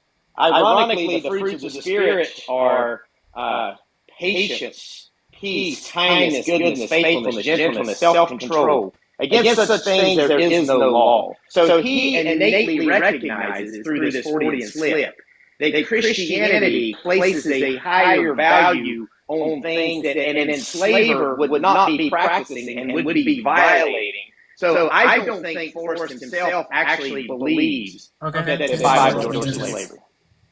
Okay, that's time. Thank you guys so much for debating on my platform. I genuinely appreciate both of you guys for being here. Of course, I can't do this event without debaters debating on the platform. Thank you. You're a god. I appreciate you. Give me my mod back so I can block Russell. Yeah, you bet me $100 and then cowered it out. We'll have to talk about that later. I'm not sure if I'm gonna be honest. I'm not sure if it was a good decision to mute Russell for the whole live because everyone's having fun today, and we want everyone to be involved. That's my son. I'm allowed to do what I want, according to the Bible. Well, I probably disagree with that standard. But thank you guys for being here. I really appreciate it. Stick around for a couple seconds. We're going to allow our audience to come up and voice their critiques, points, or questions. I'm going to put the poll up so the audience can vote. But I'm pretty sure the first person that requested it was Rebecca. But like she's not here anymore. No. But okay. I'm gonna go at random here. Let me do 3 people to start. Shark, you can start whenever you get up here. I have so many questions, and I'm sad I can only ask one. I'm gonna ask one. Ask as many as you can in 45 seconds. Let's go. Yeah, we have about 10 minutes actually before the next debate. Give him one. It's Shark. Come on. You got a million followers. Please. Yeah, I got you. No degrees. On a scale from 1 to 2. Do I get debates? Yeah, maybe later, man. DM me and we'll set it up. Okay, listen, the first question is to no degree. How many dudes are you nailing? Well, when it comes to debates, every one of them pretty much got debated. You confirm you're nailing dudes? Yes, in debates, metaphorically speaking. Oh my god. All of them. Every single last one of them. Okay. Nailing dude. The next question is to... You don't shut your mouth. The next question is to no degree. How does it feel that Forrest represents the fruit of the Spirit more than you? Well, I love it when they say this because this is just a Freudian slip where atheists innately, subconsciously reveal what they really think about Christianity. So when you hear all of this, claiming the Bible is evil, claiming Christianity is bad, endorsing all this and that, and then they slip up and say, oh, I'm more of a Christian than you are. Well, what are you doing saying that you have more slaves, that you mistreat people more, or are you saying that you act in a manner that's more consistent with what Jesus Christ taught? That's what you're actually saying. No degree. I literally read you the definition of a Freudian slip, and you still didn't understand it. And you got mad that I muted you while I read the definition from Coco's phone. Well, My last. I only have 45 Guys, we got 10 minutes and a lot of guests. I only have 45 seconds. So I'll just do one more question and then Tiny can talk. Hey, Forrest, hopefully you can answer this more succinctly. Absolutely. How does it feel that you represent the fruit of the Spirit of Jesus Christ better than No Degree? I think that I have a lot more peace, love, joy, kindness, faithfulness. I don't know. I feel like No Degree came in here with 0 of the 9 fruits of the Spirit, and he's gonna walk out of here empty-handed. And I'm not sure how many more dudes he's gonna need nailed tonight to make himself. Coco, you need the bowl, by the way. Oh yeah, I forgot. Sorry guys, I'm putting up a poll right now. My brain is like. All right, man. Hey, No Degree. And you keep on nailing dudes, man. Okay, Tiny Smalls, you're next. Ask your question. Yeah, so my question is to no degree. Why did you pivot in your cross-examine to abortion when abortion and slavery have absolutely nothing to do with another, other than your opinion that they have something to do with another? Because the argument is simply this, according to Forrest and according to all atheists make this argument. If a law is allowing a said action, then it's endorsing the said action. And I'm saying, okay, well, look, you are okay with pro-choice, you're pro-choice. There's rules and regulations on how to perform this. So you are endorsing by that own argument the dismemberment of a fellow human being, just simple as that. And the fact that he didn't want to answer it shows he was hooked at that point, and he didn't have a response to it. That was why I did it. To show the Do you know what a false equivalency is? Sure. Okay. Are you sure you know what a false equivalency is? Yes, that's why I didn't make a false equivalency here. That's why I nail. Look, every time I do this, I nail atheists to the wall with this question. Because yes, metaphorically speaking, I'll nail atheists to the wall with debate every time.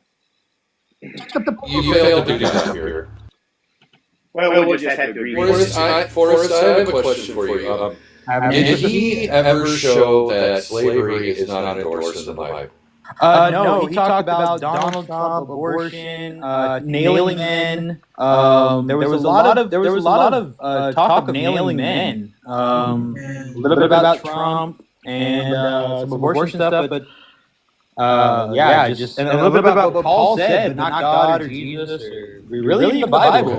You mentioned what Paul said, not God, not Deuteronomy 11:1 or Leviticus or anything like that. He talked to me about my stance on indentured servitude, which isn't slavery. Or isn't that type of slavery I was talking about. So, I don't know.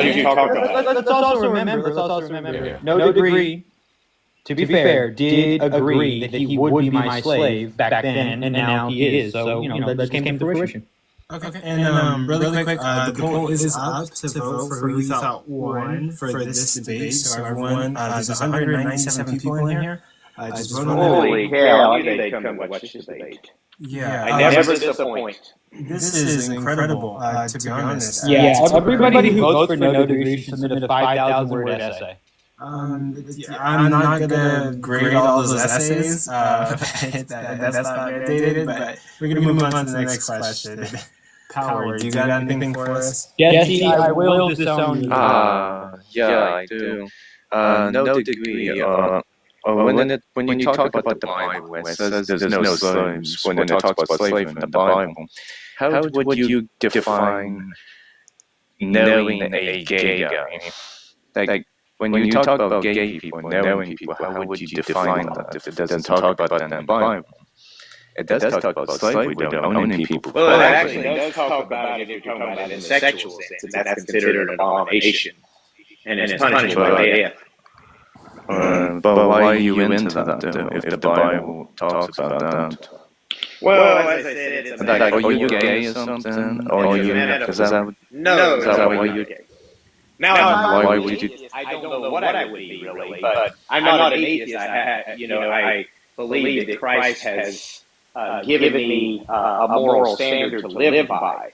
If I didn't have that moral standard, and I truly believe God didn't exist, then, I mean, who knows what would be on the table? Like Jeffrey Dahmer, if a man doesn't believe there's a God to be accountable to, then what's the point in modifying your behavior to be kept within acceptable ranges? Thankfully for the blood of Jesus Christ, I'm not that person. So I don't know what I would have been really. Oh, so why talk about it then? Well, look, it's just a metaphor, figure of speech. You don't have to look at it. You don't have to look at it as sexual. You just think of it like the olden days during the Three Stooges when someone got nailed to the wall. It wasn't sexual. Yeah, no degree. It was more they were just dangling there because they couldn't go anywhere. Okay, we definitely move on to the next. I'm trying so hard not to laugh right now. That's all I had. That's all I wanted to ask, because it's talk about gay people. Not good at it. Yep, look at him. He looks like a character breaking on SNL. Yeah. Yeah. Alright, thanks. That's all I had. Jesse. Coco, do you want to ask No Degree about nailing dudes too? No, Jesse, do you have a question? Yeah, even though it wasn't part of the actual topic, since you brought it up, No Degree, can you tell me the difference between semen and sperm, real quick? Semen and sperm? Let's see. I just had a vasectomy about a year ago, and they were explaining it, but I'll be honest with you, I wasn't really listening. Oh, you should have. It's your body. I didn't feel it as important, so... let's see. One of them is the thingamajig that gets you pregnant. The other is kind of the sauce, you could say. Sauce is crazy. One Pay more attention to your body. think of it like this: the spice, like ranch dressing. You have the. Oh, you don't have to explain it. I know what it is. I know what it is. I'm tired of men comparing men and women to objects that aren't human. Well, you don't have to. I gotta and that's the best thing you can do. That is the very best thing you can do. Or anything like that. That is the very best thing you can do. Even if you're nailing men, that's the very best thing you can do. Thank you. That's all. Okay. Thank you for your candor, but also let's try to stay away from the personal attacks. Let's be respectful. I understand there's that is your brain on atheism, folks. Personal attacks. Check the poll, bud. Check the poll real quick. Guys. Check the poll. Yeah, you should get your brain scanned for brain lesions from Christianity. Guys, stop. Be nice. Be nice. Atheists Guys. I thought atheists need to be professed to be good. Hey, it's fine. She voted for you anyway, okay?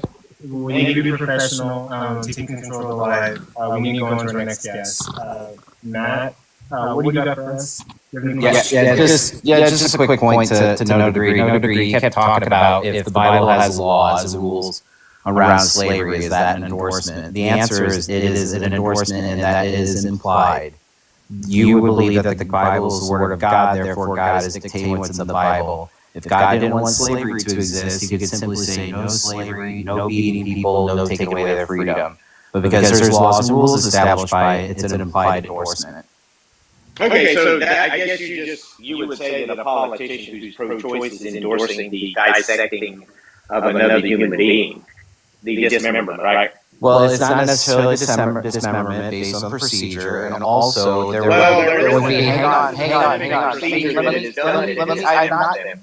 finish my statement. Yeah, but you can't. And the other part of it, hang on. Then you're asking for stuff that you didn't ask for the other. Degree. You're willing to give justification at this point. Wait, guys. Wait, hold on. Pause real quick. We don't have much time for guest questions, but can we please not interrupt the guests when they're in the middle of asking a question or speaking a point? You have to get through these so we can get on to the next debate. Okay, as long as I Degree. Cut me off. We need to get through this so we can be respectful to the debaters that are coming up next during their scheduled time. So let's. I'll just bow. He's not going to listen to me. It's fine. I'm sorry about that, man. I'm sorry. Okay. Typical. But not from you, but from him. All right. Bye. We're going to get Gene's question, Fluencers, and then we're going to call it at that. Because AR's debate, AR versus J-Rob, is the last debate, and we need to get that done. You got this, AR. You got this, AR. This is easy. J-Rob stands for justifying racism, oppression, bigotry, and blasphemy. Remember that. Genie, do you have a question? So it's fine. It's not illegal. I'm supposed to be, these are professional events. I need professionality. Genie, you have a question? You there, Genie? Wait, about pigs and cats again. Okay, Genie, you good? Let Fletcher go. Maybe she'll come back around. Okay, unfortunately, we don't really have too much time, so Fletcher, please go ahead. Any questions, points, or critiques? Oh, what's up, Matt? It's good to hear you being an apologist for slavery as usual. But my question is, can you name a single morally depraved practice like rape or child sacrifice or idolatry that God chose to regulate rather than explicitly prohibit? Because if regulation doesn't imply moral approval, then why is it only with slavery that God codifies ownership and beating and inheritance into the law? Okay, you're asking me if there's rules that God allows that He... Yeah, can you name another morally depraved practice that God chose to regulate rather than explicitly prohibit? Divorce. God allowed divorce, but He actually called divorce. He doesn't like divorce and specifically teaches that in the Bible. But He still allowed it and regulated it. Divorce is a morally depraved practice? According to God, yes. Yeah, but that's regulating marriage. You don't think marriage is a morally depraved practice? Divorces. Because Jesus said, what God has joined, let no man separate. And yet God still allowed and regulated, even though He specifically expressed His disapproval for it. And I think the same thing here is going on with slavery. Thanks, Matt. No problem. Did I get a question? Wait, also really quick to clarify, Fletcher, you're talking about like him, right? I'm not an apologist for slavery. Oh, I know you are, Coco. Yes, he's talking about me. We used to be on Discord together. Our roots go way back. He's watched me spank atheists all over the place. Just to clarify, I'm an African American and spanking and nailing all sorts of men. You heard it here first. No degree loves to spank and nail men. All different types. I spank Discord atheists like redheaded stepchildren. Yeah, so no degree. The poll said otherwise. You lost badly. You got it's probably voted on my Wait, guys, we're not going to do that. We're on the time crunch. We're actually 4 minutes behind now. But thank you guys for debating on my platform. I appreciate both of you. No degree, even though I'm a non-believer. Thank you for being here, giving my platform a chance, debating and being one of the debates. Well, I think you're a great host. Coco, is that what you go by? Yeah, Coco. Yeah, I think you're a great host. You try to be fair. You try to stay calm. So I think this is a good platform to do that. Thank you so much. And if you want to debate anyone in the future, send me a DM and I will get you on the next event as soon as possible, efficiently, quick. Well, after this big win tonight, you lost badly. You lost. Oh, wait, what? You gotta get that. They voted against me? Yeah, badly. Yeah, you did it. Well, it's still early. It's still early. We don't have time for that. Over, guys. Wait, what? Okay. We don't have time for that. Please respect the platform. Forrest. And for cussing. We can save the gloating for afterwards. We got Forrest. We got 2 people waiting for their debate. Yeah, let's get that debate going. Yeah, drop me. Like a ton of bricks. Okay, we gotta move on. Thank you both for debating on my platform. I appreciate you guys. I appreciate all the debaters. We do gotta move on. Fletcher, thank you for your candor. I appreciate it. And yeah. So, thank you guys for staying until right now. We've got 174 people in the live. I appreciate all of you guys for being here because you could be on anyone else's lives right now. You're choosing to invest your time into my projects. Thank you for all the gifts, and I'm especially grateful for you gifting the debaters, gifting the people that are helping me with my projects. Gift them. They're doing the heavy load. They're bringing their knowledge, their time, their study of the literature to this event and showcasing it to you guys. So I really appreciate it. Can't do this project without the likes, without the gifts, without the people watching.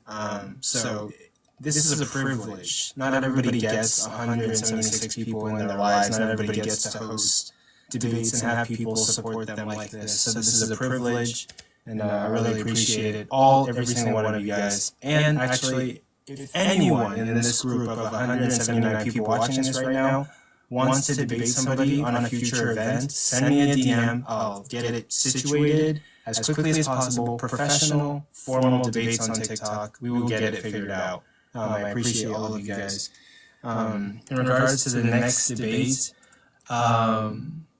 we are having AR versus J-Rob on whether the Christian God exists. This is the topic right here. I'm going to get the timer set up, and we're going to start with the affirmation. J-Rob, thank you for being here. AR, thank you for being here. So J-Rob, you're going to get a 7-minute opener, and I will start it the minute that you say your first word. Thank you both for being here and debating. You there, J-Rob? Yeah, I appreciate you, man. All right. One second. All right, can you hear me? Yeah. All right, so I'm starting off with the affirmative that the Christian God exists. Today I'm just going to make an argument based off of empiricism primarily.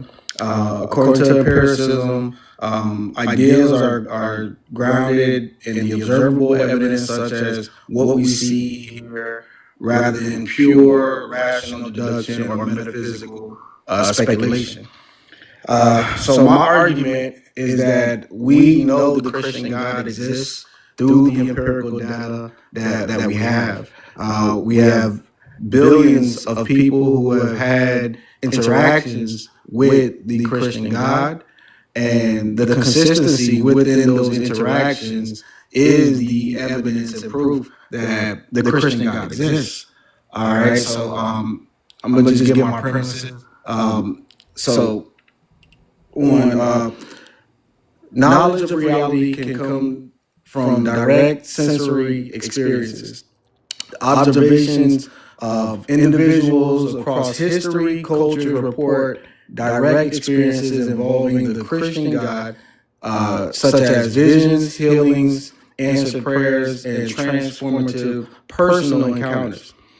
These experiences often share specific patterns, deeply transform individuals, and align with the Christian teachings from the biblical perspective, suggesting that they are not random or delusional. And the inference, if many reliable individuals have if many reliable individuals have consistent, life-changing experiences that align with the specific framework of the Christian God, and these experiences produce observable effects such as moral reform and healing, then it is reasonable by empirical standards to take those experiences as evidence of something real. And the conclusion is therefore such supernatural experiences can be taken as empirical evidence for the existence of the Christian God.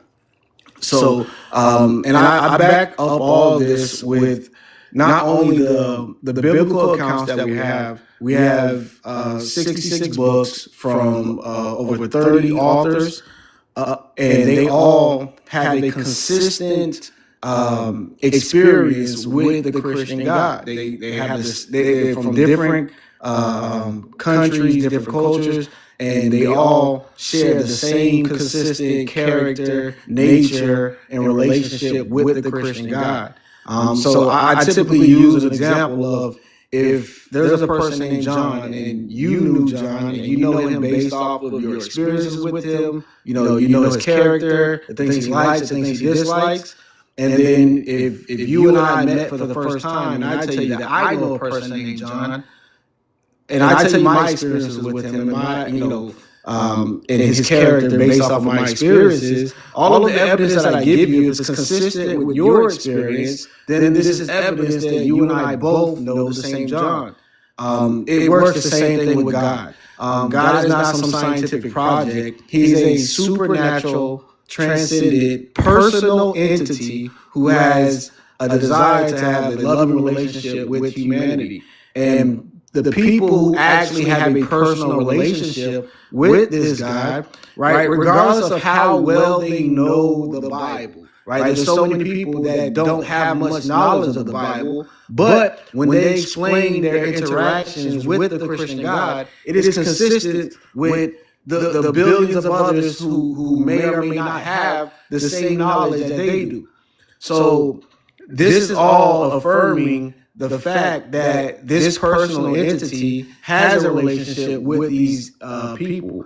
So what AR is going to have to do is typically what I see from atheists is they tend to gaslight our experiences by stating that we can't prove this or we can't verify that they had these experiences. Well, the problem is the result, right? We have an expected result of these experiences, which would be the transformation in that person's life. Whether or not you can verify a miracle, where I do have examples of verified miracles where people have these healings after they receive prayer. People have visions of things that they shouldn't even know, right? But they're able to know them through these experiences.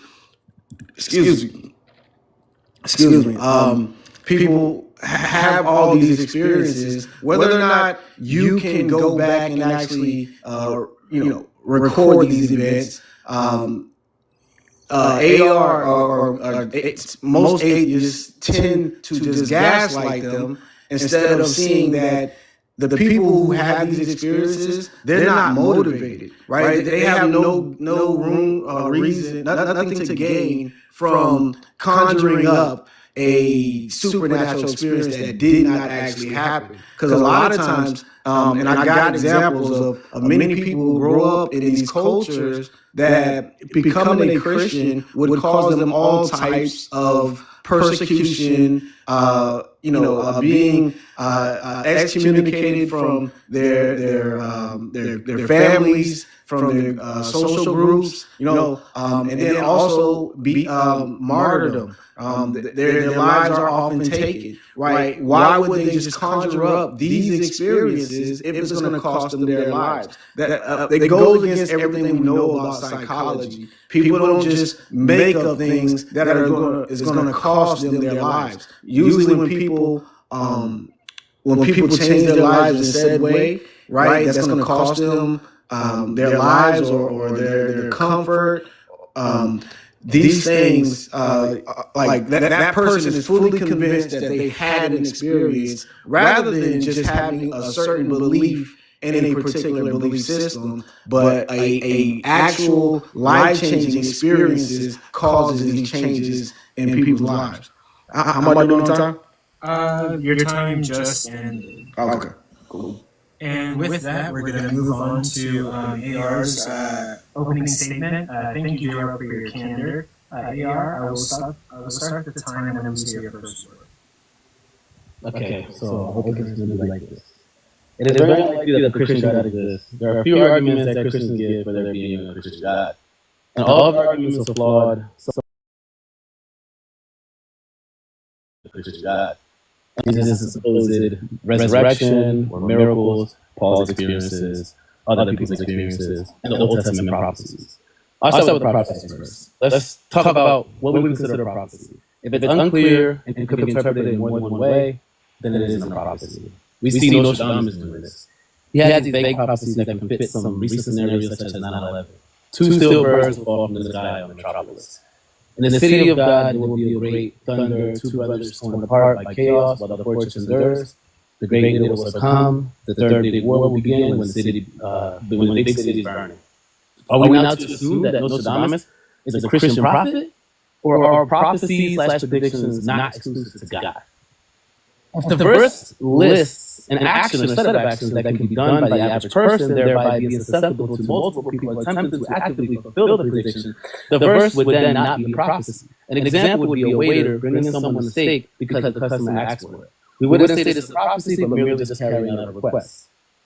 If I can come up with a scenario that aligns more with the prophecy than the event that supposedly fulfilled the prophecy, then it's not specific to one event. Therefore, the Bible verse would not be a true prophecy.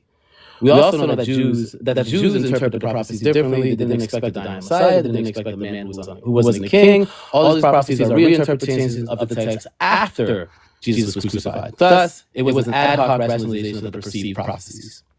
Another claim that they make is that Jesus did miracles. Miracles are the least likely case historically.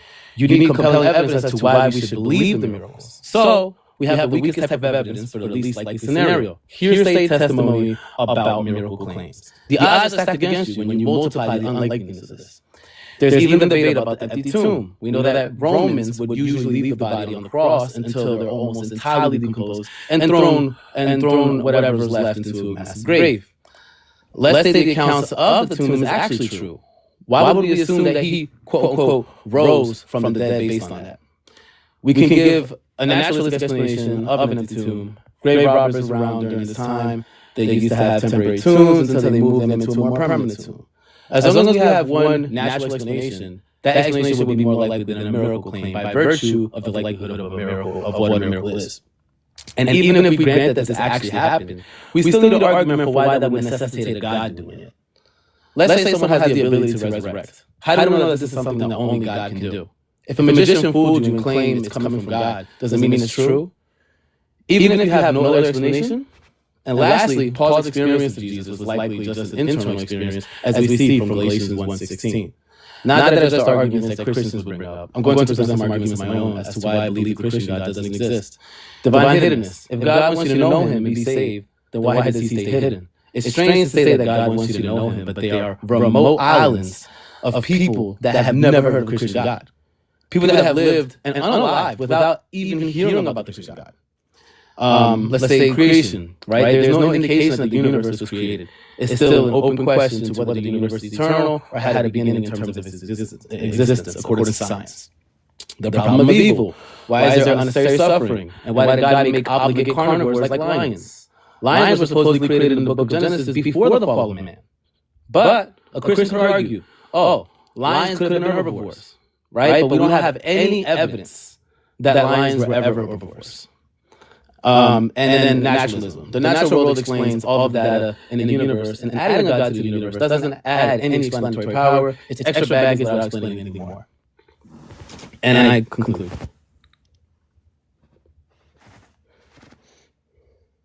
With that, you had 2 minutes and 50 seconds on the clock. So I'm going to stop your time right there. We're going to move on to cross-examinations.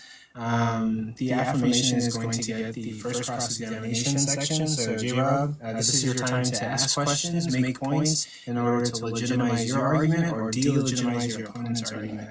Let me set the timer really quick. You're going to get 5 minutes for your cross-examination. It starts whenever you say the first word. Alright, thank you. Alright, so AR, do you not agree that Christians, we believe that, our God is a personal God, a loving God who is transcendent of the natural world? Sure. That's correct. Right. So do you not agree that, like, if God wanted a world in which he wants a relationship with humanity, and the only way to actually come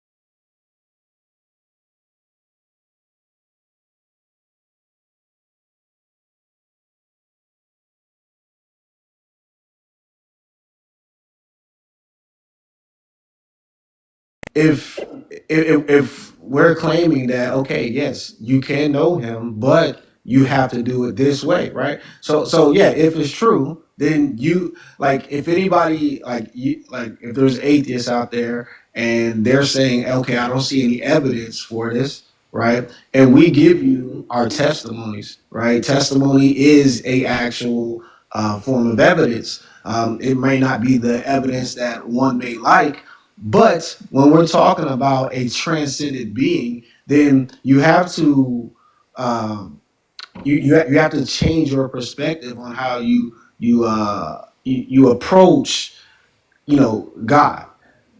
So if God exists, then you would have to observe him the way he has chosen to reveal himself, correct? So you're saying that the only way to observe him is through testimony? No, not through testimony, through empirical experiences with him. So why should I accept experiences as true? No, I'm saying no. So if I said, hey, look, the only way for you to observe a microorganism is by using, a microscope.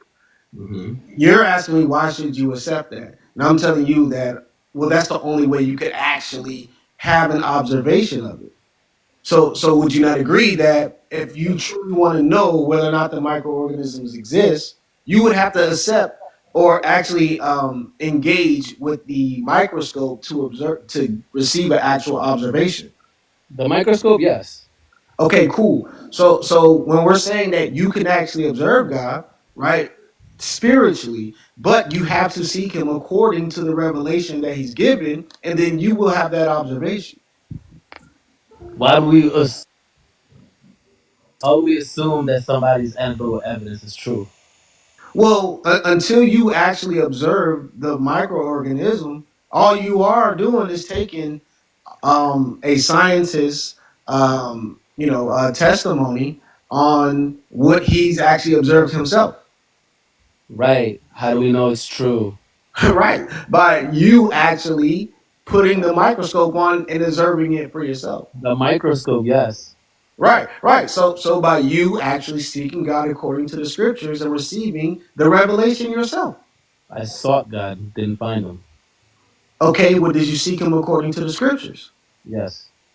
Okay, and how does that look? It doesn't look like anything. Again, I don't believe in God. God never spoke to me. God never revealed himself to me, so.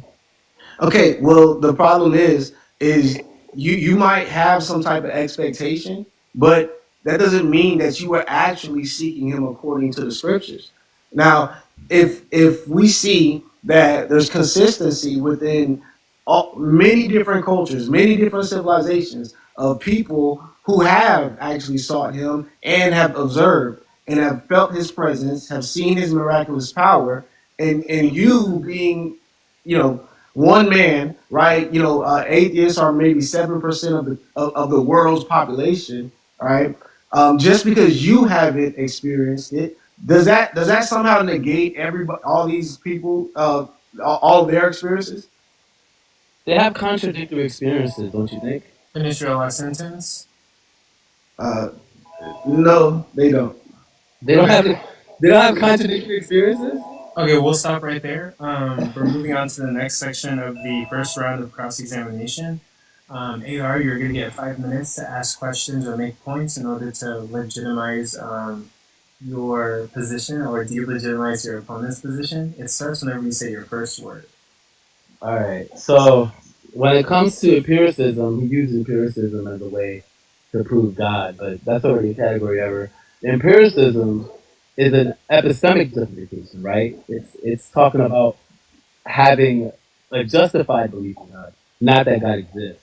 So that's already a category error in J. Rob's argument. That was one. Another thing is J. Rob. What type of evidence are you saying that we have for the existence of God? You haven't given any. Yeah, so the consistency within these personal experiences is the evidence of the entity. Okay, great. So do you believe that there's contradictory experiences? When you say contradictory experiences, there's no contradictory experiences within the within the revelation of receiving the Holy Spirit. Everybody who has this experience, I'm sorry, everyone who has this experience, right? We are all saying the exact same thing about the God that we believe in. Really? Do you believe in speaking tongues? Yeah, that's actually biblical. Okay, so you believe in speaking tongues. So do you believe in Muhammad? What do you mean? He Do you existed? believe in Muhammad? I believe he existed. All right. Do you believe that people have experiences outside of your religion? Of course. Okay. Do they contradict Christianity? Do they contradict Christianity? Yeah. Their experiences wouldn't contradict Christianity. Maybe the conclusions they come to from those experiences may contradict Christianity. The conclusion to the experiences? The conclusions that one might derive from the experience. So they contradict. So we know that's an unreliable path to the truth if you have contradictory experiences, correct? No. No? Again, the experiences aren't contradictory. They're just different experiences. Wait, how do they not contradict? Like, if somebody has an experience that they believe, for example, there's an all evil God, and then somebody else has an experience of an all good God, aren't those two experiences contradictory? So again, the experience is just a different experience. The conclusion, the belief that they're coming to, that contradicts, but not the experience itself is just somebody having a experience with a spiritual entity. Now, how do we know? How do we know that the experience is coming from God? Like, are you saying the Christian God? Any. How do you know any experience is supernatural? Well, yeah. So again, when we're talking about because this argument was about the Christian God, so it's the consistency within these experiences. Again, they contradict, but how do you know the experiences? They don't know that they don't. I said within the Christian dynamic. Within the Christian, yeah, we're not talking about within the Christian dynamic. I'm talking about any experience. Yeah, I just explained that the experiences don't contradict. Bro, how do you know it's coming from God, bro? Yeah, so our experiences are consistent with the character and nature of God. Okay, so you have a coherence argument. But what I'm asking you, how do we know it's coming from God? Bro, like, are you asking me, the Christians? That's because so if I write something down, right, and I'm literally describing a certain experience that I'm having, like for example, my arm falling asleep, and I say that's God doing that, right? But if somebody reads the book that I wrote that in, right, they're gonna say, "Oh, I had that experience too." Does it then conclude that God gave me the sleepy arm? That I'm communicating with God? No, so No, there's right? there's Exactly. more. Yeah, no, just describing something that we know scientifically what it is not like even analogous. Then how are you tying it to God? That's what I'm asking. What experience do you have that you're tying it to God? Yeah. So the experiences we have are transcendent, right? They're not of this world. This is something that it cannot be explained through scientific means. It cannot be explained through psychological means. Because some would try to like argue that we're hallucinating or having some type of signs of mental illnesses. When I got studies right here that show that people who are having these experiences tend to have great mental health, and they're not sleep deprived or under any circumstances by which hallucinations arise. Yeah, how do you know the source of that experience is what I'm asking you, right? Because we only know the experience based on our our senses, right? So if we're limited to just the natural world, how do you know what the source is from that experience? How do Okay, you we'll know? stop right there. We'll stop with that last question. That's the end of your cross examination. We're going to go into the second round of cross examinations. So, J Rob, you get 5 minutes, and it starts whenever you say your first word. Okay. Just to kind of keep it going.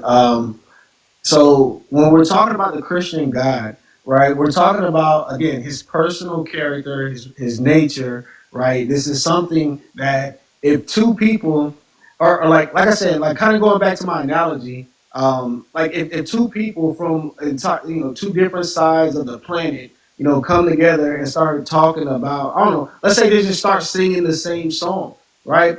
You're not going to think that, uh, like, would you think that, they just coincidentally started singing the same song with the same lyrics? Or would you conclude that, hey, this is a song that both of these people heard that it's an original song?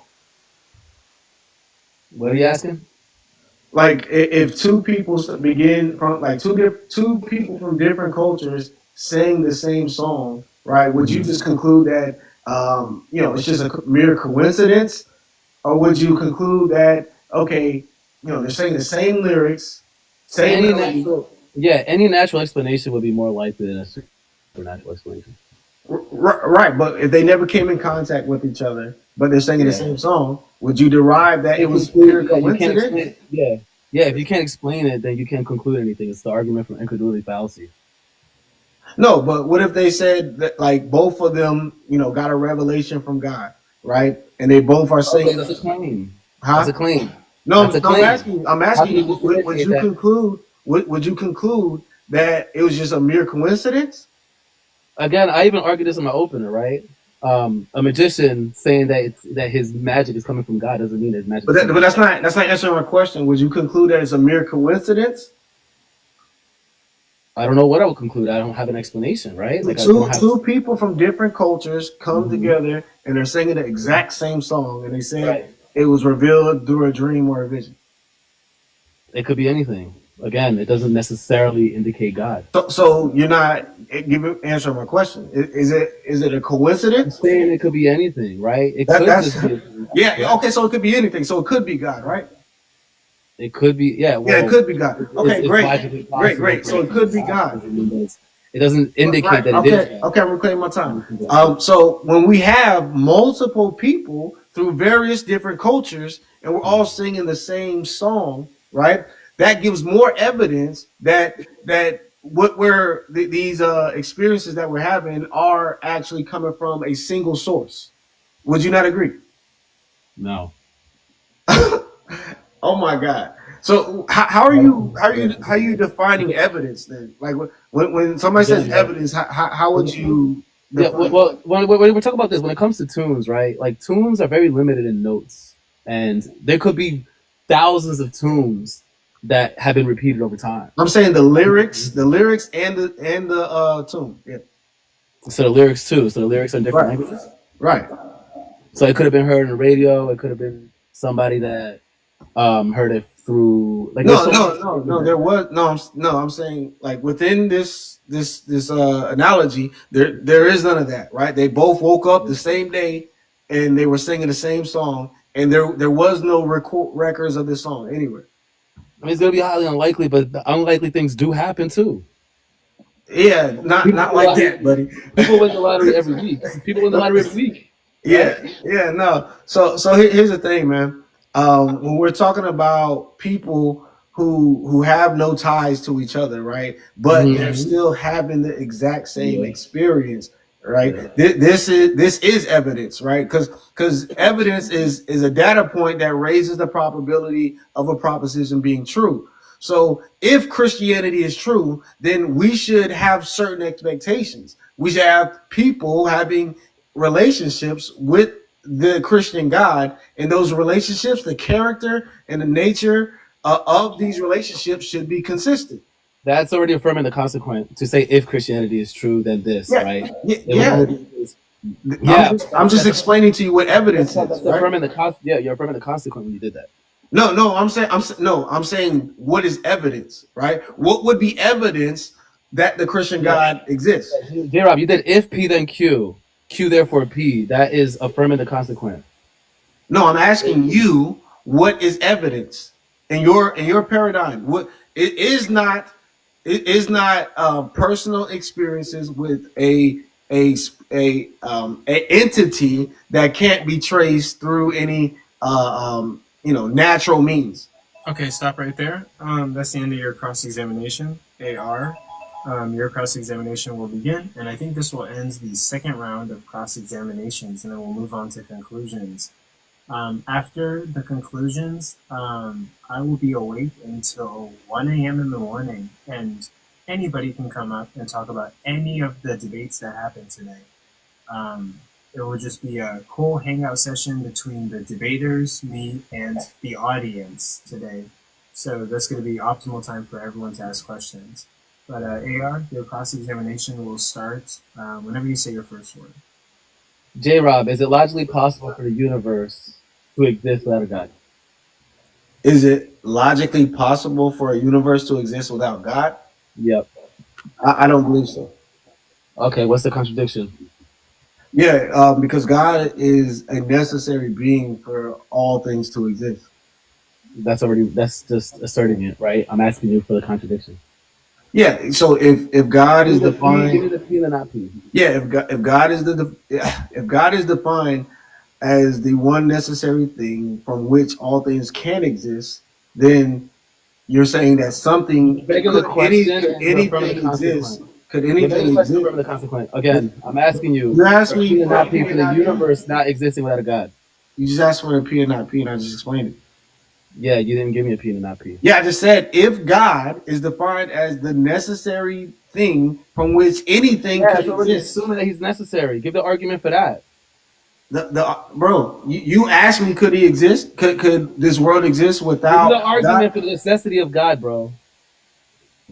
Bro, if we don't have any if there's no being that can ground all existence, then you just believe in pure like randomness. And I think it's highly unlikely given the data that we have. Okay, again, right? Like when you say that God is necessary, all you're saying is that God exists in every possible world, right? I'm asking you if the universe can exist without God, right? You're saying it's logically impossible. I want the P and the not P for that. Yeah, I just explained that, man. No, you just restated the claim.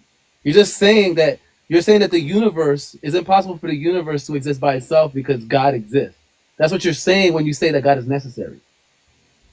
Yeah, so again, I need an argument for why you believe that. Yeah, give me. Yeah.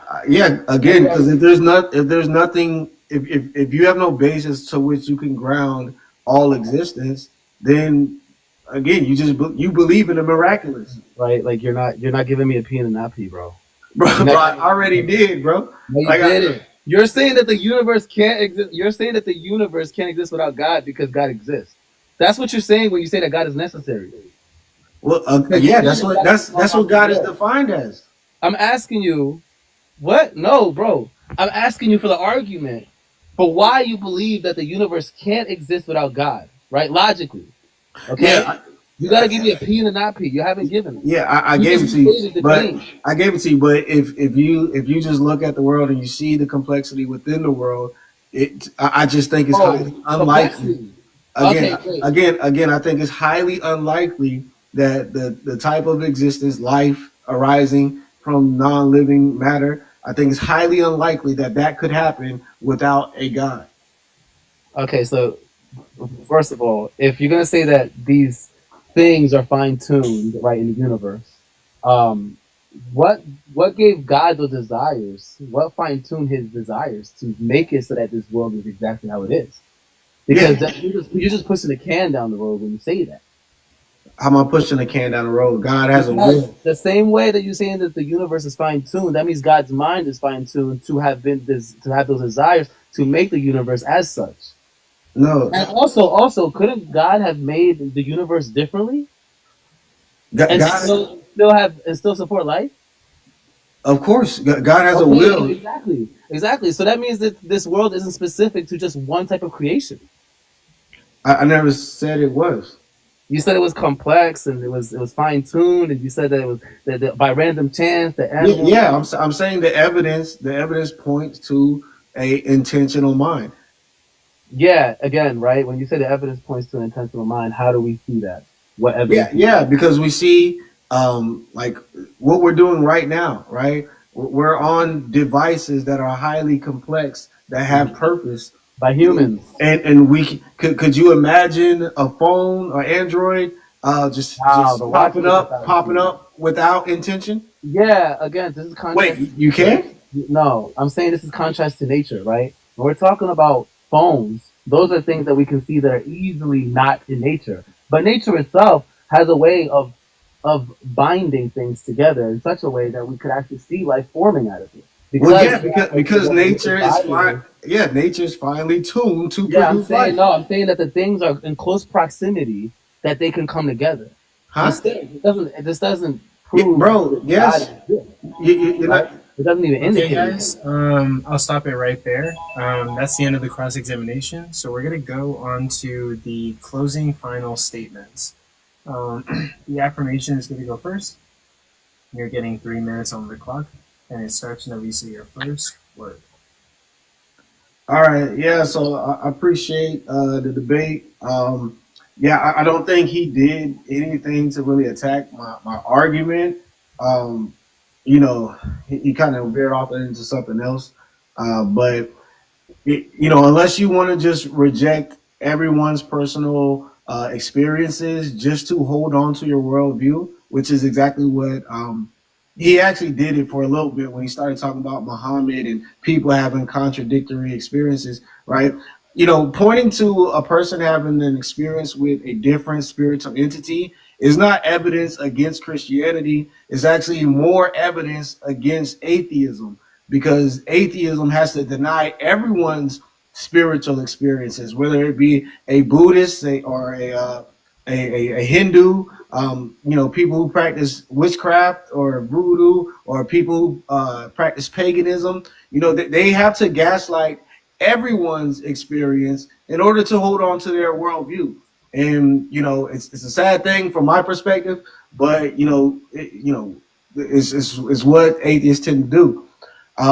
I don't have to do that to hold on to my worldview. I do acknowledge that people have supernatural experiences with spiritual entities, but those entities are not the Christian God. The Christian God has demonstrated his power over life and death, which no other God has been able to do so. No other spiritual entity has been able to make the impact that Jesus Christ has done to all mankind. You know, he's made his imprint on history to the point where, you know, no one could ever predict that, you know, a random Jewish man who was a carpenter who rode on a donkey would eventually have the entire world speaking about him. He didn't have to raise a sword. He didn't have to put his he didn't have to rule on some mighty throne. He walked this earth and showed the greatest love fathomable, right? And because of that, the entire world is continuously moved by him. And you know, again, atheists have to deny and reject every personal experience. He started to bring up Paul, right? Even atheist scholars would not reject the idea, right? They think that it's a fact that Paul had a transformative experience that caused him to go from a Pharisee who was persecuting Christians to believing that Jesus Christ was the Almighty God, right? No, I mean you'd be hard pressed to find a scholar to deny that fact, right? So the personal experience has to be explained, and The last sentence. yeah, the personal experience has to be explained, and science and psychology, you know, it doesn't even it doesn't even come close to saying that this was some type of hallucination. Okay, we'll have to stop it right there. AR, you're going to get your 3 minutes for your closing statement. Please start whenever you say your first word. So many flaws, so many arguments, so many fallacies that J-Rob produced. He did category errors. He affirmed the consequent. Um, he used the weakest form of evidence, which is hearsay, and making miracle claims out of hearsay testimony is crazy. All right, this is just the lowest likelihood scenario. And all I have to do is just come up with one natural explanation, and it's going to be more likely than all of these miracle claims that you're making here. Okay? So this idea that all these experiences are coming from a divine source You haven't met that burden of proof. Okay, this is not going to say that it's from God. Okay, just because, oh, yeah, I had an experience, therefore God. It's not the case because we have contradictory experiences. We even have people claiming that they were abducted by aliens, bro. Thousands of people. Do we now believe that aliens exist? Hell no. Okay, not even the Sasquatch stories either. Like, come on, bro. There are so many of these experiences and testimonies that we know are just completely false and they contradict each other. I can see my time. Okay. With that, you had 1 minute and 42 seconds on the clock. So, guys, that concludes the debate event. Day of Debates 3, The Calm Before the Storm, on May 4th. May the Force be with all of you guys and all of you Star Wars fans out there. I'm going to put up a poll so we can see who won this debate. Audience, feel free to vote. Please put your personal biases aside. And now would be the time for personal questions about this debate. I'll give it 20 minutes, but after the 20 minutes, people can come up and ask questions about any of the debates. So anyone can come up. I'm going to look at who's in the guest requests. I'm gonna let I Wonder go first. Wonder, what up? Then you have nothing to worry about. Us, worry. I ain't seen bro in a minute. Oh, wait, what? Maybe he accidentally requested. Maybe he didn't want to be up here. I don't know. He dropped. I didn't kick him. Oh, okay. But yeah, I'm letting anyone up here. Let's see. Yaka. Go ahead, Black Stallion. You're first. Now put the poll up. J-Rob, you. Yep, I'm putting the poll up right now. J-Rob, you did mention that Jesus didn't raise a weapon for TikTok filming purposes and still had relatively control over the whole world. Yes or no? Control. I didn't say control over the world, but well, now, that's me being facetious. I'll admit that. He has his name spread throughout the whole world without raising a weapon. Yeah, in the sense that his message was about peace and love, and he himself didn't raise a sword, and nor did his true followers. Okay, hold up. You just committed a no true Christian fallacy. Because by saying his true followers, you've now opened the door for, okay, everybody who did raise a sword, spread his name, which is the reason why his name is everywhere, is now no longer a true Christian, but you still concede to his name is everywhere. So, for one, it's not a no truth gospel fallacy because Jesus taught against that. So anybody doing that is not practicing what Jesus taught. And then two, his name was being spread way before people began to use the sword. Many places like Ethiopia became Christian without anyone using a sword to spread. And same thing with the Roman Empire. Anybody want to fact check that one? Yeah.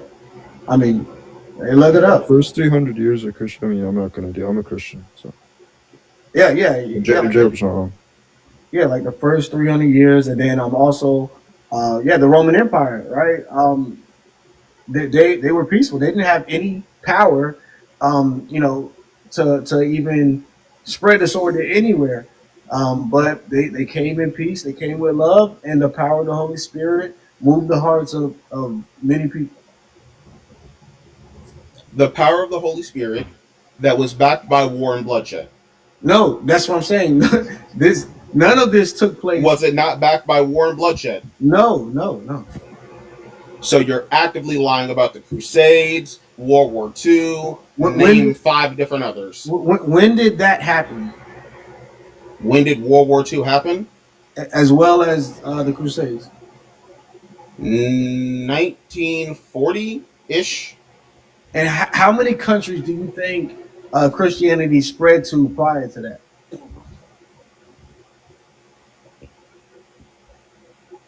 Multiple? I'll just Many, give that answer to be logistically correct. yeah, many countries, cultures embrace Christianity without a sword to their throat. Yeah, look Now up you lying. look up the look up the Okay, hold up. I Ethiopian. guess I should clarify the question of: do you believe there are countries that embrace Christianity only by a sword to their throat? I say that they were influenced. Some were influenced by that. Sure. But we probably should. I'm officially never going to be a Christian again. Thank you, J. Rob. Okay. Well, we probably Don't have tell me, bro. to. That's your own wickedness. But PRK, you can go ahead, and then we'll go to Dark Knight. Yeah, I just kind of got a softball. I mean, AR, is everybody, is there not even one person out of all of the abundance of testimonies, like, are all of them wrong? It's okay, right? When we're talking about the experience itself, you have your senses, right? But then you have whatever you think it's coming from, right? And if you're going to appeal to some sort of an immaterial mind or something like that, you could appeal to anything. It could open the floodgates to any imaginable possibility that can exist outside of the universe, quote unquote. So, no, I don't think that they would be correct in just assuming that it's coming from God.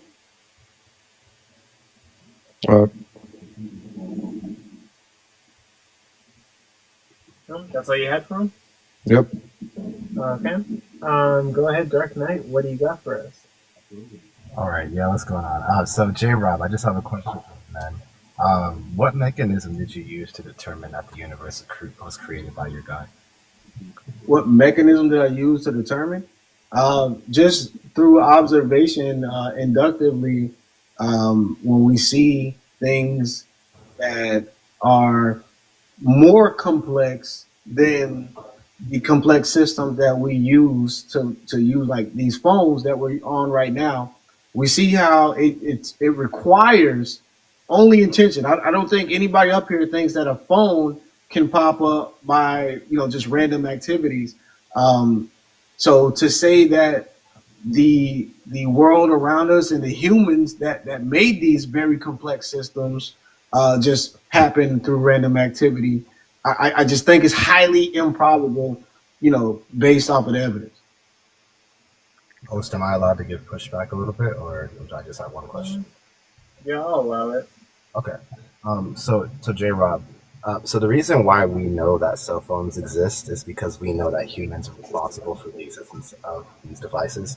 We can see them being made, and we don't even have to be in the same room to know that cell phones are here because humans decided to create them. But we can't make the same, and it's just my position. We can't. I don't think we can make the same claim when it comes to the universe. We've never seen anyone design the universe before, and neither have you, correct? Yeah, no. Okay, cool. So, yeah, I'll just leave it at that, guys. I just wanted to clarify. Yeah. So I never seen somebody build a phone, right? And even if I never heard of a phone, if I was in a foreign, island and a phone pops up on the ground and I've never seen this device, I've never had any contact with any technology similar to this, I would never come to the conclusion that, nature just brought this about. I would never come to the conclusion that pure coincidences brought this into existence. It's just too far complex. It requires intention. So even though I never seen somebody create a universe, I see very complex systems in play. Things like DNA that uses code and memory and transference of information. These things require a mind based off of what I see within the world. So even though I didn't see anybody create the universe, I see the things within the universe require intentionality. JR, can I say something real quick? Go for it. You can ask your question or make a point or criticism. So that's not technically the case because we have solid evidence that the universe, well, technically, necessarily, no one really created the universe. If you formula If you format your biology and you actually do the research, you will know that the universe was created from the Big Bang because of the explosion colliding with different meteorites and also colliding with different astrophysical circles, which are things that surround the planet and are allowing us to actually have gravitational force. So ultimately, the universe wasn't created because of just one person, or that not even that. The universe was created because of an explosion. Then rewrote the entire concept of it, just the atmosphere. Yeah. So what's the so the problem is all you're doing is potentially describing the means. Coco age check. Yeah, we might have to wait. How old are you, Dar? 18. Well, technically I'm 17, but I will be 18 in a few weeks. Yo, drop him. Drop him. I will be 18 Drop in a few him. weeks. Drop him. Drop him. Drop him. Yo, what were the results? What were the results? You went 82% to 18%. Oh shit! Y'all murdered. Yeah, I will be releasing the results tonight, posting them on my page, but we don't gotta talk about the results of the debate right now. We can just answer the questions. If I can respond, if he's still in the comments or whatever. Sure, go ahead. I mean, just describing the means by which God created the universe is not somehow taking God out of the equation. All it's simply doing is like, if I built a machine to create cars, or in a factory, right? You just describing, this, machine, balances the wheels, and this machine, brings about the engine. All you're doing is explaining the mechanisms by which the car is, created. You're not taking out you're not dealing with who built this factory. And that's what we're saying is we're saying that this car, even though you can describe the means by which the car comes from, you have to account for the one who designed the nature of this factory. All right, can I say something?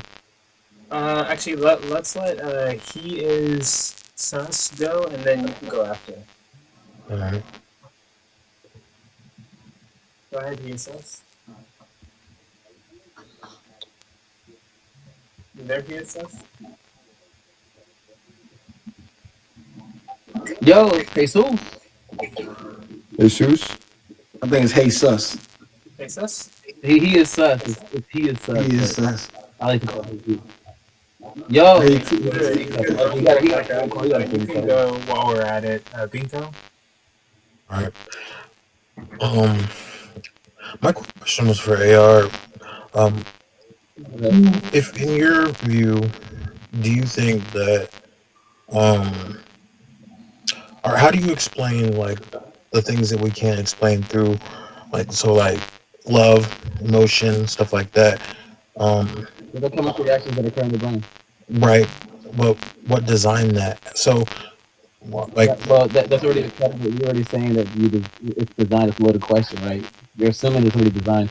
What happens is that the evolutionary processes happen to be the case that it entails for something like that to occur from the environmental pressures.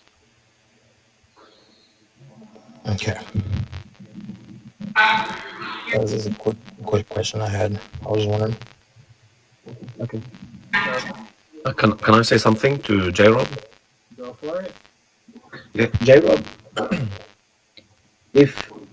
if someone collected all the holy books in this world and you burnt them or you destroyed them or anything, all the holy books, Christianity, Islam, whatever, okay, because Christianity get the scriptures from the Bible, from the Old Testament, from the scriptures.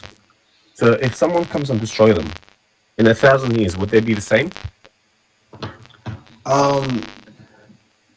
Potentially, if God chooses to reveal the book to an individual to record the book, or multiple individuals to record the book, getting rid of the book doesn't get rid of God. If God doesn't want the book, then He can create a new book. All these books is just recordings of the historical events and the prophecies that have been fulfilled. But the books are, they're historical books. But again, burning the book doesn't get rid of God. God still has a relationship with His creation. I understand, but it's not going to be the same. If you burn all the science book in 1,000 years, they're still going to come the same thing because science is trial and error. Wait, time out. You just said it wouldn't be the same. I just explained to you that No, God. it's in that because if you're saying God will, so does that mean okay? If that happens, then does that who's going to believe that Jesus came and he got crucified? It's just going to be it's just going to be someone else writing it. Yeah, just like God gave revelation and inspired the writers to write the book, He can do the exact same thing if somebody decided to burn the book. Why would you believe someone else in 1,000 years that wrote the Bible? Why would I believe someone in 1,000 years? Yeah. Yeah, because of, again, our own interactions and relationships with God. You're You do realize Moses wrote the Bible, not God. Yeah, I never said God wrote. There's not even evidence that Moses wrote it. Yeah, can I ask my question now? It was glitched. Yeah, we do have to move on because we do have guests. But Okay. go ahead. Yeah, so whenever you said that personal experiences are empirical evidence, scientific empirical evidence, it doesn't really make sense. There's 4 criteria that empirical evidence has to meet. One of them is falsifiability, and personal experiences don't meet that criteria. Yeah. Also, whenever you said that, all religious experiences don't contradict each other, that doesn't really follow. So, if there was a Hindu who had a religious experience, or a Muslim who had a religious experience, or any religion outside the Abrahamic religion that doesn't follow the same myth as Christianity, then it would contradict each other necessarily. You can't have all of them being true. Would you agree with that? No, I don't think you got what I said. I said the experiences don't contradict each other. They're just different experiences. Somebody might have an experience with a spiritual entity that they believe is a god, a Hindu god, or whatever the case may be. Now, the belief about that experience may contradict the message of Christianity, but the experience itself is within Christianity. It tells us that people do interact with evil spirits. So the experience doesn't contradict what Christianity teaches. Yeah, so J-Rob, would you agree that if a pagan saw like a sun god, right, and he had like a religious spiritual experience where he felt like as if that attributed to his belief system, that wouldn't somehow go against Christianity? You would just say that's just a demon that's lying or something. That's your defense against that. Yeah. There are other spiritual beings that do exist, and people worship them as gods. Come on, man. That's silly. Wait. You're laughing. Do you not? Have you read the Bible? No, I'm saying that that is just silly to say that so if it contributes to the belief in their God, right, and just as much as strongly it can contribute to yours, right, and they were to say that your belief is just a demon from their religion trying to fool you, this is just nonsense. There's no evidence to be had here. Well, it's not. So it comes down to which of these entities has the most evidence to support them actually being God, the creator. Hey, J-Rob. And wait real quick. And I would just say that the Christian God has demonstrated He has power over life and death, right? Whether these other entities might have some magical powers, right? They haven't demonstrated that they could bring a person back to life, right? So if I'm going to unalive, then I want to put my trust and my faith in the being that has power over life and death, and Jesus has demonstrated that He has that power. I just want to say that's a perfect segue into a question I want to ask AR real quick. If you had to pick a religion, which one would it be, bro? If I had to pick a religion? Yeah, if tomorrow, you had to pick a religion, which one would it be? Buddhism. Why? It's not a religion. Buddhism. That's atheism. I'm asking you this question. Hold up. I'm asking you this question to show how badly you don't want to take this. Yo, I'm saying like I'm not picking no look with Christianity, right? Like obviously, I can't pick it because there's just too many like immoral claims in there that I don't like. Like there's like these ideas of God telling people to unalive babies and But you're I assuming it's can't infallible. root for that God, man. Why does it have to be only true if it's infallible? I'm saying that you believe that Jesus spoke about the Torah, right?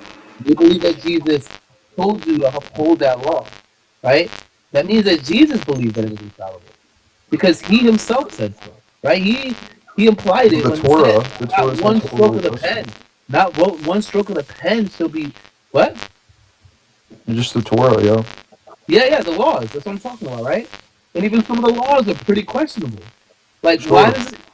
Yeah. So But can't yeah. that fit into like a model of progressive revelation or something where he's just working with like sinful human beings through time, like wicked human beings in time? But you see that when you say that, and then I'm seeing that you can't eat shellfish, but he doesn't address slavery. I'm kind of questioning God Well, now. real quick, one of the things Jesus said is like with divorce. He said Moses allowed for divorce, right? But in the beginning was not so. Jesus explains that law, that's a law in the Old Testament that he's attributing to Moses. So there is a paradigm where you could understand the Old Testament as God working through Moses to bring about laws that are contextual for that group. Yeah, but J-Rob, you would agree that if God can so easily command them to not do certain small what's the word for that, millennial, like just small things, right? That he could easily, just as easily, tell them, well, slavery is wrong. He could have just said that instead of giving them a process by which to do it. Would you agree to that? Well, no. So if God can see above all and beyond what we can see, then I can understand allowing Moses to give laws that can keep Israel in place. Because the goal of the law was not to teach them, you know, true the true objective moral the true objective moral standard. Jesus is the true objective moral standard. So the law was just to keep them in place until Jesus came. So when you're talking about why couldn't God just tell them not to do this and tell them not to do that, God is more focused on bringing about the greatest good, which would be the Messiah. Okay. Also, I Jesus would like to Jesus add. Christ hasn't came back Wait, yet. I would like to add to AR. We do have to move on with the questions. Can I say one more thing? I'll allow it, and then we have to move on to Power, Lavardo, and Pete, and then and then Narada, and then after that, we're gonna allow for people to ask questions about any of the debates that happened today. Okay, bet. AR, I mean, I don't think I can accept Buddhism because that's more so philosophy. Do you have a better answer? Yeah, it's not a religion. I understand. If you're gonna, like, I'm not. Man, you're trying to pick a religion, bro? Yeah, you have to pick one. Rastafarianism. Yeah, I would be like. No, be for real. Yeah, the Be spaghetti. real with me, man. Be real with me right now.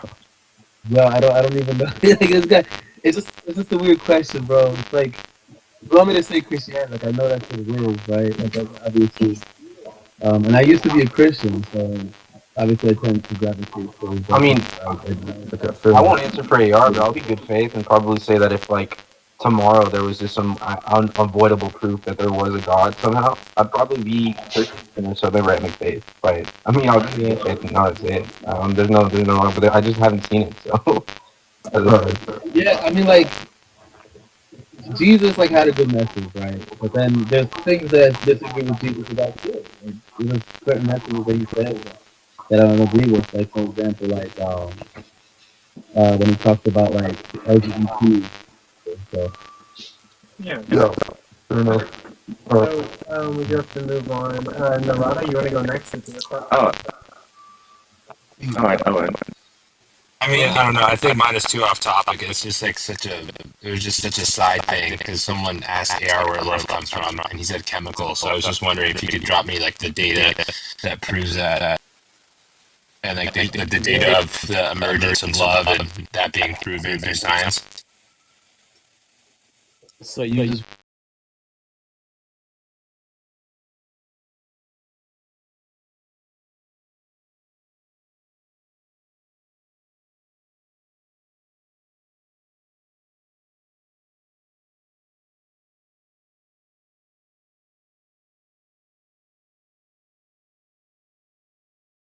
Data that explains the process of how love comes about in the brain, because you said it comes from chemicals.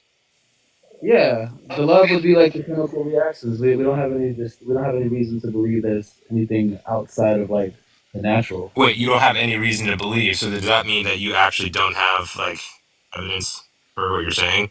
You're just like believing it? No, I'm saying like it's directly correlated with love, like these chemicals that are in the brain that are in the brain, like dopamine, oxytocin, serotonin, endorphins, and Oh, they're correlated. But I'm not asking about correlations. I'm asking about the causation. yeah, exactly. But we know that they're heavily correlated in such a way that it's a one-to-one. Okay, so what you mean to say is you believe that it comes from chemicals, not that it actually does. Because you said like it was a fact.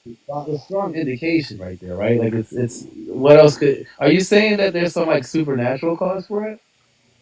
I'm just going off of what you said. I'm saying, what is your belief?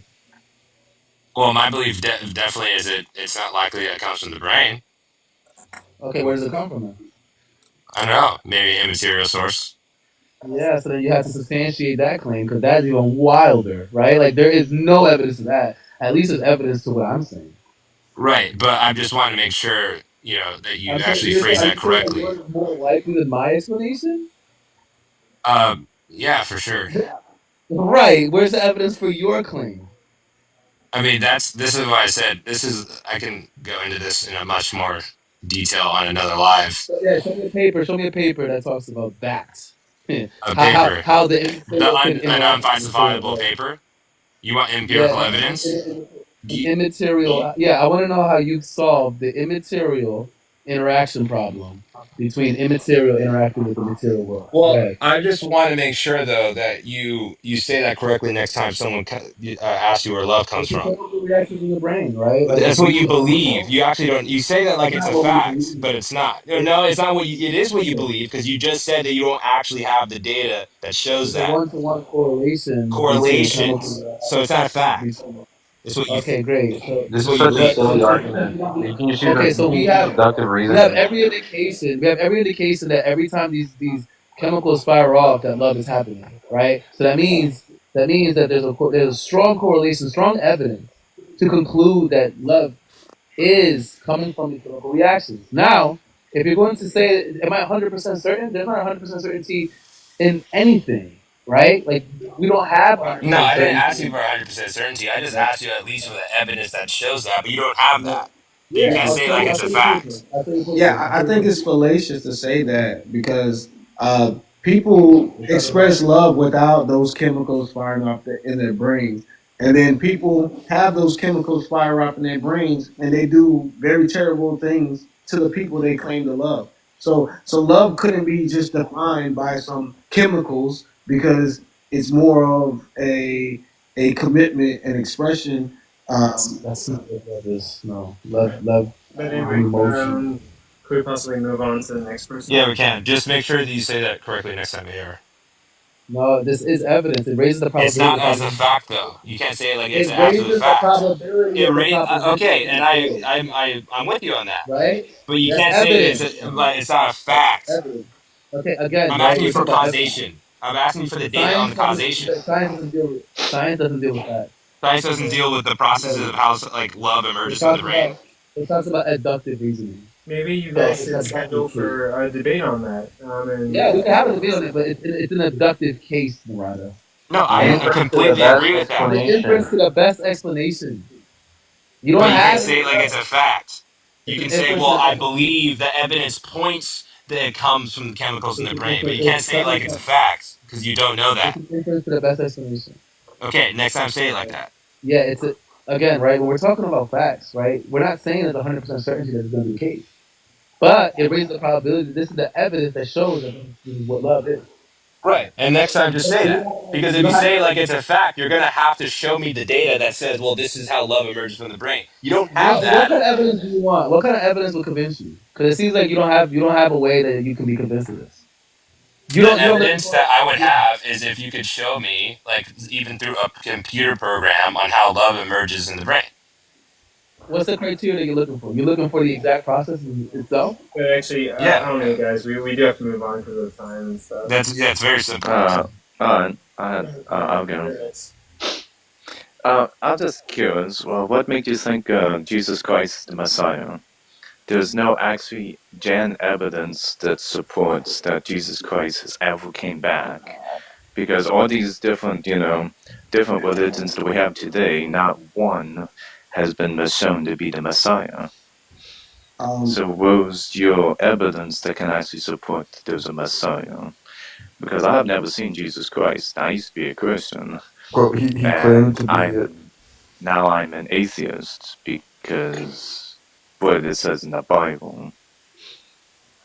Yeah, so we don't believe Jesus like came back yet. We believe he's going to come back with the signs that we're seeing in today's age. It is evidence of his soon return. But we believe he's the Messiah because he did fulfill prophecies, and it's very unexpected that the first century Jews at the time would begin What prophecies did he fulfill? Because I don't think he fulfilled anything.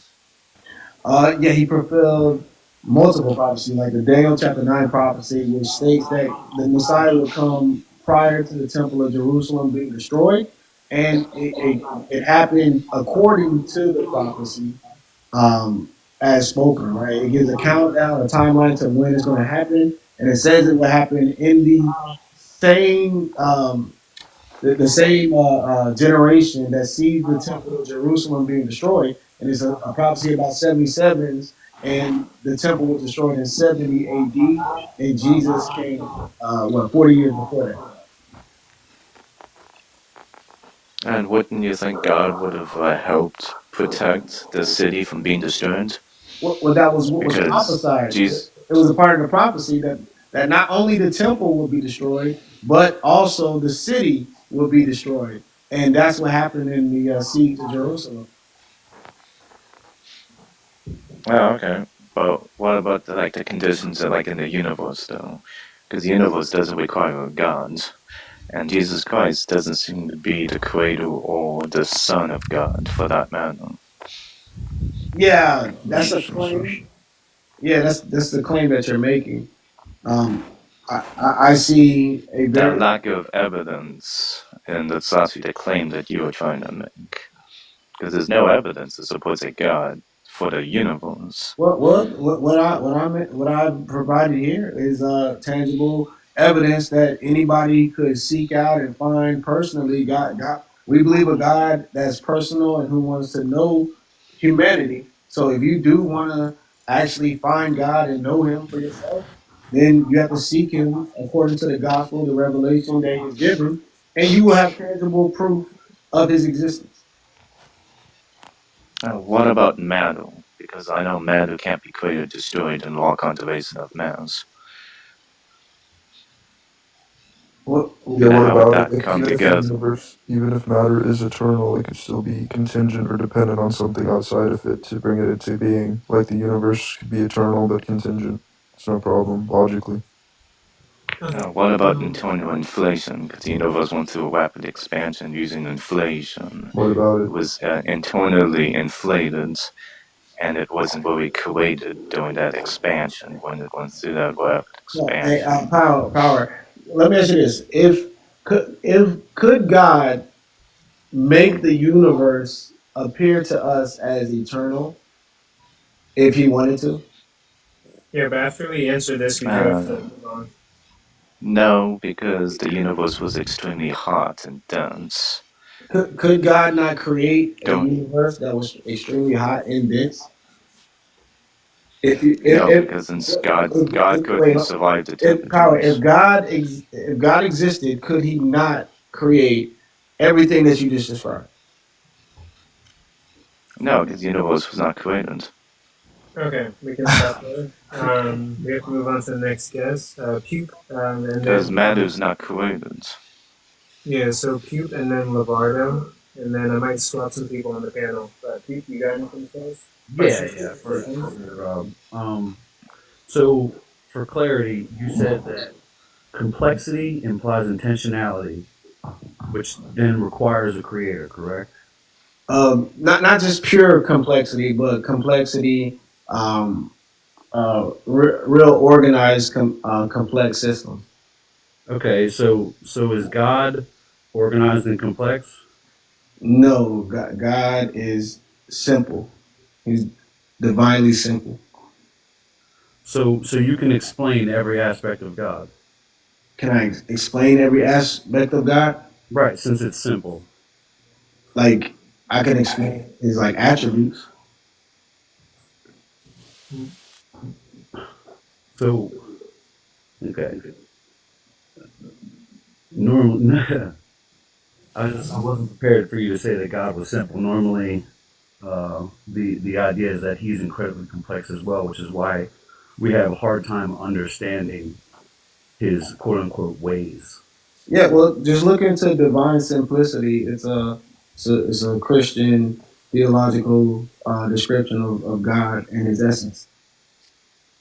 Understood. Okay, and then Lavardo, what you got for us? Back to the topic, Jairo, because when I said if someone comes and destroys all the holy books, and you assume that God will reveal Himself to someone and to write the scriptures and the Bible again. Okay, that's why you said you assume that's what will happen in 1,000 years. So if God will reveal Himself to someone, why wouldn't He reveal Himself to everyone? Like you're just assuming. So I believe that God does reveal Himself through creation, but I believe that there's a more intimate revelation that comes from somebody having a humble heart and seeking God. Um, God reveals Himself to people in a more intimate, tangible way, depending on their heart posture. I look at it like a billionaire who wants a relationship with a person, like a woman, and but he sees that that woman might be a money hungry gold digger. He's not going to just reveal his riches to her. He might give some type of revelation, but he's not going to reveal all his riches to this woman until she humbles herself and sees that being money hungry is not going to get her a real, tangible, loving relationship. So God is not just going to reveal Himself to everyone because people won't actually love God. People will be forced to just, obey God, and God is not, He's not looking for that. He Yeah, wants but what? true love. He wants true, authentic love. Why would you trust? Okay, humans, they don't trust each other. Why would you trust someone in 1,000 years that he will say he's a word of God? Why would you trust as humans? We don't trust humans easily. If God reveals Himself to everyone, we still have a free will. If God, the way, like I mean, He knows the fact how to say I am here. We still have a free will whether Yeah, but worship Him or not. So Lavardo, if you are go. saying in 1,000 years, Oh, I'm sorry. I Just mean, going back. I'm speaking in logic and reasoning. I'm Yeah, not speaking yeah, about faith, yeah. logic and reasoning. I believe I answered the question, but I guess let me You just use. didn't. You actually didn't. You Well, didn't. let You're me just use the running away from analogy. it. Go back to my analogy, right? If a billionaire wants a real relationship with a woman who he sees is a gold digger, do you think that, yeah, she would have free will, but don't you think if he revealed that he's a billionaire, he's going to lose any chance of having a real loving relationship with that woman because she's only going to be with him. She's only going to be with him because he's a billionaire. That's a bad analogy. I'm talking about if God reveals Himself to a humble person, why would you believe a humble person? He's a human. Why would you believe a human in 1,000 years? That's a bad analogy that you're making.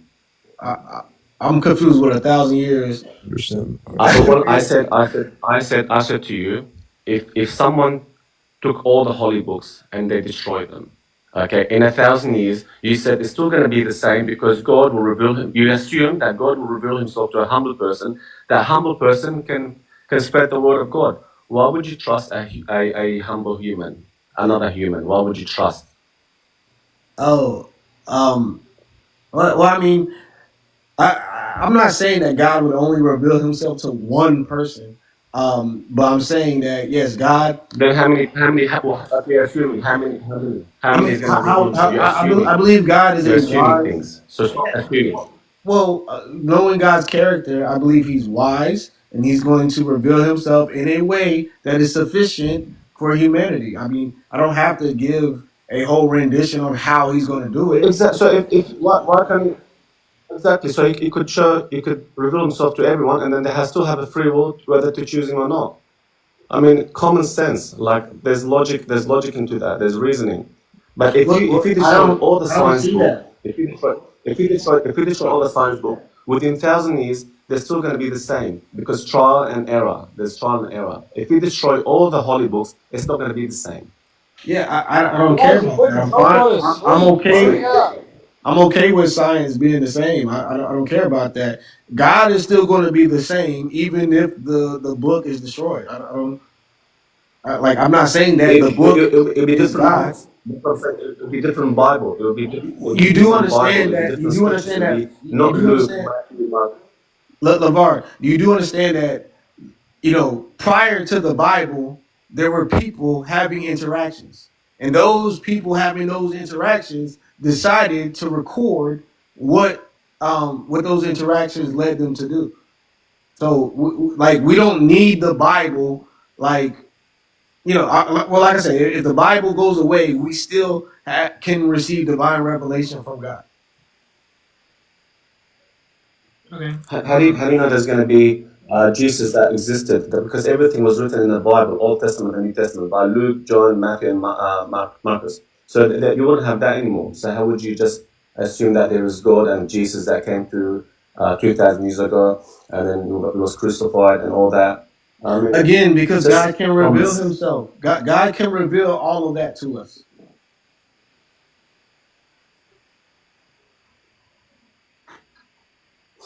Still not convinced, but you still didn't answer it, but it's okay.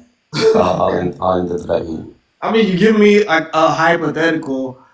Like, you're not getting rid of the Bible. The Bible is the most sold book in the world. It's the most powerful book in the world. The most powerful book. yeah, the life How is it transforming. powerful? Yeah. Because through study. Yeah, through study. I mean, it's changed the world. Yeah. Like it's the most sold book in the world. So many lives have been transformed by practicing the teachings. Yeah, so like all the within kids that got touched in like the Christian churches and the Catholic churches, those lives were transformed, huh? Yeah, that goes against. Yeah, fantastic. Yeah, so That goes against. Oh no. Actually, what did the Holy Spirit do to Mary? Yeah, so again, that goes against Impregnating the her? scriptures. Oh, okay, cool, awesome. Yeah. Anyway, So, we the just numbers. moved on. Yeah, go ahead. Hey, what was the percentages on everything, real quick, Coco? I still need to check them actually. I screenshotted everything. I will post them in probably like a couple seconds. I think Jesse was at like 67. I was at like 84. I'm guessing AR got like 73. I don't know. I didn't get to vote. I would have voted for AR, obviously. I mean, I don't need to hear a single word of J right now, but I'm guessing that he was at like 73. Oh wow! For AR, I think AR got that. Oh wow! What a AR had a surprise! better point Oh than wow! J A-Rob Rob. voted for So. Ghost. Wow! A bunch of We can talk TikTok about that later. atheists voted for atheism. Yeah. No way. No. Oh wow! Bingo. What you got for us? Yeah, I think AR won that one. I dropped out the call earlier because I just thought I'd give everyone a chance. Okay. Do you have any questions or points or concerns? Yeah, can you hear me? Yeah, we can hear you. Okay, yeah, I already know. Connection was acting weird. That's what I'm pushing through.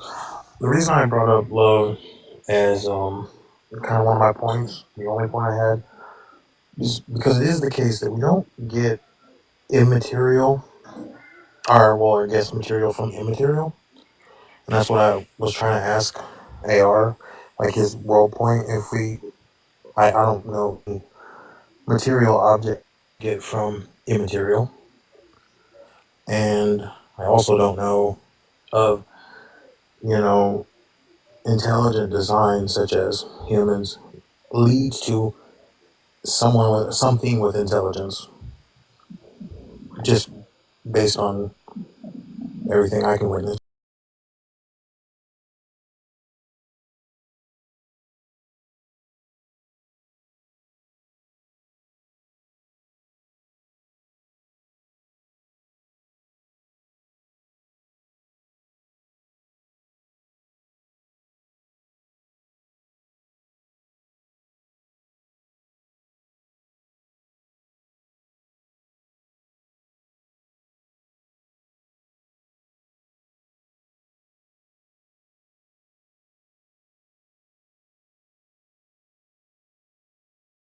I'm saying, if you believe in God, right, you believe that the material came from immaterial.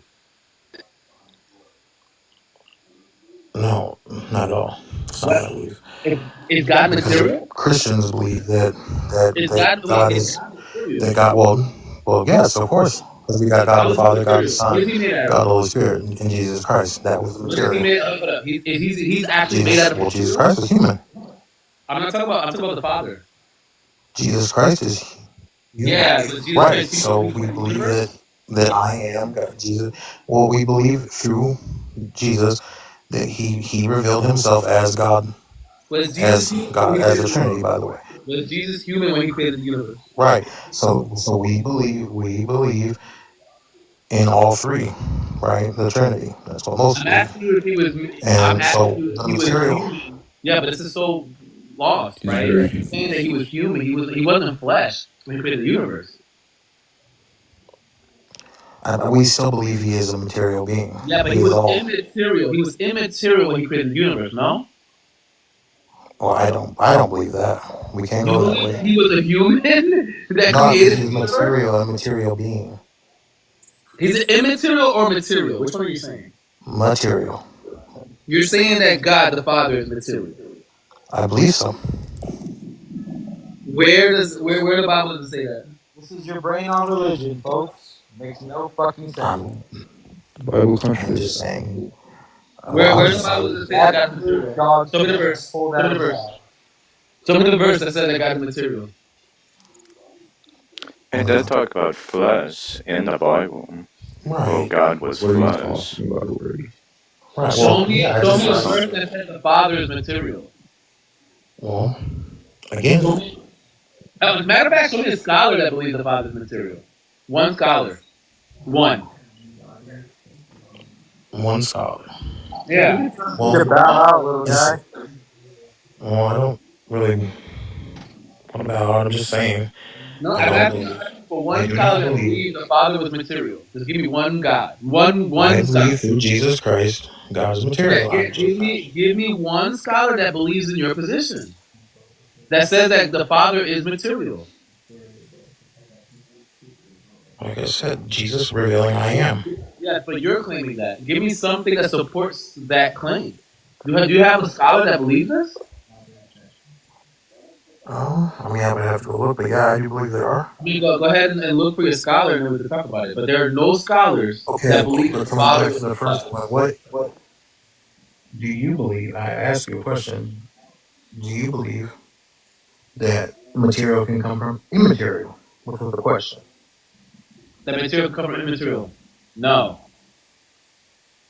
Okay, so how do we get love? Which was the question I asked in the first Yeah. place. Why do you believe? Why How do do you we believe get? love? Hold on. If we're talking about experiences, right? When you're talking about subjective experiences and how we perceive love, like you do realize that when we consume like a certain candy, quote unquote, right? That alters your brain state and causes you to hallucinate. It causes you to feel all types of things. So we know that it's directly correlated with the brain. Nothing about these experiences tell us that it comes outside of it, that it comes from anything outside of the brain. I don't see any indication. Okay. And if you do, please show me a source that says it. Okay, I will. Like I said, I will definitely look into it. I don't believe in the opposition, so I just think that we don't see love outside of well, of course, look, if everything is created by what do you believe in the Big Bang? First of all, I was just wondering. Yes. Okay. But I don't think that the Big Bang, again, right, when we're talking about the Big Bang doesn't state that that's the beginning of the universe, by the way. The Big Bang is just the expansion. I agree. I don't think any scholar would believe that is because there's something before that, because they do believe that material comes from material things. It was a From rapid what I studied. expansion, how it's called internal inflation. Matter collapsed into as it Right. went through Well, this rapid thermodynamics says expansion. that chaos cannot create order. We have order. It was also law of conservation of mass, how matter is Right. But separated, but then it collapsed into when we it. look at the Big Bang, it's kind of sketchy. Right. So I believe that first, But I do just think you that believe in thermodynamics got it do correct. you believe in the multiverse? Because there was actually another universe prior before the Big Bang even took place. I want to figure out our universe before I try to figure out if there's other ones. Just to be Because a that's fair. what that's what led to that expansion. Well, yeah, I don't. I just think that if we look at the Big Bang Theory, there's a lot of contradictory stuff in there, such as chaos cannot create order. We have order. Um, I think if we don't believe in, it's not hard for me to believe in an The omnipotent. law of thermodynamics does not apply to the universe because the universe is not a closed system. Law of thermodynamics is applying for a closed system. So if the laws The are universe is not a closed system. okay, so in your opinion, the laws that are in the universe don't apply to the universe. Well, yeah, the law of conservation of mass is not the law of thermodynamics. Thermodynamics is totally different than the law of conservation of the conservation of energy is different than the law of thermodynamics. It's not even the same. It's applying to two different materials in two different environments. The universe is totally different to that environment. Okay. Okay. Yeah, I'm just curious. Like I said, I was just curious what I'm other people studying thought. cosmology at the moment, so that's what I'm actually doing. So I actually study the universe. That's what I'm doing at the moment. So. Did you guys know that energy can be created and destroyed? I don't even study You that type mean stuff. can't be? All right. I didn't get to hear the debate between AR and J Rob. I just heard the opener statement where J Rob used a big word that was categorically wrong, and I remember laughing about it and leaving. So what happened after that? Wait, Cage, did you see my debate? I didn't watch any of them except Jesse's. I watched. Oh, that was like the worst one. Yeah, Dang, I man. don't I'm know gonna say I don't that. know what the fuck happened there, respectfully. I mean, That was like, look, cool. the arguments the other guy gave were like They weren't informally arguments. invalid, They weren't and arguments. well, they were like syllogisms that did yield a conclusion, just not the conclusion for the prompt. Nor were they like, I don't know, even informally valid. But I mean, whatever for that front. I heard AR1, Yeah, but the I one wanted thing to know. never been a theist or Christian that's ever won ever. Period. I wanted to hear AR's and J Rob's how that went on after the J Rob's opening statement, because it was my interpretation that the prompt for AR and J Rob, and this could be completely wrong, was does the Christian God exist or something like that. Right. That was the prompt, but he went on some empirical argument, which is just a justification of the belief in God. So it doesn't go to actually show if what happens is true. So What?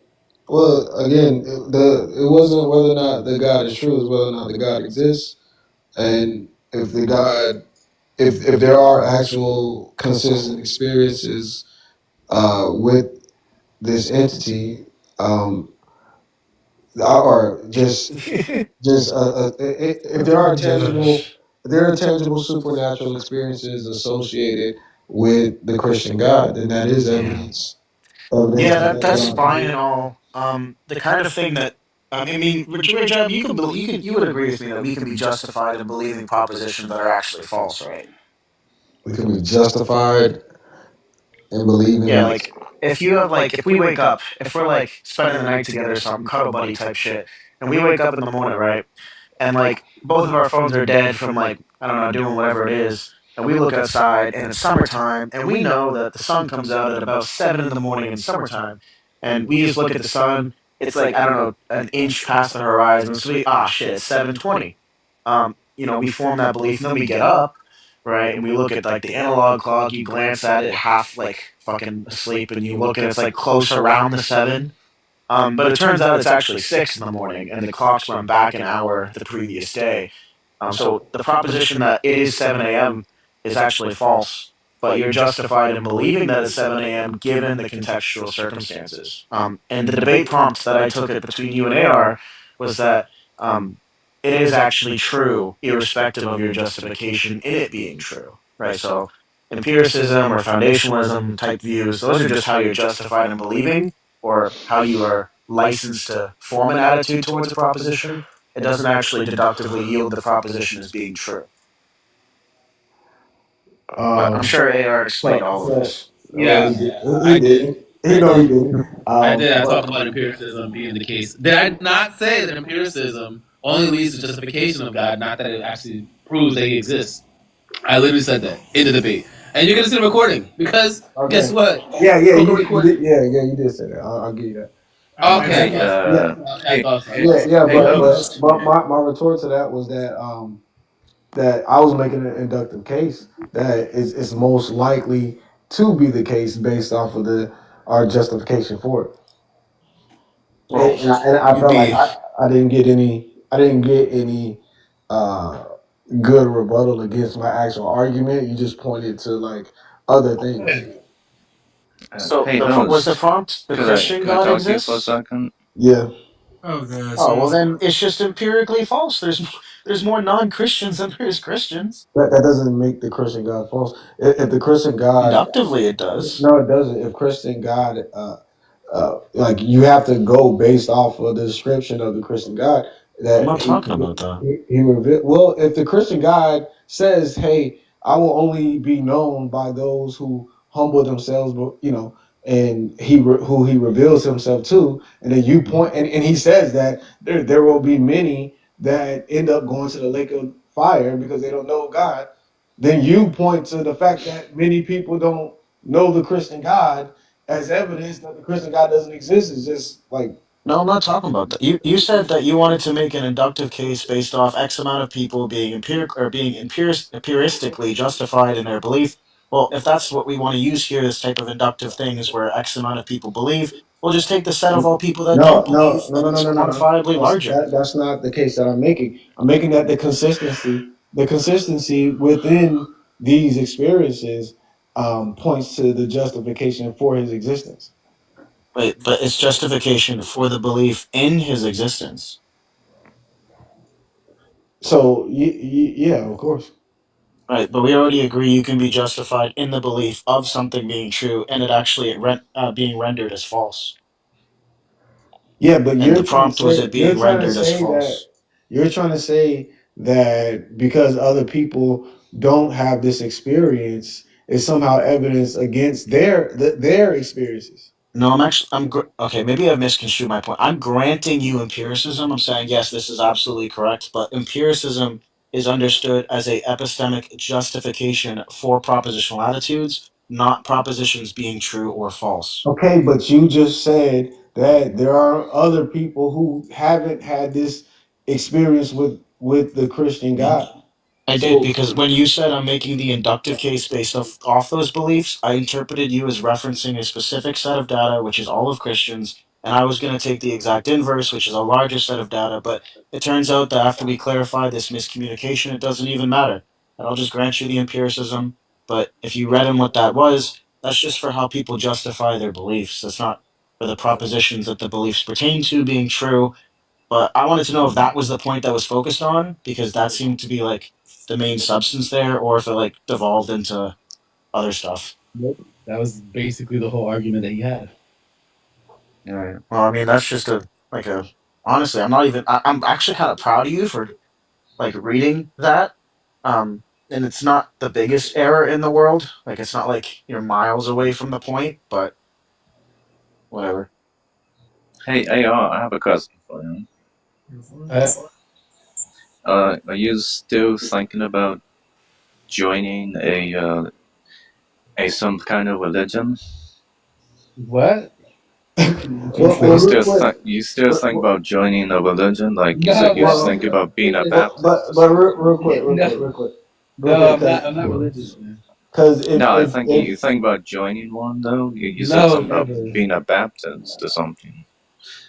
Or Oh, what? I was Whatever joking was the? around. Yeah, I was joking around to say I'm an Eastern Baptist because Oh, okay. that was a joke. There's no such thing, right? Oh, okay. Hey, host, I have a It was a question joke. for you first. When can I do my debate with one of the guys in the panel? Oh yeah, just DM me Who do you want to debate? yeah, find an opponent. Crux J-Rob. and J-Rob have never won, Nah, so you can. I don't want to smoke with Ori, bro. I'm good. Well, I kind of want to do one of the debates further down the road. Like you put in your list or something. I I was think supposed to do it. I'm supposed to do a debate on AR's panel, but I have not been able to get back into his panel for some reason. I think Prook he'd be a better fit for you. No, I'm good on that, bro. I'm Hey, straight. AR, what? Neither of them Why ever haven't I won a not been able to debate. come back? Fine. Know what? You should debate Kunta. Huh? I think that's a Debate good Binko. match. Debate Binko. Bingo? Yeah, the I guy don't who know who won. Bingo is. I think Ori and Kunta would be a good match. Yeah, facts. Why don't J-Rob Yeah. and Brooke debate? That way one of them can get a win eventually. We debate too much, bro. Yeah, like, no, I mean, like, formally. Like, that way one of y'all can finally get J-Rob and I debate too much too, Brooke. Look at us here. But anyway, does anyone else have any questions or points? I'm probably gonna go get food and then like crash. Don't I you have end this fucking questions. line. Give me my mod powers back. I have a Um, question I was about the correct. Hey, Jesse. listen. I was correct to mute Russell for the entire live. He was using slurs, and I have it screenshotted. show me the screenshots. But also like I removed all my mods for today, so you know I could. We only had two. Yeah, I removed like two of my mods. Oh I yeah, was writing my fucking opener, I'm and at not first it modded. said Powerhouse of mine. I used to be a first mod, it dude. said I'm not being now. one of your only two mods is an honor, and then I saw that Wit wasn't one, so I changed it to being your only mod, and then of course you took my mod power as you should. But No Degree was worried that I was going to be able to mod my own debate, which is the dumbest thing I've ever fucking heard. But then again, it's No Degree, who both Hey, PRK and J Rob voted for, and I'd love to hear them substantiate or justify why they voted for No Degree. But I'm sure that they'll choke on a dick when they hear that. hey, AR, did you block me from Bro, your live Oh, I didn't even watch the debate. power. I just looked into it. You were blocked. I don't know. One of my mods blocked you, so I'm gonna have to unblock you. He's also I have got no like idea. 56 I've been mods, trying to get back into, including and I haven't been able I'll to. unblock you. I'll unblock you. he's got like 56 mods, and some of them are as low tier as like J Rob. So you can never know what you're gonna What get is going on? booted for. Look, I just wanted to Dude, ask you about the Jesse see, debate. Ada, you should probably Wait, chill did with the Jesse fucking lose? like racist comments. I'm gonna make oh some. yeah, Thank you. I'll make Jesse some lost, I right? food. see that you guys are being racist in the comments. Yo, it's crazy that y'all think that Yeah, I these haven't heard you votes. speak, and you It's actually crazy that believe y'all that think that black these people are votes inherently fatherless. actually determine who wins Actually, or just lose telling on yourself because I these hadn't heard you debates. speak one time, It's and literally I going didn't know No, you on. were a but shithead either. So who wants to debate Yeah, today, It's guys? Like, these votes it's are actually nuts literally that you would make those type like, of claims are and there talk over more Christians one of my or more very good atheists friends. I'm just gonna watching the continue to live? talk over J Rob because Actually, he's probably one of my admittedly, favorite teammates. It's literally what it is. But admittedly, when I did post, I did just post the debate results on my channel, and when I did post them, I did caption them with saying that the audience vote should be taken with a grain of salt because there are many variables that can contribute to like the audience vote, there might be more atheists than Christians, or more Christians than atheists. It's literally what it Some is. people might be voting biasly, so it's like it's not a true indicator of who won, but it's. Didn't a Christian win? Didn't a It's Christian win like the first? Hold on, wait, yeah. didn't Did Jeff lose?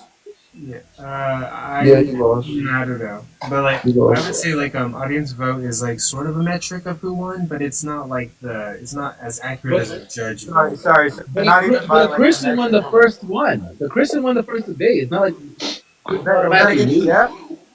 It's Yeah. true, J-Rob, but Christian did win one of the debates, so. Who even likes Jeff though? Nobody.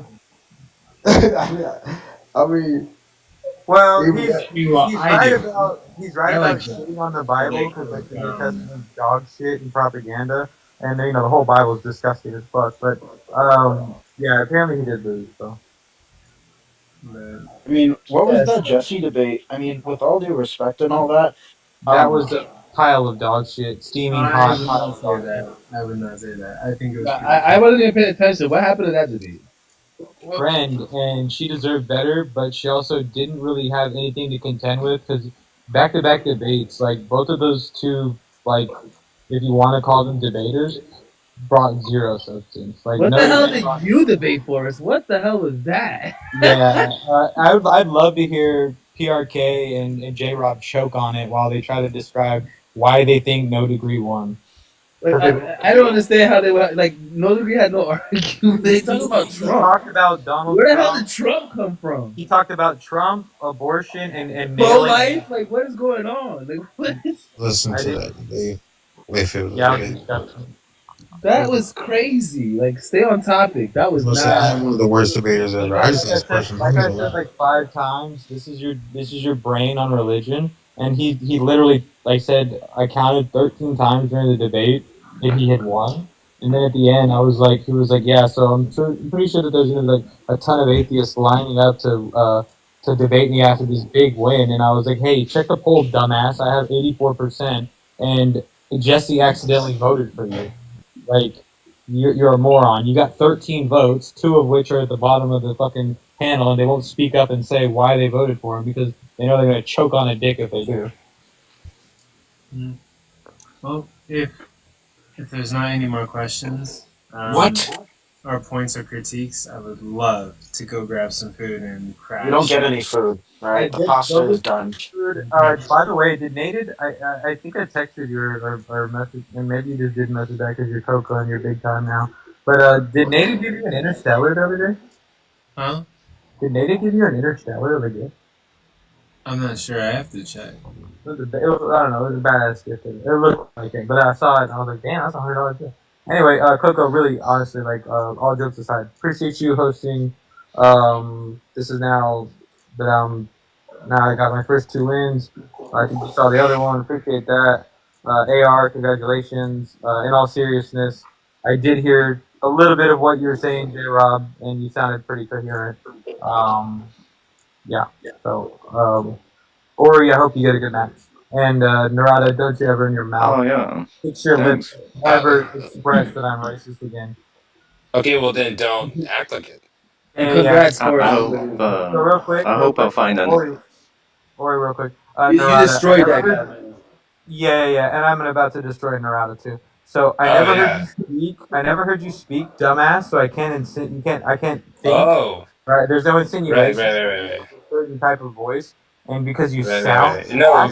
sorry. So black people are inherently fatherless. So you're the racist. Thank you. No, because Nate heard me speak, and that's why he did that. But you didn't catch on to that. That's right. That's what I thought. Fucking pussy. I mean, that guy's pretty dumb too. He just assumed I was a Christian over and over again because I'm a theist, which is a very low level thinking. But anyway. Anyway, yep. I will catch you guys later. It's been an amazing day. I love this, and I hope to pull off many, many, many more 10s and 20s and 30s of more events like this.